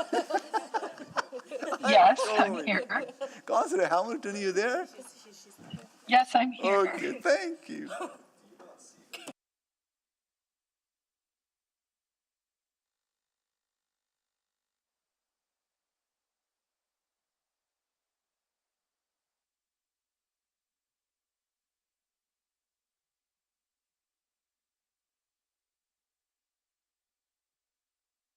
Okay. All right, let's go. Anyone to speak to this motion? Motion on the floor. Councillor Rutherford to speak to this? Yes. Go ahead, please. Yeah, thank you. I'll be brief. I spoke to it at committee, but I think it's worth reiterating since I'm not sure how many people that didn't attend committee on council listened to our enthralling closing comments on this item. I think what we have to recognize for me is that I'm still a no on this, and I'm a no for a few reasons that I think are really important to shore up. And the first being, one of the primary principles of the zoning bylaw renewal was to really dig into why what we regulate and why, and to try to add, this is the box, but how can we add more flexibility for what happens inside that box? And with the motion on the floor, we're essentially saying, instead of choice, which happens at the development stage, the development permit stage, in terms of whether it's windows, fascia, sliding doors, it is a very specific product that will be required. And to me, that goes against the spirit and intent of what the zoning bylaw was intended to do. I would much more have preferred to have had administration do 1 year, kind of see what comes back. Are we seeing products that are really not interfacing in a way, or are we not? I also think about cost, and I think about any time you add a regulation, you have to think about cost. And at the end of the day, doors and all of the code requirements for doors can sometimes cost more than a window. And so we are potentially through this regulation adding cost to builds. Yes, is there a benefit in having doors and having that kind of look and feel? Absolutely. But we have done so many other things within our zoning bylaw reform to say, let the market and buyers dictate what they want. We've done that with parking minimums, right? We've done that with so many other things that we could regulate, but we're not, because we're allowing market and flexibility and context and all of those other things to factor in. This, to me, is not progressing us. It's actually taking us back. I do understand my colleagues that want to see this from a design utopia kind of perspective, but I also do think about, I want to give buyers and builders the most flexibility possible to even do innovation. Councillor Jans talked about the point access block, and while Councillor Stevenson said maybe that doesn't, what other innovative designs would potentially be limited because of this regulation? So I think we continue to allow builders to decide. They can't have a big blank wall. That's not what we allow right now. They have to have some visual interest on that wall. It could be a sliding doors, it could be windows, it can be balconies, it can be doors. It can be any of those things. Right now, we're saying you must and shall have only this thing. And I'm concerned about that, so I won't be supporting this motion. Thank you, Councillor Rutherford. Councillor Salvador, right? Yeah, thank you so much. So I'll speak briefly to this. Really appreciate the conversation, and I didn't speak too much at committee, but listened in, but wanted to express my support for this amendment. I think it strikes a good balance between flexibility and maintaining good quality urban design. you know, it's well established in urban design that street-oriented entrances can enhance the visual appeal of our neighborhoods, and not only that, but support the social fabric of our communities. I think in urban planning and urban design, we often think about purely the physical infrastructure and the physical form of our buildings, but there's a very direct connection between built form and physical form and social interaction, and whether or not that built form is conducive to and fosters social interaction. I think that one of the ways to do that is through things like ground floor entrances, being able to break up large blank walls, being able to add architectural variety to create a more engaging and aesthetically pleasing streetscape supports that. I also think that ground level entrances contribute to a sense of human scale development, making our urban environment feel more welcoming and less imposing. And whether it is, you know, waving to your neighbors or cheering on the Oilers, I think it helps support positive interaction with the public realm. So for all those reasons and more, I'll be supporting this, and I appreciate it being brought forward. Thank you, Councillor Salvador. Councillor Stevenson to close. Thank you very much. You know, really enjoyed the conversation today. As an urban designer, city planning background, it's always really exciting to see robust conversations around design elements in our city. You know, it really just echo some of the comments that Councillor Salvador made. You know, I think again, when we were looking at zoning bylaw renewal, streamlining our regulatory process, it was about removing regulations that don't add value to our community.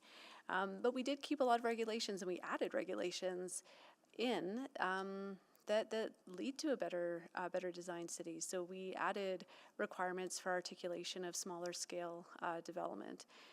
That you know, it does add regulation. It does require developers and builders to pay attention to that design, but it is in line with our city plan goals of creating beautiful and well-connected cities. I think Councillor Salvador spoke really well that this is also about some of our social infrastructure, how we connect as neighbors. And I think the question around choice is a really interesting one as well. You know, I know that there are people who are interested in living in higher density neighborhoods, but, you know, still really love that idea of having their own front door, not having shared hallways. This ensures that we can continue to build higher density in our communities while still providing that option for people to have street level access. I see this firsthand every day as I walk around my neighborhood. You know, I'm in a building that was built in 1967. It has one front door, one back door. I never see my neighbors outside. I never wave to my neighbors. I certainly don't see them on their balconies or along the street as I walk by. But a block away, there's you know, a very tall tower, and that has townhomes at ground level. I see those neighbors sitting out on their patios. I'm able to socialize with them. I'm able to meet their dogs. It does add a lot to the community and does keep that human scale to our neighborhoods. When these are going into older neighborhoods that are used to, again, having a door on every lot, this helps keep that rhythm, and I think helps build some of the social license for us to do the work ahead. So hope for colleagues' support on this, and thank you to administration, both for the work, for the answers today, which I think really clarified the value proposition that this provides, and for the overall work that's happening. Thank you so much. Thank you. Please vote.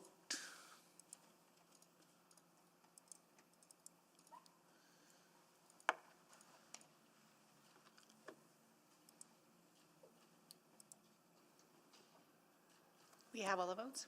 Display the votes, please. That is carried. Now we go to Bylaw 8.1, Bylaw 20803, Spring 2024, General Repealing Bylaw, exempted by Councillor Rutherford. We'll go. Any opening remarks? Yeah, on no, this? I'm happy to put the first reading, I guess, on the floor. Or is there a recommend? But I need to go to the item. Yeah, you can go to the item, you can put first reading on the floor, and then there's actually 3 recommendations that are not connected. So just read all of it? We can't do readings and motions at the same time, so you can pick.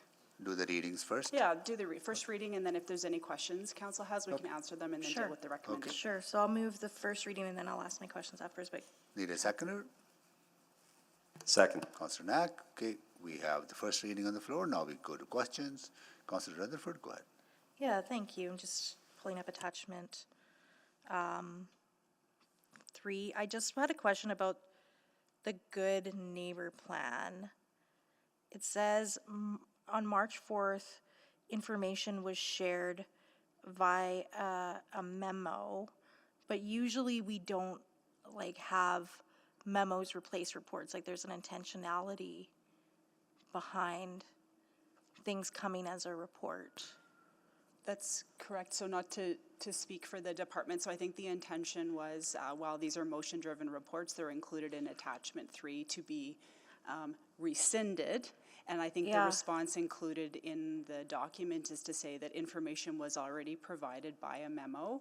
And so it's the recommendation of administration that the motion be rescinded, but appreciating and recognizing that memos do not place reports. So you're correct.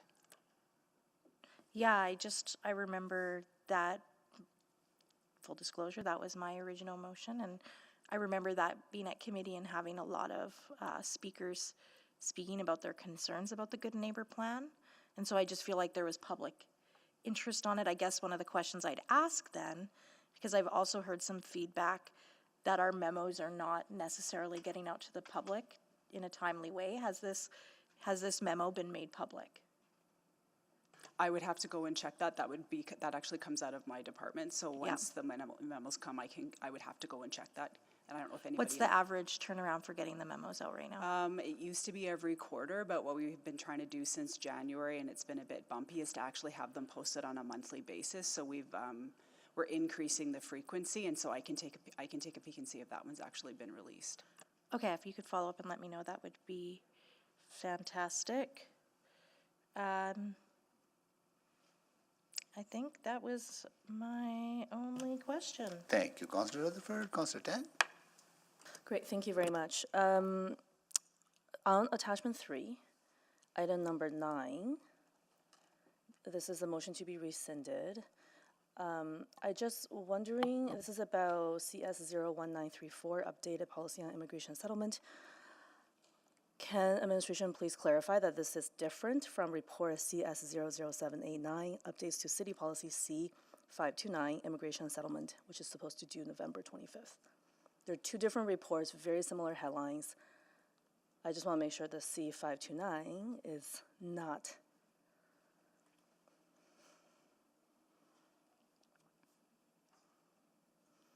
We'll just have to check on that. I'm not sure if our colleagues in community services is here, but let us check on that right now. Yes, please. And we did have the conversation. I just want to kind of put that on record. There's a number of these that say the justification's alignment with strategic priority. Can you just clarify this means align or they don't align? This is in most of the attachment.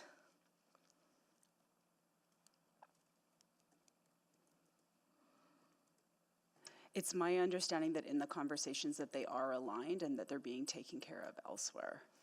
Okay, that's very helpful. So the one that Councillor Rutherford said, there is an alternative pathway, there was a memo already provided.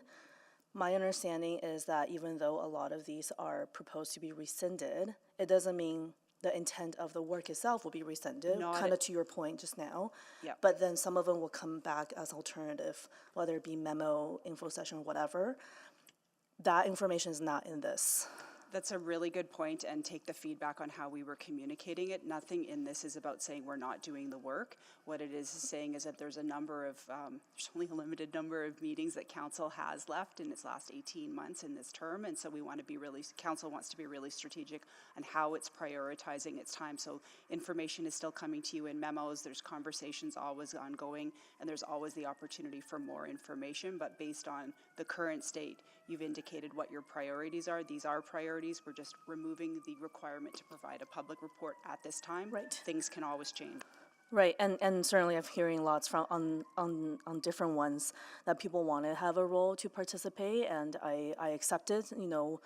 the rationale you've given, but I wanted to kind of state some of that on the public record. So at this point, we don't know which ones are coming back as a memo. Is that correct? It's not, so slightly separate exercises, and appreciate this is really an administrative, let's rescind some policies, let's close down some motions and inquiries, but let us take that away, and if this passes, perhaps what we do is provide a memo that we make fairly publicly available, linked to this, perhaps even in the minutes, as well as to make sure that it gets made available to the public so people can track these items that they have interest in. Let us take that one away. Please do, and I'm happy to kind of make a subsequent on that if necessary, but because I want to be that really clear. Just a couple specific ones. On the shared streets one, the downtown pedestrianization, can administration just confirm kind of this does not mean work is not happening, that in fact a lot has happened already and there's more to come? That's correct. The work will continue.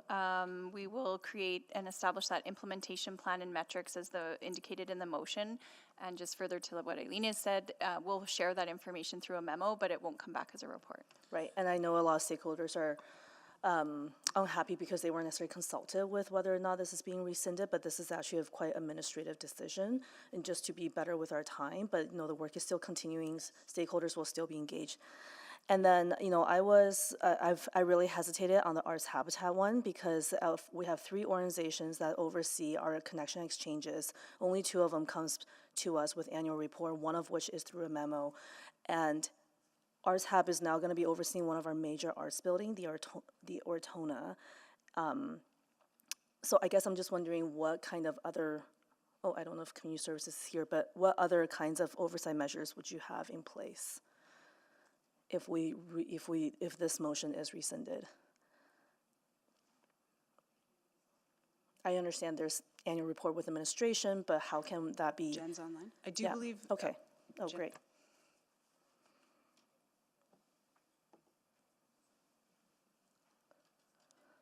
I guess my concern is either we're consistent for all 3.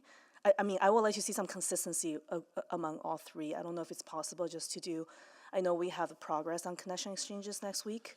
Is it possible for all 3 of them to present to us, and just so that's one report for everyone? Because I find that inconsistency actually really, I'm confused about that. Yeah, let us take that back. We can please. We can look at how we align the activity. And on your previous question, there is a CS report coming in November. So they are separate. Thank you. Good. Councillor Principe. Thank you, Mr. Mayor. I'm just going to follow up on that because that was actually my concern as well, was item 2 on attachment 3, Arts Habitat Annual Report. I too would like to see an annual report, and that motion was passed in January 2023. Yeah. I can give you an update on that one if it's helpful. Sure. So while the motion was passed, there is actually a full memo coming to City Council with their reporting. One of the challenges that we see sometimes when City Council and administration into agreements with third parties is then there's obviously a very important expectation that those third parties report to City Council, but they don't report formally to City Council, so sometimes administration's put as that intermediary. So there's a commitment from Community Services. Obviously, the information is going to be coming to council in the form of a memo, and if there needs to be follow-up conversations, we can look at that once you've received the information. So the motion that's being rescinded is removing the requirement for them to actually come in. Ooh.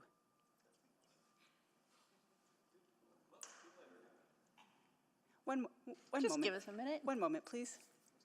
Just don't touch anything.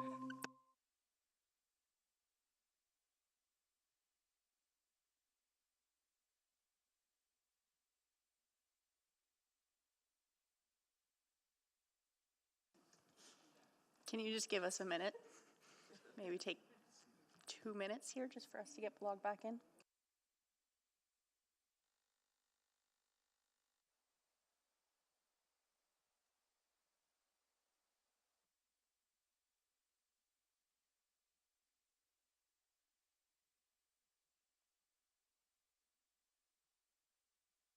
We should be good to go now.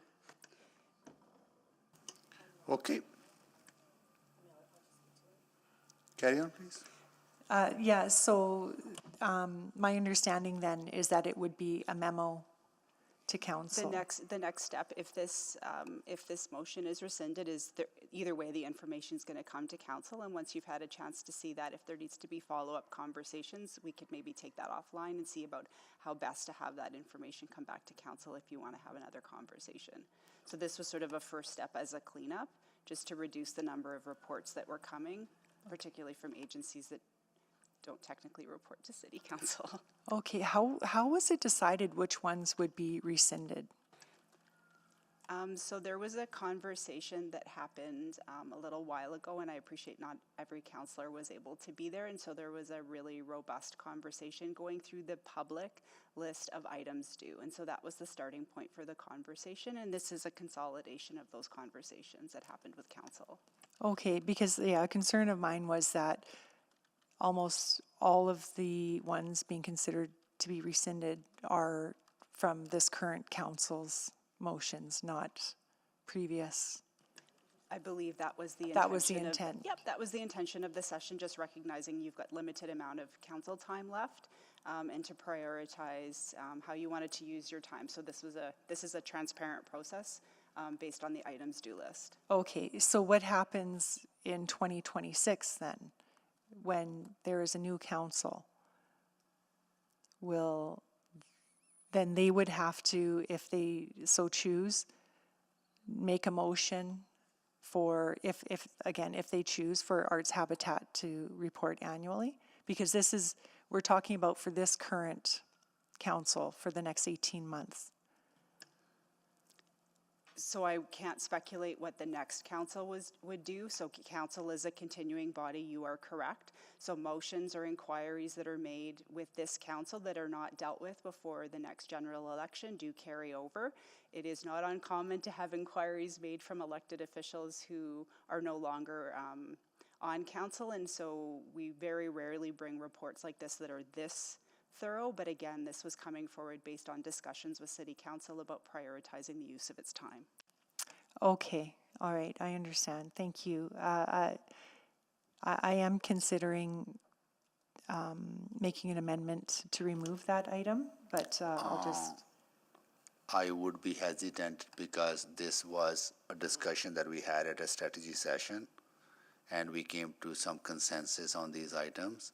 If we start moving one item, then open up the whole conversation about what is on the list, what is not off the list, right? So I would caution colleagues to do that, because this was a consensus that we had with the conversation with our senior leadership in the administration, right? So because then it will open up the discussion. Other people may want to have other things amended, right? So I would caution on that. Okay, Mr. Mayor, I will reconsider, and I think there is another path forward that we can consider. Appreciate that. Thank you so much for that understanding. Councillor Wright? Well, you're going to hate my suggestion. Would it be better to refer this back to ensure or to provide information as to where they align with the different strategic priorities, or how else we're getting the information? I don't think I need that. I think what's coming forward is a recommendation to stop doing some things. If council would like, if this passes, I don't want to presume that it will, and you would like us to send a follow-up email indicating where this information is available, we can absolutely do that. Okay, so then just to clarify, anything that does say alignment with strategic priorities, we will get confirmation that where and when it's being dealt with. So from my understanding from the previous conversations I've had with the city manager's office, if the justification says when the memo's already been provided to city council, I just confirm with my office all of the memos up, if they're public, all of the memos up to April of this year are already posted. If there's nothing in that box and you would like us to provide additional information, we can go through attachment 3 and we can provide an update exactly on where you can find that, just for easy reference, because I use this document all the time, and if it would be helpful, we can give you our working copy, and we can also make it available to the public. Okay, that would be awesome. Without a motion, without a referral, without anything, thank you. Yeah. Our word, we will do it. Thank you. Thank you so much, Councillor Wright. Okay. That concludes the questions on this. Okay. We have motion on the floor. Anyone to speak?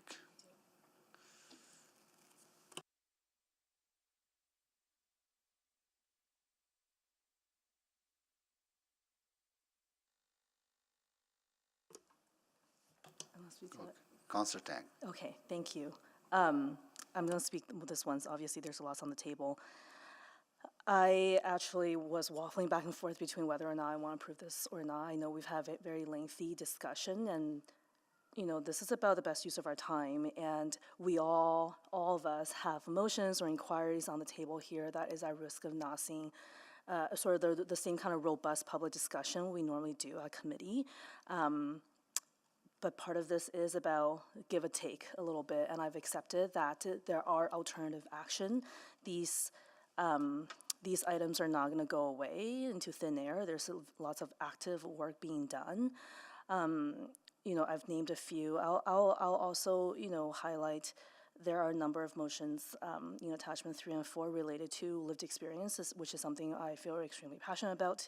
I have not seen a ton of progress on that, and I can accept that part of it is that it's hard to go from motion to action and then a public discussion about it.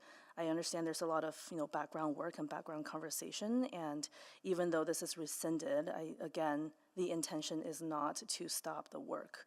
And I know perhaps at this hour no one is really listening to this, but I just feel like that's really important to stay on record because I think there's a lot of misunderstanding of what this repealing bylaw is trying to do.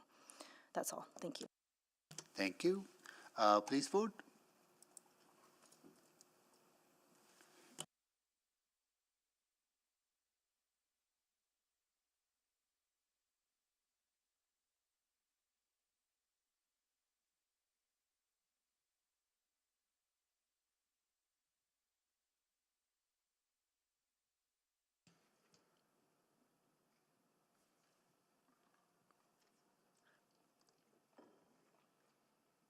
Yes. Thank you, Councillor Rutherford. We have all the votes.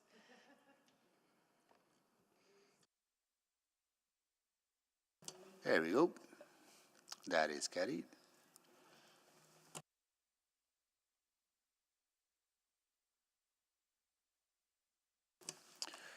That is done.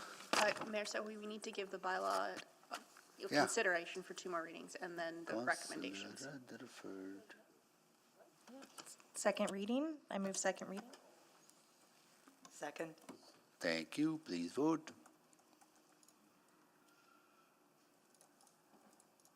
Yes. Thank you, Councillor Rutherford.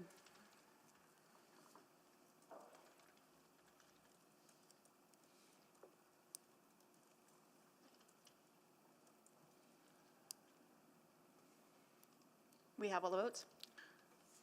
Okay, display the votes, please. That is carried. I'll move consideration of third reading. Second. Okay, please vote.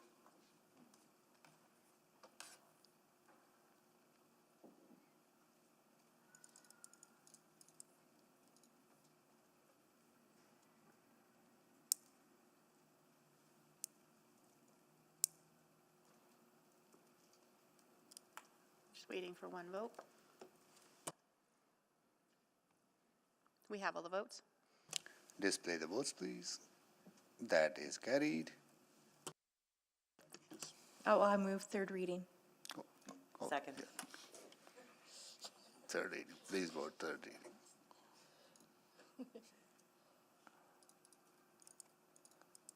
But then, yes, I'll move the rest. That's right. We have all the votes. Good. All right. Okay, and I will move that the city policies listed in attachment 2 of the June 11th, 2024 Office of the City Clerk Report, OCC 02398, be repealed or amended as specified, that the motions listed in attachment 3 of the June 11th, 2024 Office of the City Clerk Report be rescinded, and that the councillor inquiry list in attachment 4 be stopped.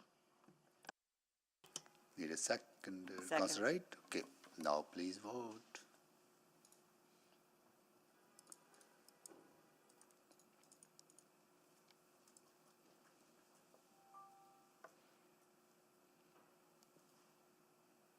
We have all the votes. Display the votes, please. That is carried.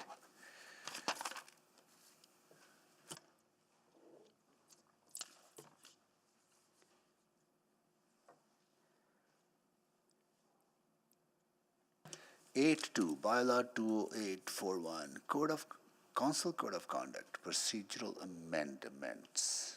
Councillor E.R. Aaron Rutherford exempted this. Go ahead, please. Do you need a presentation on this? Is there? I could just provide some really high-level Please. introductory remarks. So, Please.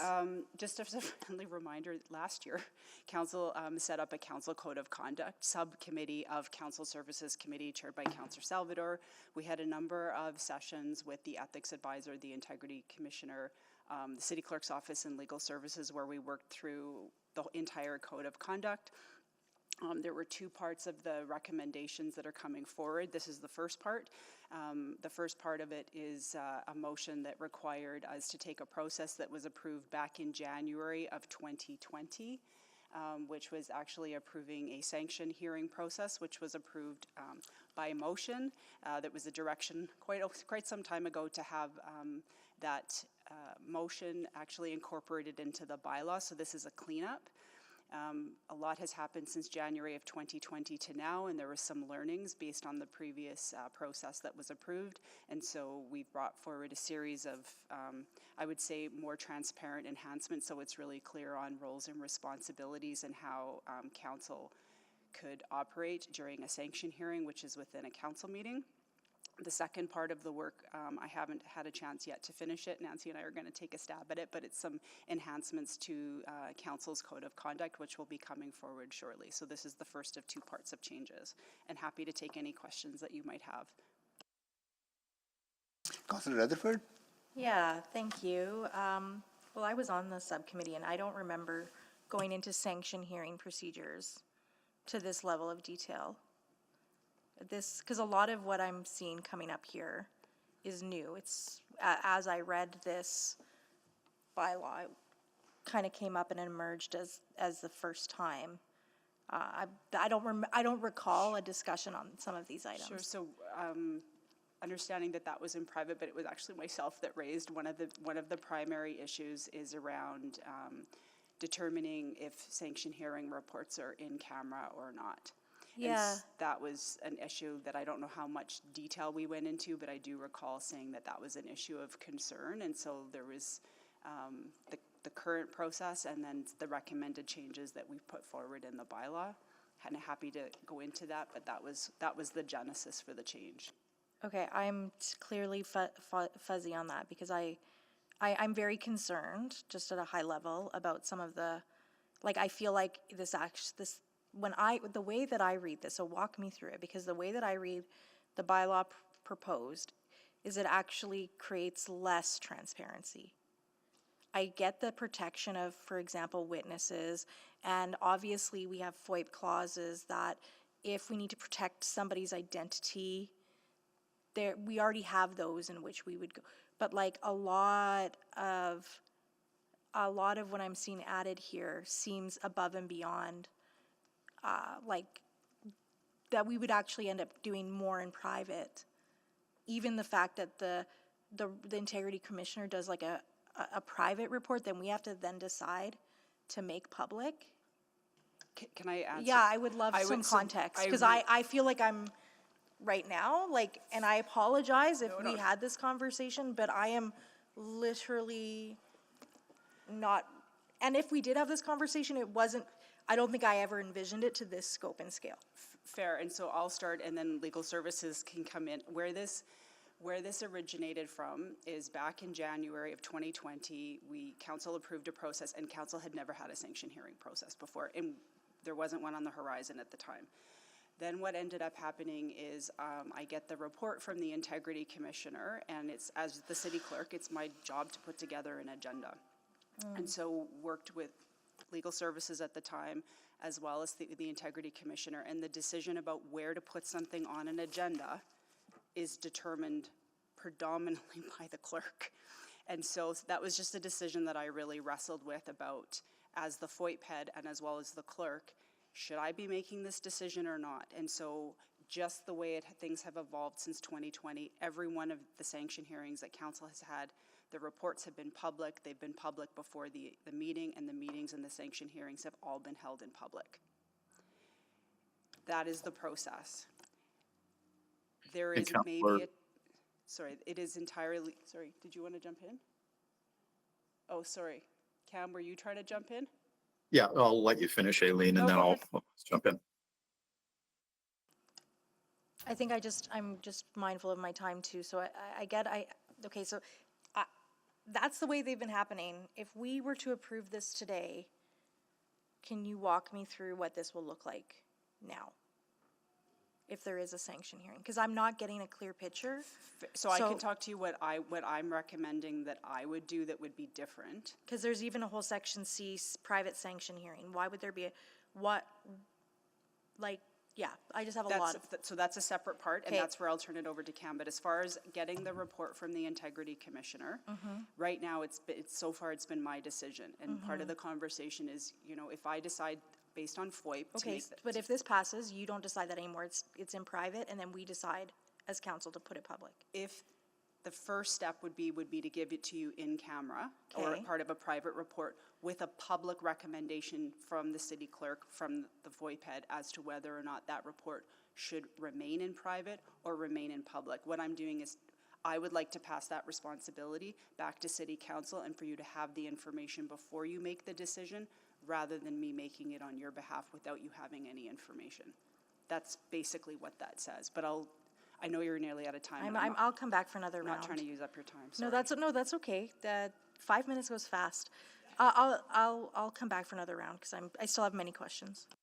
But I think legal counsel wanted to say something. Well, that might benefit everyone for future other questions. Yeah, just very quickly, Cam Ashmore from Legal Services here. So the intent, Councillor, was never to force this into a private situation. The way the old bylaw and the resolution read, anything could have gone into private if necessary. What we're really trying to do here is we're trying to create two separate processes. One in case it stays in public, one in case it goes into private, just so it's very clear as to what the processes are. It's not intended to push things into private or create less transparency. Okay.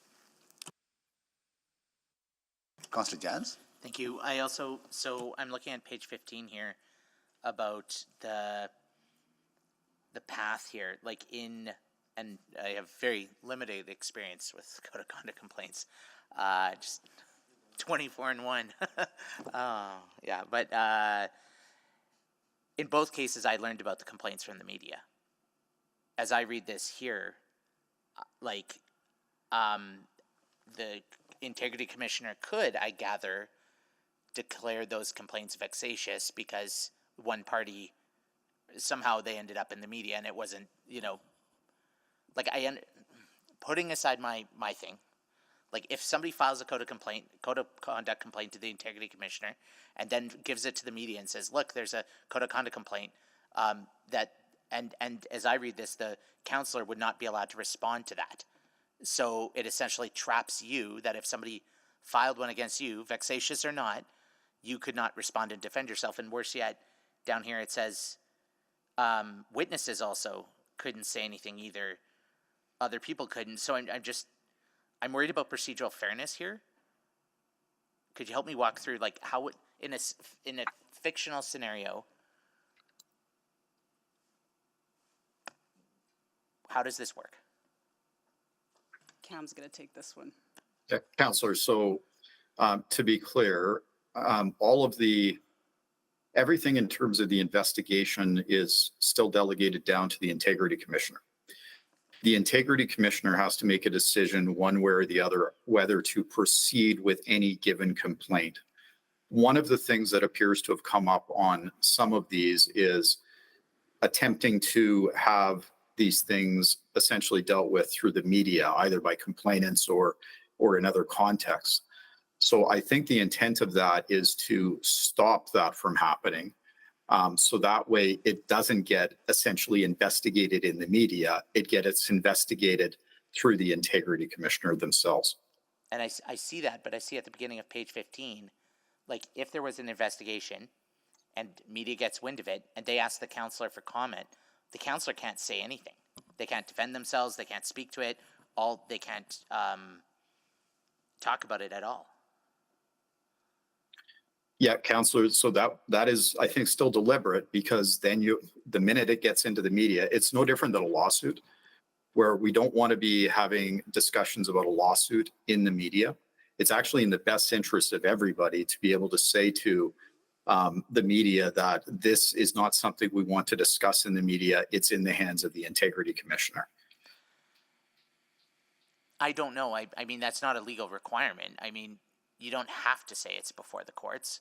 Somebody could say you did something, and you can like deny all charges and provide information if you want. You're right, Counselor, but it's not the recommended route to go. You see lawsuits being dealt with in the media all the time. It actually interferes with the actual process. Like, I think at the legislature, this happens where like somebody will file a code of conduct complaint to the, I forgot the body, what's it called? Like the Integrity Commissioner equivalent, and then they go and host a press conference and say the auditor is investigating this now, and it's like, well, then like what I'm worried about is we know that there's bad faith complaints. We know that they have to be handled, but I just worry that these changes here are potentially limiting they're trying to pretend this isn't political. And this process can take months, and that's really that can be very unfair and very challenging. Yeah, certainly, Counselor, if this is a concern of council as a whole, that is something that could be taken back. But what it would lead to if the Integrity Commissioner has to deal with the media as well as the complainant and the counselor is a different, more political process. And that's really not what the intent of the code of conduct was. It was intended to regulate conduct through essentially a code that somebody can look into and see without having to go to the media. Yeah, I'm also worried about how the witnesses. Could you walk through how witnesses are handled here? So in this context, so the witnesses before the Integrity Commissioner are a little bit different than what you would consider the witnesses before a sanction hearing. If you have a complainant or somebody that's directly involved, it's more like a witness impact statement. It wouldn't be a relitigation as to whether or not there was a code violation or anything like that. It would be, how did the code violation impact you if it was actually something that was upheld by the Integrity Commissioner? It would be a very limited role for the witness. Okay, I'm trying to figure out like what if they don't know that the complaint's been filed or not, and then they're talking about an incident, even though does that then? I don't know. I'm sorry, I'm out of time, but I think I appreciate the intention. I'm just not sure we're there. Yeah. Thank you, Councillor Jones. Councillor Tang. Yeah, just I want to understand the sort of the procedure around kind of the voting when to keep the report in private or public. And so attachment 3 is kind of what the process was back in 2020. And I guess I'm just wondering if you can like specify where in that process do we get to vote whether something is private and public. And when we do vote, is the public going to have a time to kind of process whatever it gets, is it immediate that we transition? Do you know what I mean? I think I do. And if I misunderstand your question, so pretend this is a council, like this is just a council meeting, and so I'm providing, let's say today was a sanction hearing, I provide you an agenda, it has a public report, as I've done for other things that I'm dealing with right now with council. I provide a public report, but the attachments that are accompanying it are private. Yep. And so the Integrity Commissioner's report, if this passes, would be private. My report would indicate the name of the councillor. I haven't written one of these, so I'd have to see what information would be public. Right. But it would be based on FOIP, and it would be based on restricting the information to what needs to be revealed. But I would also recommend including an assessment from a FOIP perspective as to whether or not the Integrity Commissioner's report should be made public or not. So this is a little bit different than filing a FOIP request. The motion that is being put to council is, do you or do you not want to close the doors to the public? And that's an MGA requirement. That is not that's not about FOIP. That's about everything we do in this room is open to the public. The public has access to all of the information. The decision to restrict information and to restrict the public being part of seeing what's going on is a decision for council. That's not a decision for the city clerk. And so I'm envisaging giving you the information in camera or privately so you can make that decision first of all. And then we're going to hear from the integrity commissioner. There's some opportunity to respond. If you go in private, Yeah. it's entirely possible that I give you an integrity commissioner's report in camera, you read my recommendation, when you adopt the agenda, you decide that you're not keeping it in private and you move the whole thing public, and we follow the process that we did back in January, that was approved in January 2020. Okay. That's, I would assume that would be the majority of them, because that's the way it's gone so far. That's been the practice. Thank you. Councillor Stevenson? Thank you. Appreciate the questions that have come up. I wanted to dig in a little bit more about the, if things get leaked to the media, I just worry about being able to draw a straight line. So let's say someone submits a complaint, it is somehow anonymously leaked to the media, and that becomes a reason to throw out the complaint. That seems like a councillor could leak it in the effort to avoid sanction, and suggest that it comes from the complainant. So I'll let Cav speak to this, but that's not a decision that's made by administration. That would be something that the integrity commissioner would have to determine. Do they necessarily have the resources to do that kind of investigation in terms of the source of information? I'm assuming, journalists wouldn't necessarily share that. Like, I just think that's hard to prove. Not to speak for the integrity commissioner, but when she brings forward her next annual report, I do think resourcing might be a conversation that council wants to have.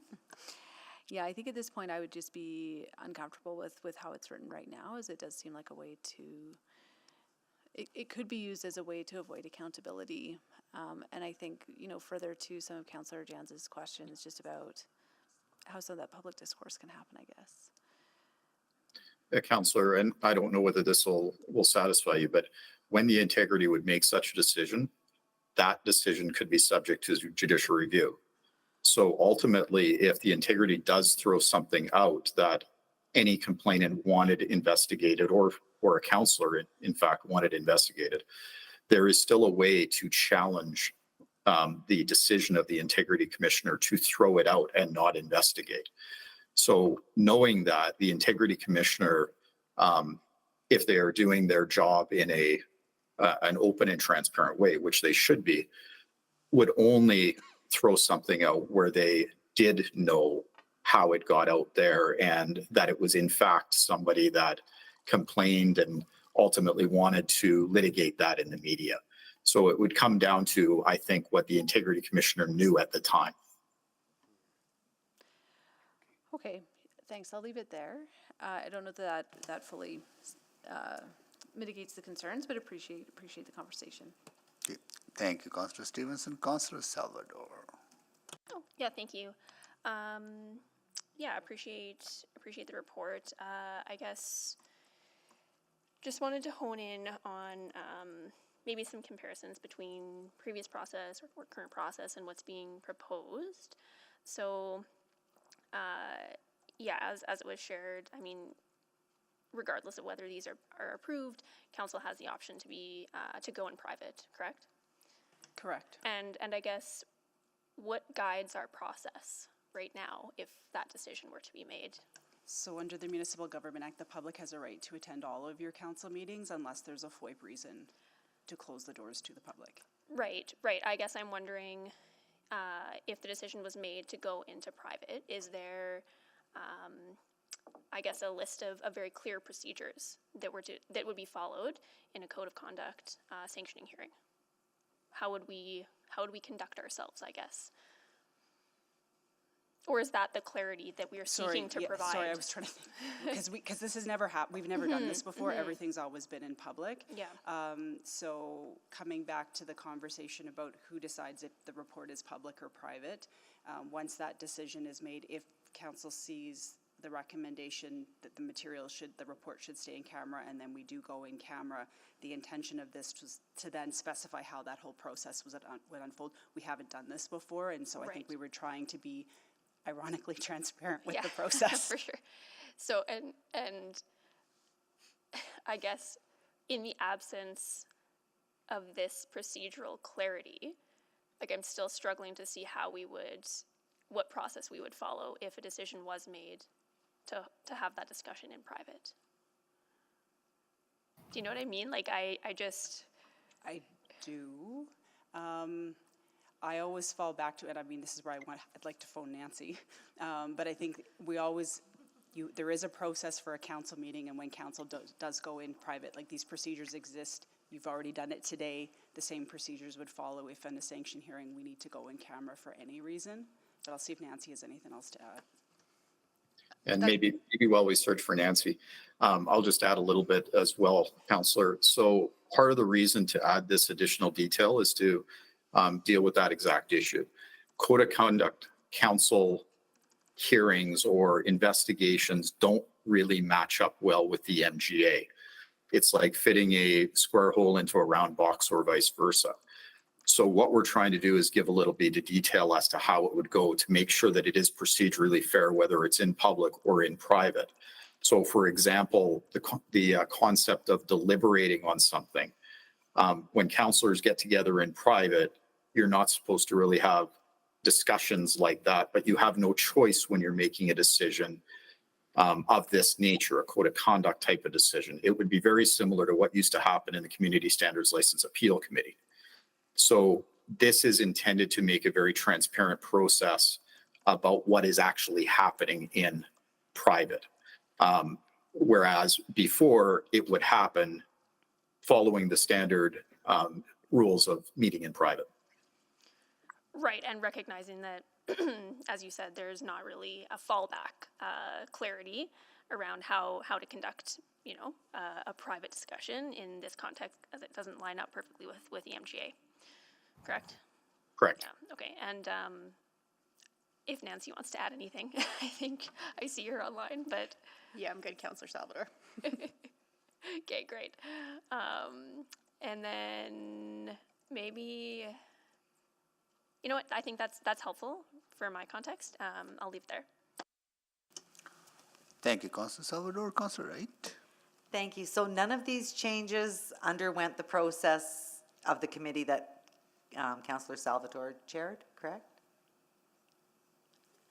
I wouldn't say it like that. I would say there was a general conversation about all of the things that we needed to fix within the code of conduct.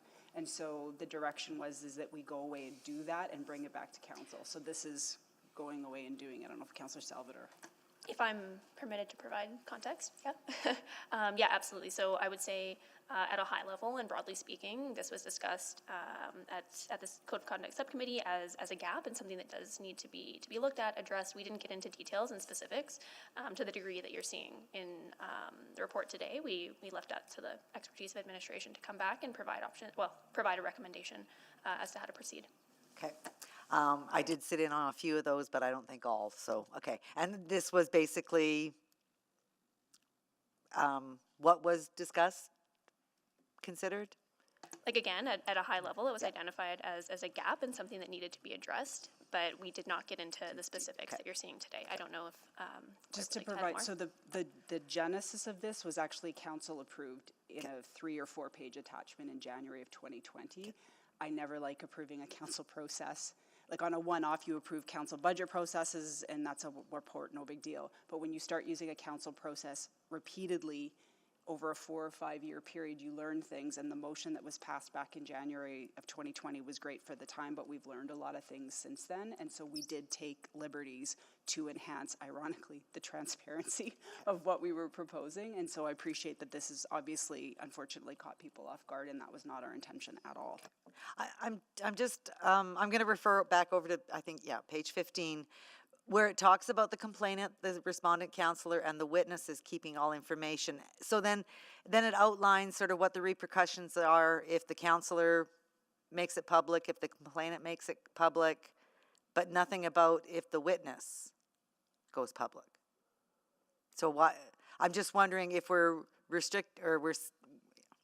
what authority does the integrity commissioner have, I guess, to restrict the witness from speaking? So, Councillor, that would be part of the problem. There is no authority, but in that case, you end up with a public scenario. The integrity commissioner, if they were doing their job, would take that into account, that in fact, this witness's testimony is probably not something to be relied upon because they are going into public with it. The purpose for it may not be the purpose for which it was actually intended. But you're absolutely right. There is no hammer against a witness. There's a hammer against the complainant to stop the complaint. There would be a potential hammer against a counselor for trying to litigate it in public. And is that normal, I guess, in legal circles, that just because someone says something publicly that it's not true? Like why would we discount them as being a good witness just because they've said something in public? It really comes down to their motive as to why they're doing it. So if what they're really doing is wanting to get this out in public to embarrass a counselor or something like that, you start questioning the veracity and the motive behind it. But I think you would still have to take into account whether it's true or not. That would be part of the weighing process. In a courtroom setting, there would be a contempt. There's no type of contempt thing from the integrity commissioner. Okay, I'm just wondering if I guess if we've got no authority over the witness, why are we including it? But okay, I think that's all I have. Thank you. Councillor Stevenson? Chair?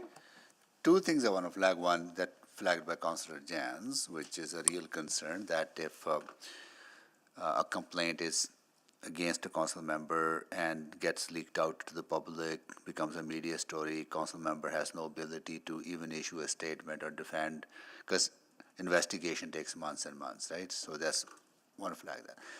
But a bigger flag for me is putting onus on council to decide whether report becomes public or not, right? Recognizing that this is a long-term,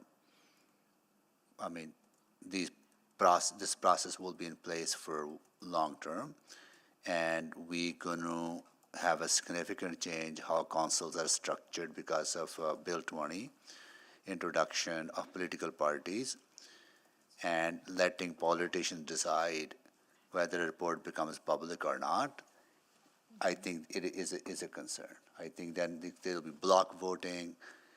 May not happen in this setting because everyone is independent, but I worry about when, if a majority council belongs to a party and one of the members of that party is under investigation and found to be guilty of something, there'll be gag or whatever. So, this must stay private, right? I worry about that, putting onus on politicians to do that.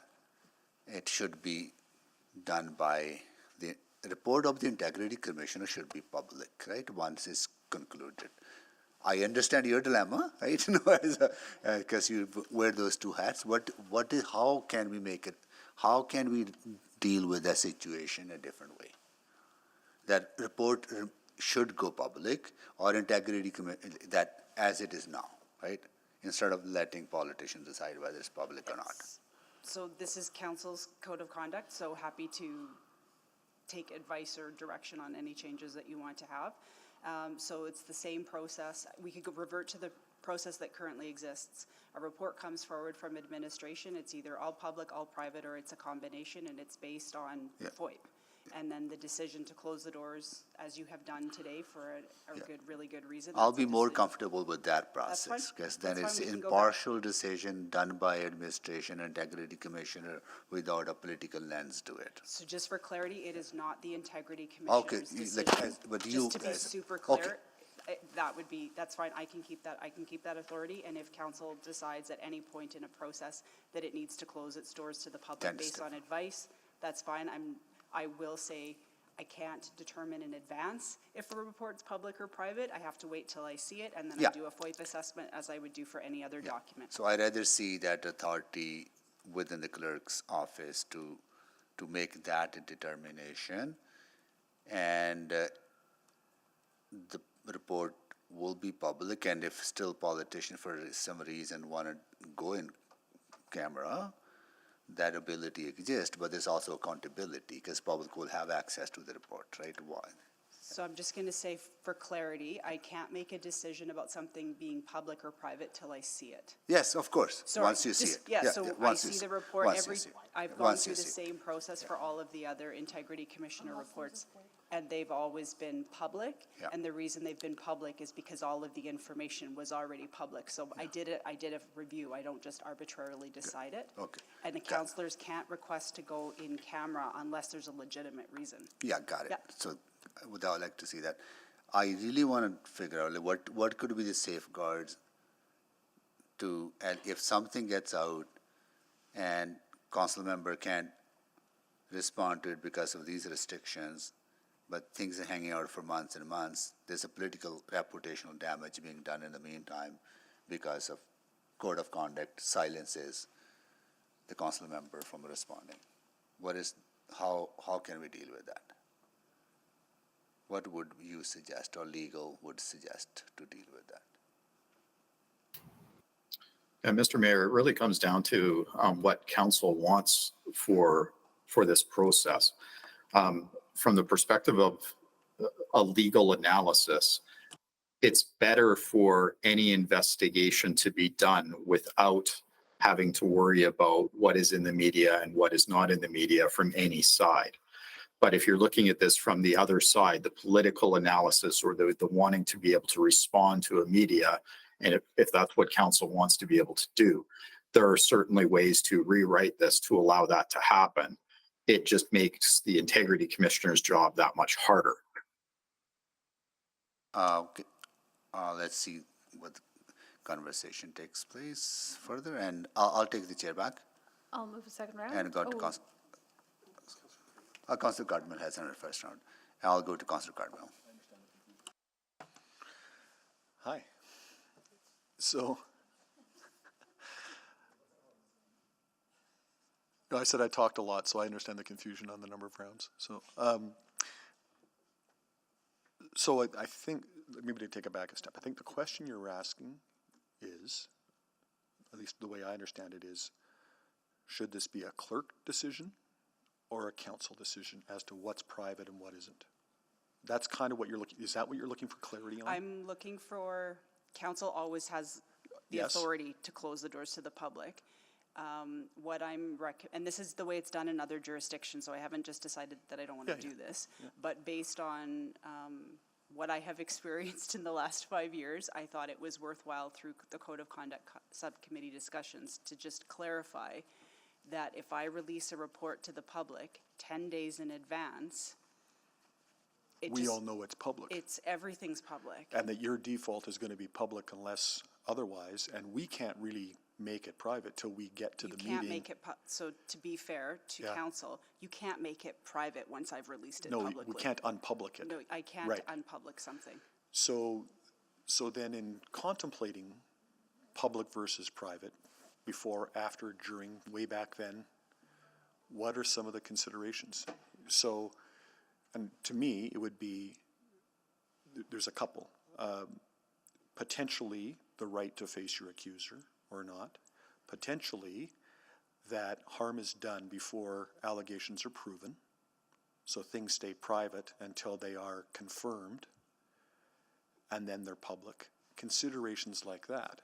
So should the default be private until council has decided that the conduct is wanting and worthy of a sanction, and sanctions are confirmed or applied, which eliminates the media risk? No, I mean, it doesn't eliminate the risk of the leak, and we've had a lot of leaks lately, so like that's a valid concern.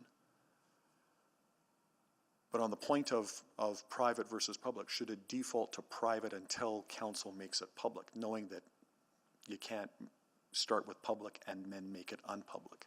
That was the genesis for why I was recommending this. That's but why we're here. I understand Yeah. that,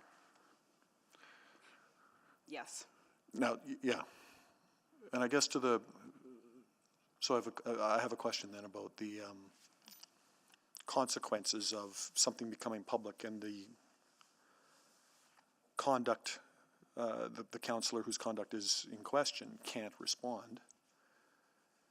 I don't know if we can lock this in policy, but have the integrity commissioner or the clerk or council issue something automatic that says, as a reminder, these things are not confirmed. These things have not been adjudicated, and the councillor is bound by policy to not respond. So continuing a media conversation, a public conversation, is woefully inappropriate. We can't stop it, but we could at least potentially forestall that. And now I'm going to solutions, but I think that was the intention of what we were trying to recommend, was to have you all treated fairly. But from a procedural fairness perspective, I'd like Cam to speak to your question about the unpublishing. Yeah, well, maybe going back to that. So, to Ms. Dashmore, why not the presumption that everything remains private until it is made public? Because I think there is reasonable circumstances where something ought remain private until it's absolutely certain. Yeah, Councillor, you're heading down exactly the right path here. That's, I think, the whole idea of this is taking a look to see what you're actually dealing with in any given situation. If it goes public before you even see it as a council, your hands are bound, and you're basically dealing with a public hearing with perhaps pieces of it in private if you're preserving an individual witness's anonymity or something like that. But that's the whole purpose of, I think, what the clerk has done with this. I'm going back to my Pega days. We would say that there is a hearing regarding member XYZ on Tuesday to talk about code of conduct violations, but that was the limit, and the facts of the complaint in the matter were then publicized once a discipline decision was actually made and conduct was actually found wanting and sanctions were actually applied. Then that became public. Yeah, there are different ways to do it, Councillor, but that is certainly one legitimate way to do it. Yeah. My time's up. Councillor Piquet. Yes. I think I'm just looking at item. I think Councillor Cardinal's point on. When I look at sanction process, point 4 allows respondent councillors to provide rebuttal to. Yes. Yeah, okay, Yep. That would, in our recommended process, that would also be private. Right, got it. Councillor Cardinal. Sorry, Councillor Piquet. Yeah, so just to follow up on that, so there was, I'm going to pull from two from experience. One, the councillor was found to have broken the code of conduct. Another, I can't remember, probably not. I don't remember. But in both cases, it was a public feast before the actual facts came in. So I'm just wondering, is that in the benefit of the public? Without, to Councillor Cartmell's point about, maybe you don't put this all out because you're basically, someone could be accused falsely and they go through this whole emotional roller coaster and it alters their public perception. Or if someone ultimately is found to have contravened the code of conduct, is that a fair process even if they've contravened? I don't know.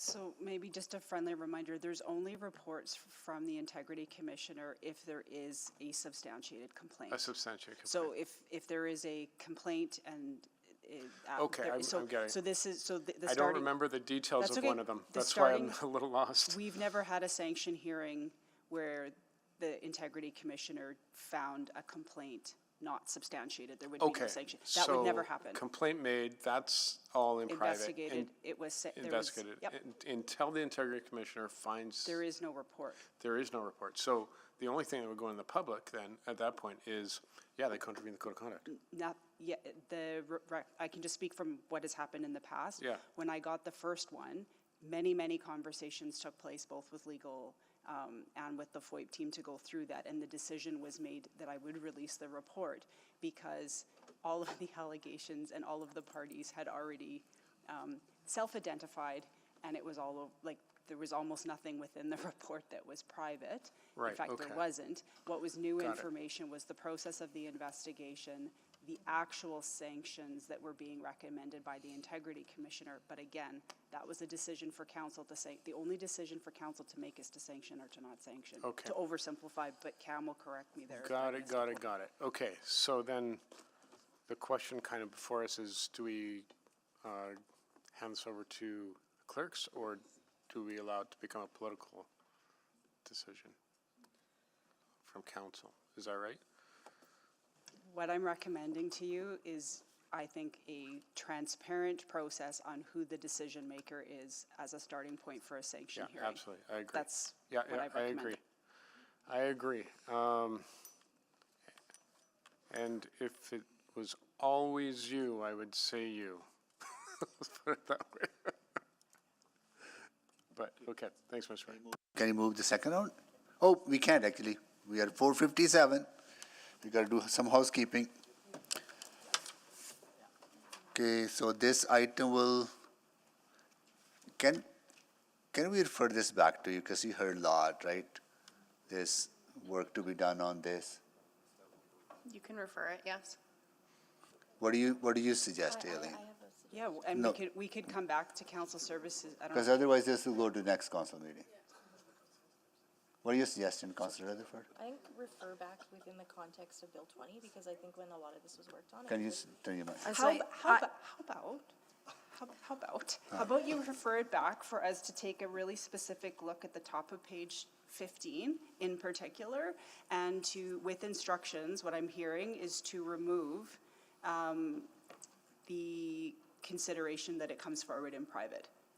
And that I just go back to, if that's the decision that you want us to revert back to the original process, I'd like clear direction on that. I just want to make sure that if I'm going to rewrite a bylaw, I would like to do it with the majority of council's direction. Please don't refer it back generally, because I won't know what to do.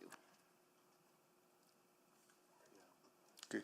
Or we can postpone this. I'm going to move to a postpone, because I don't know, maybe, people are looking at me fun.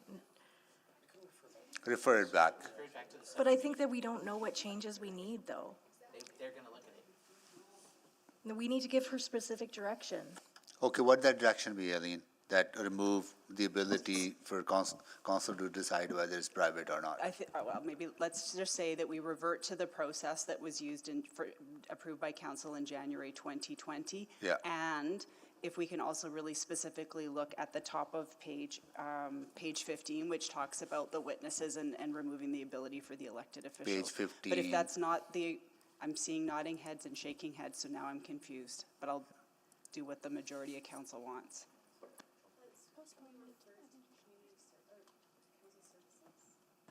This is a council code of conduct, and the mayor's not at council services. This is a council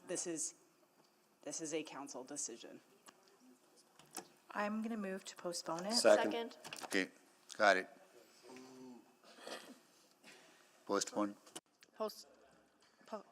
Postpone to when? To the next council, and then in the meantime, if we have clarifying questions, so that when we can come in, we can either have a very lockstep referral motion. Yeah. Okay. Well, yeah. Okay, all right. Okay, let's vote on the referral. No, the postponement. Postponement. English is my second language.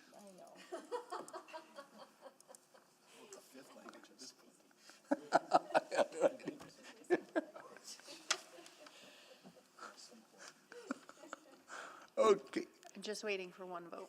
it's postponement, right? Okay, good, okay, no, I just want to confirm that. We It's have all the postponement. votes now. Okay.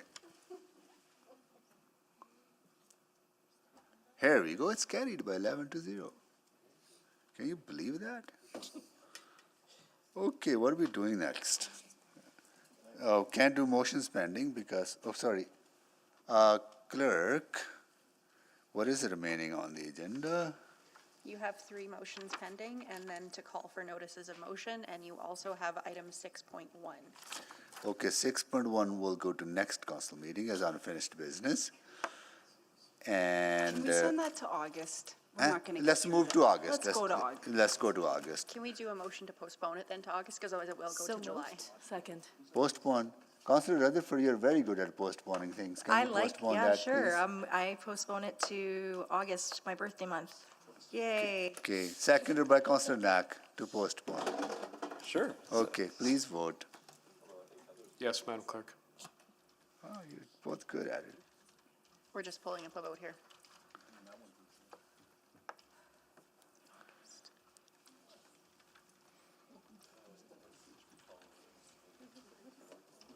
Yeah, that's fine.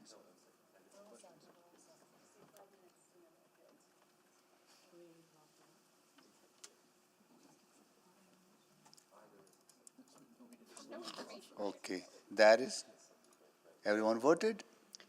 We are waiting for 2 votes. You may have missed mine. Yes, Yes. Madam Clerk. Yes. Thank you. We have all the votes. Display the votes, please. That is carried.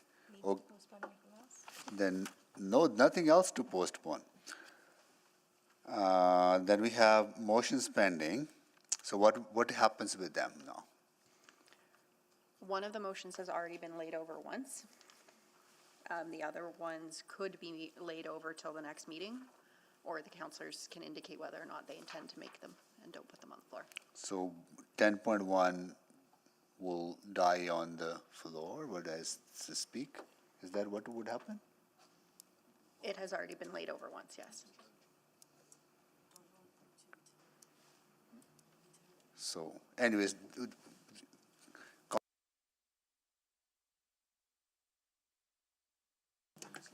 yeah. Okay. Yeah. Okay.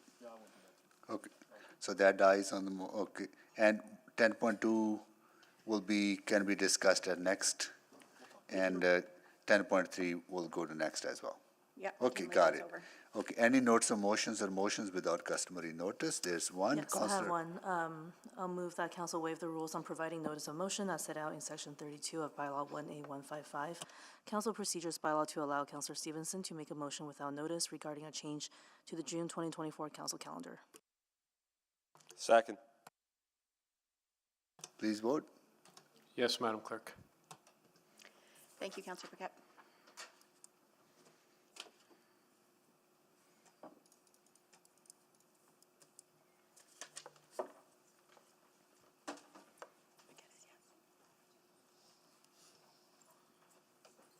We have all the votes. Display the votes, please. That is carried. And thank you. I'll move that the June 25th, 2024 Agenda Review Committee meeting from 8:30 a.m. to 9 a.m. be canceled. Need a seconder? Second. Please vote.